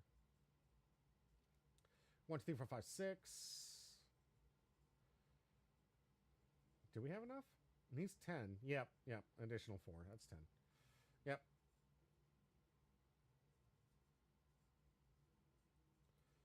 But I don't think he has it out. He's got the blocker, the rusher, the searcher, and the other on KO draw card blocker. Okay, yeah, so he's got double blocker, searcher, rusher. The pumper is in the yard. It's like Beef Patty passed back with 3 open. We know he's got those 1 cost events for days. All right, 10 cost.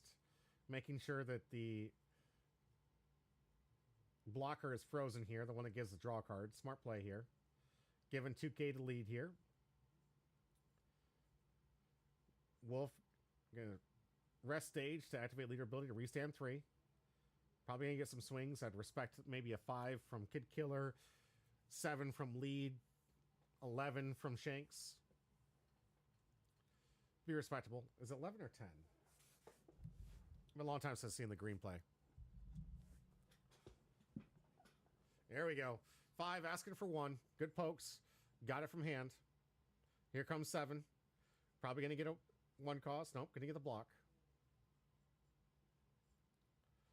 All right. Goes to the block. Here comes 10.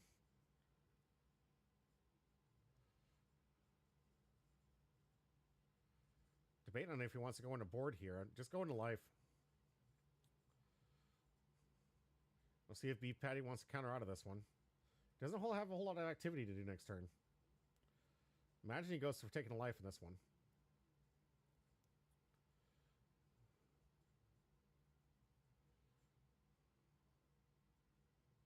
He's got 3 counter events. Gonna use both? Risky. All right. Gonna use both. 1 card in hand. Will's probably gonna have to pass back. Oh my gosh. Beef Patty with the 10 cost off the top. He had no plays until he just right off the top gets a 10 cost. All right. Well, get your swings in first. Don't get ahead of yourself. Get your swings in. Activate the leader ability. Gets an extra draw. Makes sense. On the one he couldn't attack. Get those swings in. Off the top, the 10 cost. Insane. Beef Patty with almost no options going into that. And off the top just gets it. Gonna see for sure an explosive play from him here. Here comes 5. Into Kid Killer. Reduce.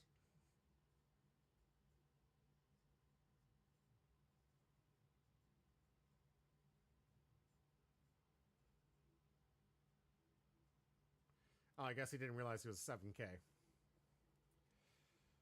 Yeah, you're going to have to attach some Dawn if you want to attack this Dracula Mihawk here.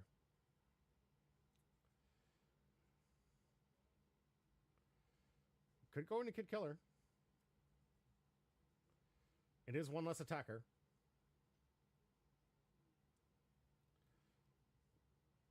Does he equip the Dawn? He's got plenty of Dawn to do it. Yeah, here we go. 7 in there, poking the bear, hitting for 1. Here comes 7. Reducing Shanks by 2. We'll see if Wolf takes or gives him the 1.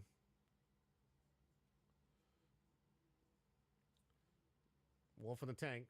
Thinking this one through. It's like, what is the chance he has a 10 cost? What's the chance he could do this again? Unfortunately, we know. He just off the top. There you go. Gives the 1.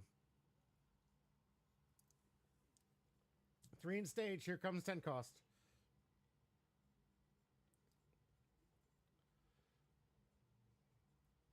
Personally, I would have gone in for another attack. But that's just me. Now all 5 elders out in their full strength.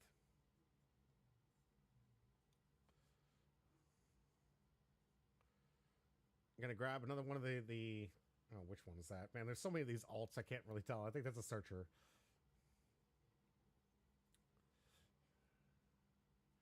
All these 7k power. We got 1 rush, 2 blockers. The searcher already got one of the other searchers. Here comes 6 into life.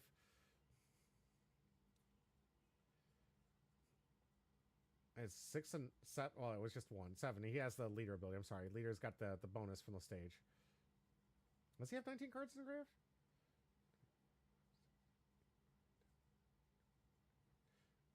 Isn't that 19 requirement?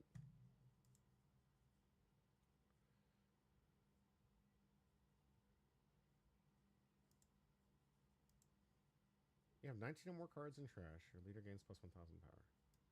During your turn. 1, 2, 3, 4, 5, 6, 7, 8, 9, 10, 11, 12, 13, 14. 14. Unless there's some trash over here I can't see. That attack did nothing.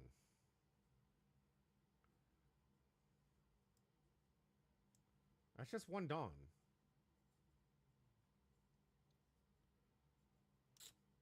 I don't think they caught this. This is the problem with you using Sherry Hoshi like 9 times in the game here, Mohan. You bottom so many of your cards, you could have had easily 19. But you've only got 14.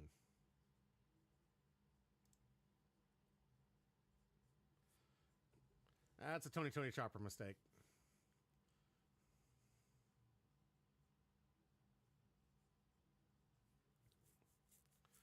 Because if I remember correctly, Wolf discarded for that attack. Let me double check that. That's why I love Rewind here. Alright, gets the 5 elders.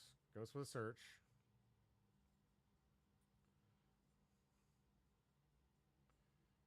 Bottoms the rest.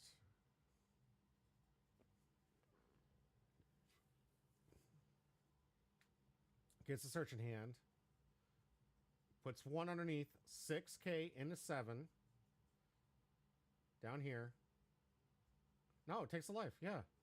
No! The attack did nothing. It did nothing. That was a 6 into a 7. Dang it. Wolf. Yeah, guys got to read the cards, get the state right.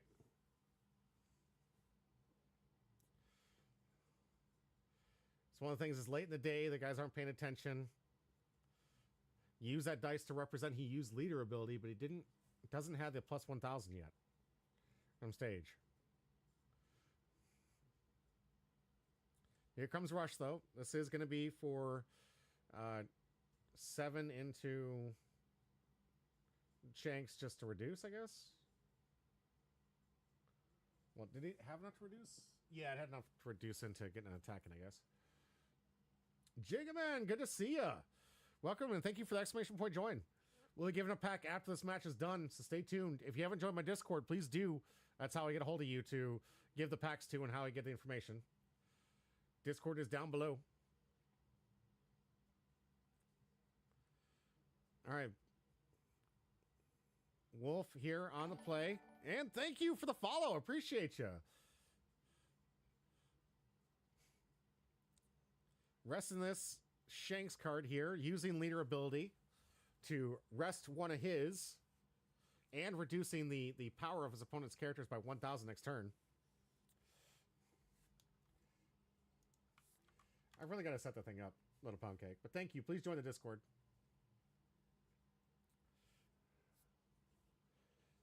$1,100. This one gonna attack.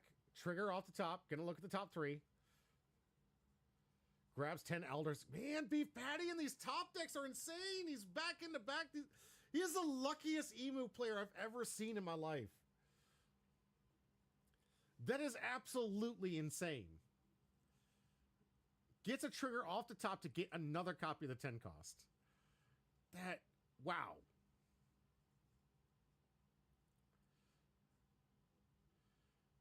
Limited cards in hand. This would be a prime opportunity for Wolf to capitalize. Keeping 4 open, passing the turn. It looks like Beef Patty was blocking the Shanks attack there.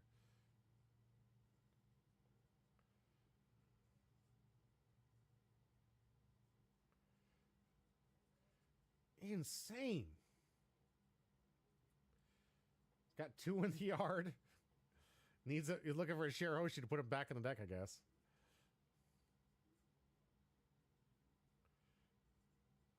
Of course, organizing it because he wants to find out, like, Wolf wants to know how many chances for 1-cost events it could be for Beef Patty to have in hand. So, sorting it out, 16.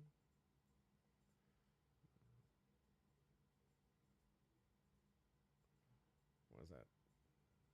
I believe he's got 19 now for the +1. Here comes 5 and a 5. Nope, 6. 6 and a 5, looking for a 2K. Beef Patty, 1 brick in hand.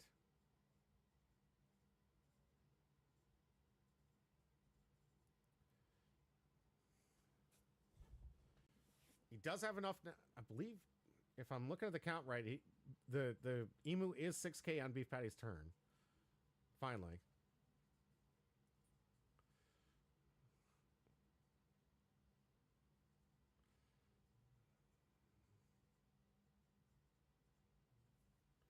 Looks like that was going into one of the characters here. So Wolf banking on the fact he doesn't have another 10 cost, which is sad because he does. Wolf was just like, all right, if you don't have a 10 cost, I think I can win through by attrition by getting rid of some of your characters. Here comes 7. Into, okay, Kid Killer, why not? Get an attack in from the Searcher.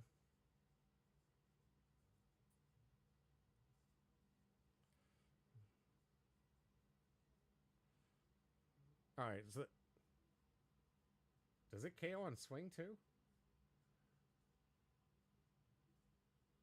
7. Into Wolf. Wolf using the 3K counter.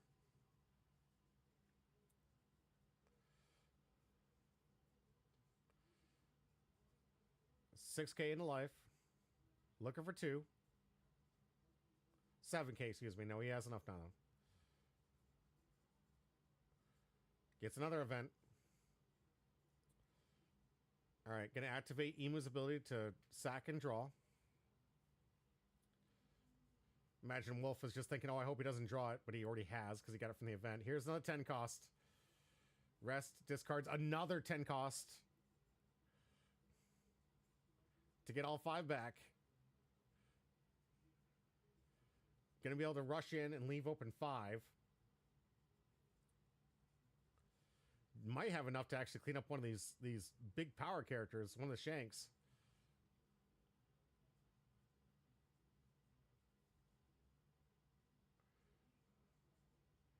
Note that I haven't been indicating that there is a -1,000 on the field here. So these are technically 6 due to the Shanks here.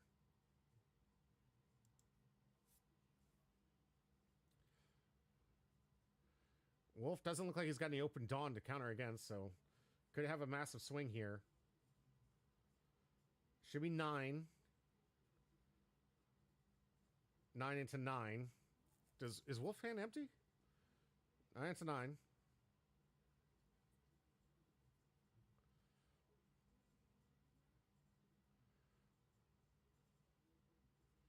Yeah, 9 into 9.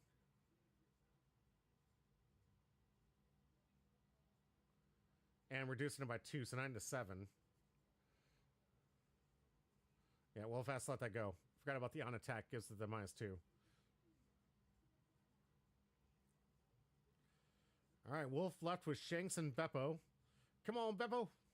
But he's got to get through 2 blockers and 2 life. And Mohan, surprisingly, with a giant hand after all of that. That's what Emu does, though. But how many 10 costs do we have in the yard now? We got 1, 2, 3, 4. All 10 costs are gone. So now it becomes a war of attrition. Can Wolf survive? At 1 life. Massive board here for Beef Patty. I think this is the time Wolf starts trying to play some cleanup if I'm him. Try to get these blockers out of the way. Try to get some of these other characters out of the way.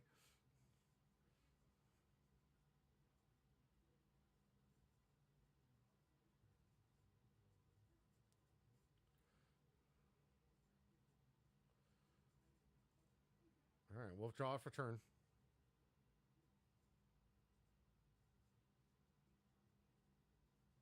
Looks like he's got 4 cards in hand.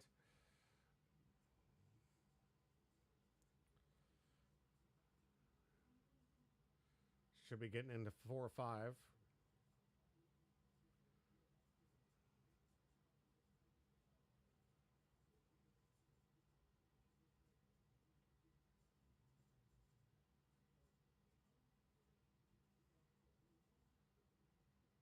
Counting on his graveyard for some reason. Trying to see what he has left, I guess.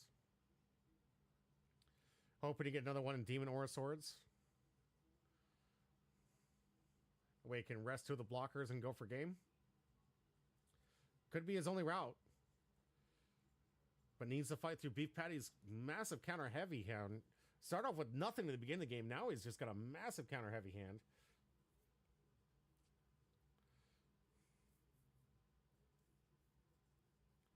So Wolf in the tank here. I think he realizes I don't think he can survive the next turn. So in his head, he feels like he has to go for game. 10 Dawn. Can he do it? I think in his head right now, he's thinking, I don't know if I could survive 6, 7 attacks, 7K attacks plus the 10 Dawn open. So it doesn't even, like, they're not just 7Ks. They're whatever he attaches the Dawn to. Beef Patty with 2 open events, has defensive events in hand. Shows his hand to Wolf for some reason. That's weird.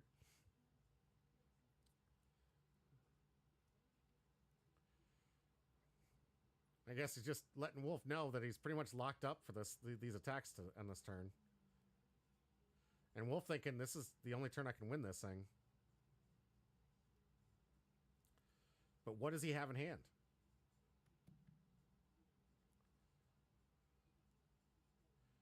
Not an easy board state to get around here.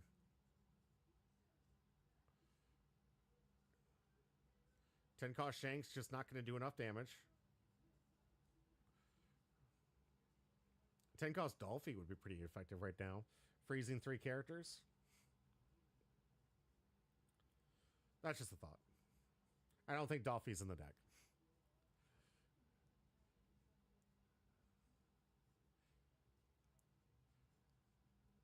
All right, Wolf thinking this one through. I think this is the time when he'd ask me specifically don't call time on him because he wanted to think this one through.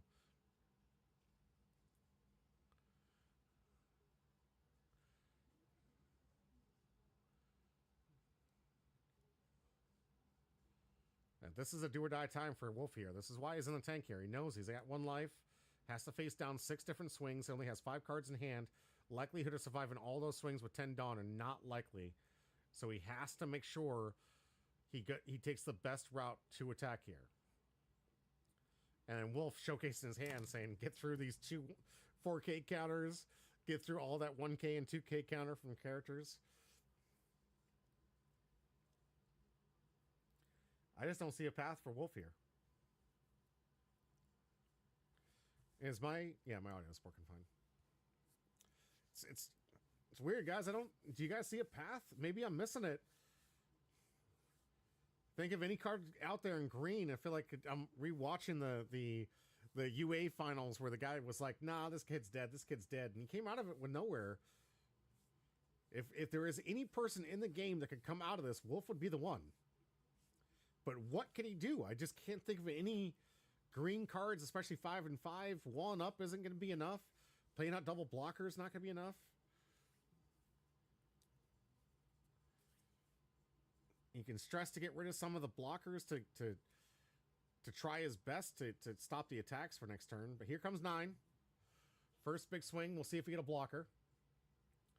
This notably just outside of the event. Here's the event and a character. So he's got the full 10. Going to use a blocker to draw a card. Beppo coming in for the swing. Going to use the 4-cost event and 2. Yep, just blocking out all of it. Saving all of his characters. All right, here comes Bonnie. He's going to allow him to draw 2 discard. 1 open. Beef Patty with 5 potential attacks. Shouldn't be able to get another 10 cost.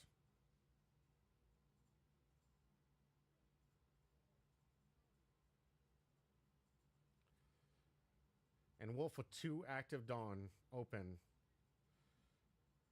Resting stage to get 3 more. Can't play any more characters, notably. 1 for the stage. Passes back. Beef Patty. 7K swing, starting off the attack. Here comes the first 7. Testing the hand. Thinking about it. Here comes 7. Reducing the Bonnie. Looks like we had a counter. Here comes 7. And nothing. All bricked up. Wolf not able to counter out of just 2 of the swings, let alone 1. And that, oh, that's so sad. Because he ended up getting all that draw discard, trying to cycle through, even with the Bonnie, and could not for the life of him get any counter. He basically had the same hand that I did when I got a draw 4 from Kaido and just drew into 4 bricks. All right, here's a pack for Beef Patty. The winner of tonight's event. First place. And taking home the coveted 12 points. 3 wins and 3 for attendance. Double wear pack for Beef Patty. Not bad, not bad. But it means there's 2 hits potentially still left in the community box for these players. And that's going to do it for this round. Emu able to squeeze through. Honestly, Beef Patty, the luckiest of luck. There was 1 counter and a life hit that shouldn't have happened. I really wish we could have taken that back if we would have had someone in there. I was playing the game, but I wasn't judging the game on this one, which maybe that was a mistake. I really, really need to get up to the point where I have a constant judge in there to make sure simple mistakes like that don't happen. I realize both players, they're not going to be angry at each other. This is just what happens when you get tired and this is a late night. We must have been on 10 o'clock on Tuesday. We're getting wrapped up. A lot of these people with high intensity trying to get those points.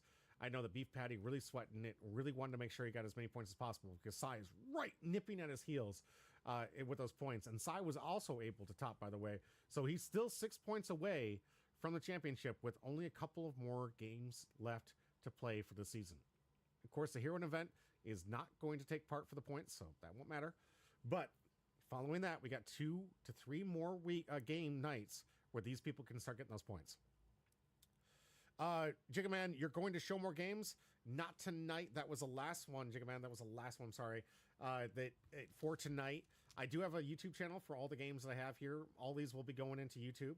If you're watching this on YouTube, you can go back and rewatch some of the old games if you'd like to do that. We had 4 games on tonight. I'm going to be taking my afternoon or evening here to make these into YouTube videos so I can get these published out there and divide that up there. But if you tune in on Monday, I'll have some amazing more games for you for the Hero event. Yeah. You watch the VODs next. All right, please do. Jigman, it's really fun. I usually have another guest host. He was sick today, so a little more interaction, a lot less of just monotone coming from one person. But there are some great games here. We got some great stuff, especially on Humble Pie OP on YouTube. For those out there, I will check to see if I missed any names for the wheel because my phone died, unfortunately. Do apologize about that. Let's see if there's any more comments on YouTube here to add to the wheel. Jiggaman, I got your exclamation point joined, so I have you in for the wheel here for the pack giveaway.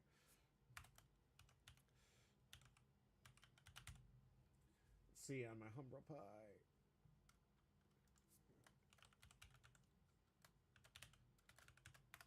Looking for comments on the stream. Anything new? I haven't seen any comments at all. I know there's comments on here. Join the conversation, live chat. Oh, come on, YouTube.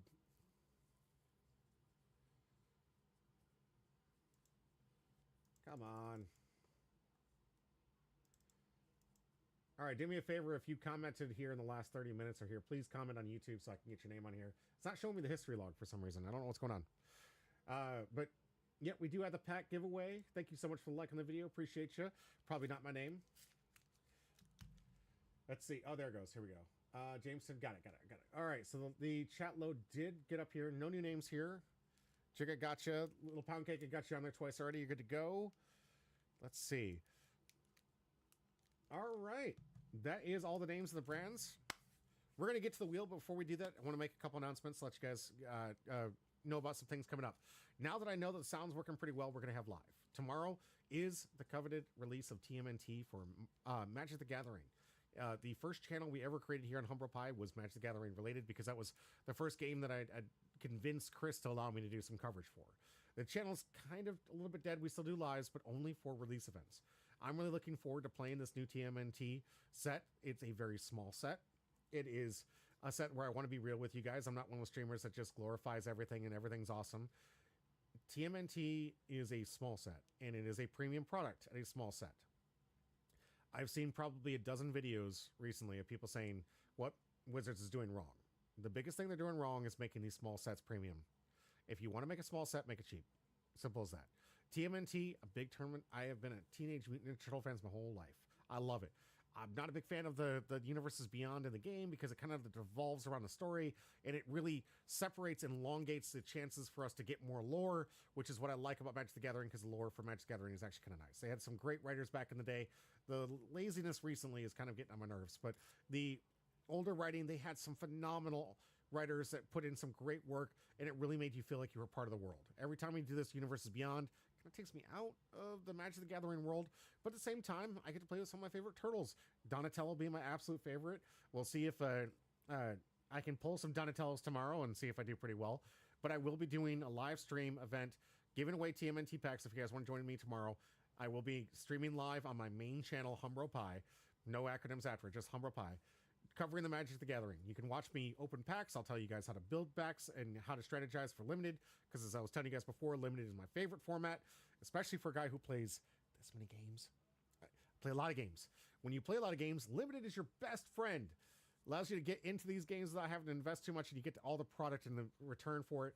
I really enjoy Limited. I'm pretty strong at it. I'm been doing it my entire life. Is the best way to get into other games and new games. Definitely a way I would introduce you to all the rest of the games you want to play.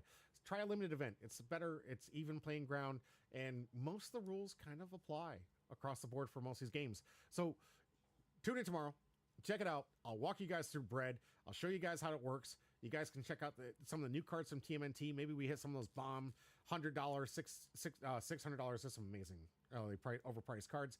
But it is Magic the Gathering. All those cards sometimes are just ridiculously overpriced. You can see if I open up anything good, and you can see the matches as I play up through my opponents all 3 rounds and see if I can walk away with some amazing prize support provided by Lifelink Games. We're looking forward to it. Tomorrow's also Gundam Night if you want to tune in. That won't be covered, unfortunately, because of the release of TMNT. And, of course, we have the Hero event on Saturday. On the morning of Saturday, we have the RCQ. So, for Standard, if you guys want a chance to get one of the 2 invites for the Magic the Gathering RCQ, show up. Union Arena, Bakugachi is releasing tomorrow. We're going to have the massive release event tomorrow. Really looking forward to playing that. We got 6-pack release, limited event for Union Arena. If I can go live with that, I will be going live with that. And we're going to have some great coverage for that for the new Union Arena set. This set looks awesome. I really enjoy the characters. I've already got a couple decks built, but I'm missing a few pieces. And I'm hoping to pick those pieces up tomorrow during the release event. Of course, the Hero event on the evening, and on Sunday, we're going to have some more TMNT pre-release stuff. So a lot of fun this weekend. Of course, we got Warhammer events. We got other events. If you guys want to go to the lifelinkgames.com, check it out. You guys get yourself the schedule of all of our different events that we host. We cover just about every game imaginable, and it's just a great time. Best store in town. We got to get a great new location right next to Target in Hollymead. It is absolutely booming every single night. I am so excited to be a part of this new move and this new community and the growing that we have. Thank you all so much for joining us. Let's get to the wheel. Let's find out who's walking away with these 2 packs and call tonight, shall we? And I think Chicken Tendies is still live. Yeah, Chicken Tendies is still live. Let's get to the wheel.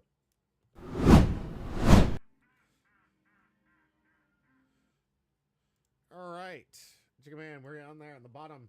All names have been added. Let's go. First wheel spin. Only 1 hit from the box so far. All tart and All Might or Puppy. All Might squeezed it in. Puppy almost with a steal. can I get some rigged in the chat? Oh my, congratulations. Puppy almost with a steal and a second chance of getting some extra prizes here. All Might, let's see what you got.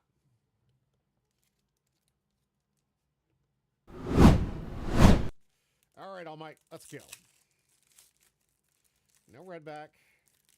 Yeah, let's get some rigged in the chat. That was so tight. Puppy, I don't imagine would just be really upset. But yay, right? Let's go. Let's see if we can get our second alt. Big hits here. Salom. Chacapel, not the good one. Capone Game Beige. Too many words. Mac Weiss. Mr. Four. Shark Brick Fist. Coffin Boat. We saw this activate quite a bit.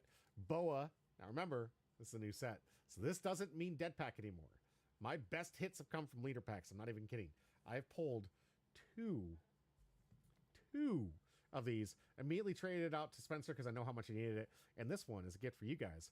Stay tuned and I'll tell you how it's going to get away. I'm giving that away. Boa. Regular common card because that's weird that they're doing that now. First rare Kaido. Really good card. This one's really powerful. And hey, our secret rare, second hit. Dracul Mihawk. We just saw it on camera. Second hit, congratulations. Means there's a good chance there's a third hit, guys. It's a very good chance. We got the secret rare and the Altart Virgo, which means there's a good chance for a big hit. Altart Leader, SP, manga, you name it. It's out there. But here we go. Second hit from the box. All Might, congratulations on a Dracul Mihawk. I don't know how much it's going for right now, but it's still a good hit. We got to see some good quality cards here. Let's go to the wheel and find out what the last pack is.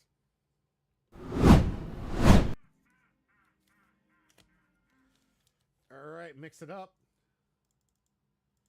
Last pack for the night before we raid Chickatendis.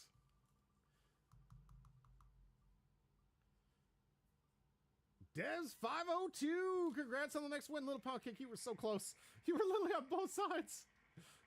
Little Poundcake, you're like right here. Squeeze between the two. You're so close. Get some rigged in the chat for sure. Devs 502. Congratulations on your next win. I want a Dev to win too, in some cases. Yeah, I appreciate that. But a Little Poundcake, that's great. That's a great spirit of you. Dev, this is for you. Let's find out what we get here. That was me pinching the board. Oh, okay. All right, good to know. This man has powers. Guys, stay tuned. I mean, I believe it. All right, let's see what we got for our last pack. Shiryu. Kamasi. Edward Newgate. Mistones. Crap, now they know how we rig it. Charlotte Pudding. Don't worry, I'm here. Mr. 9. Usopp. Brick Bat. Fisher Tiger. Miss Valentine. And can we get a third hit? Hey, SR Mustard 2.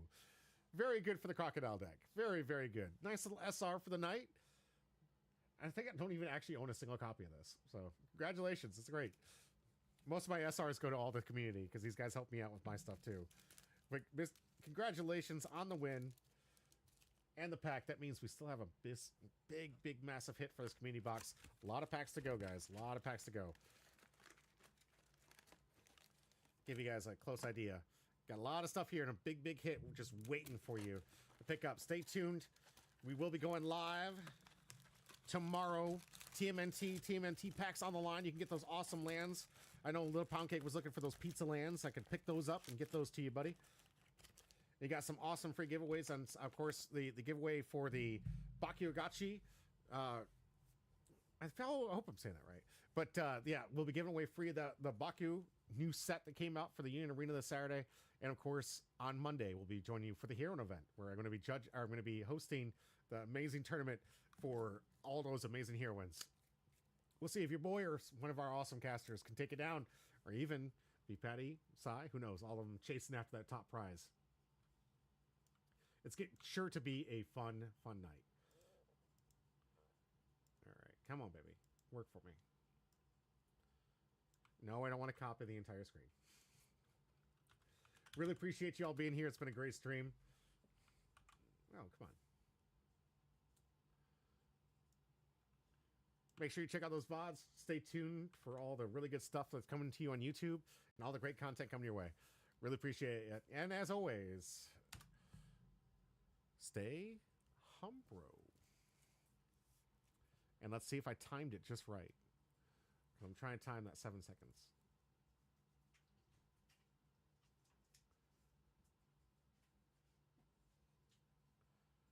No, I didn't time it. I didn't time it right.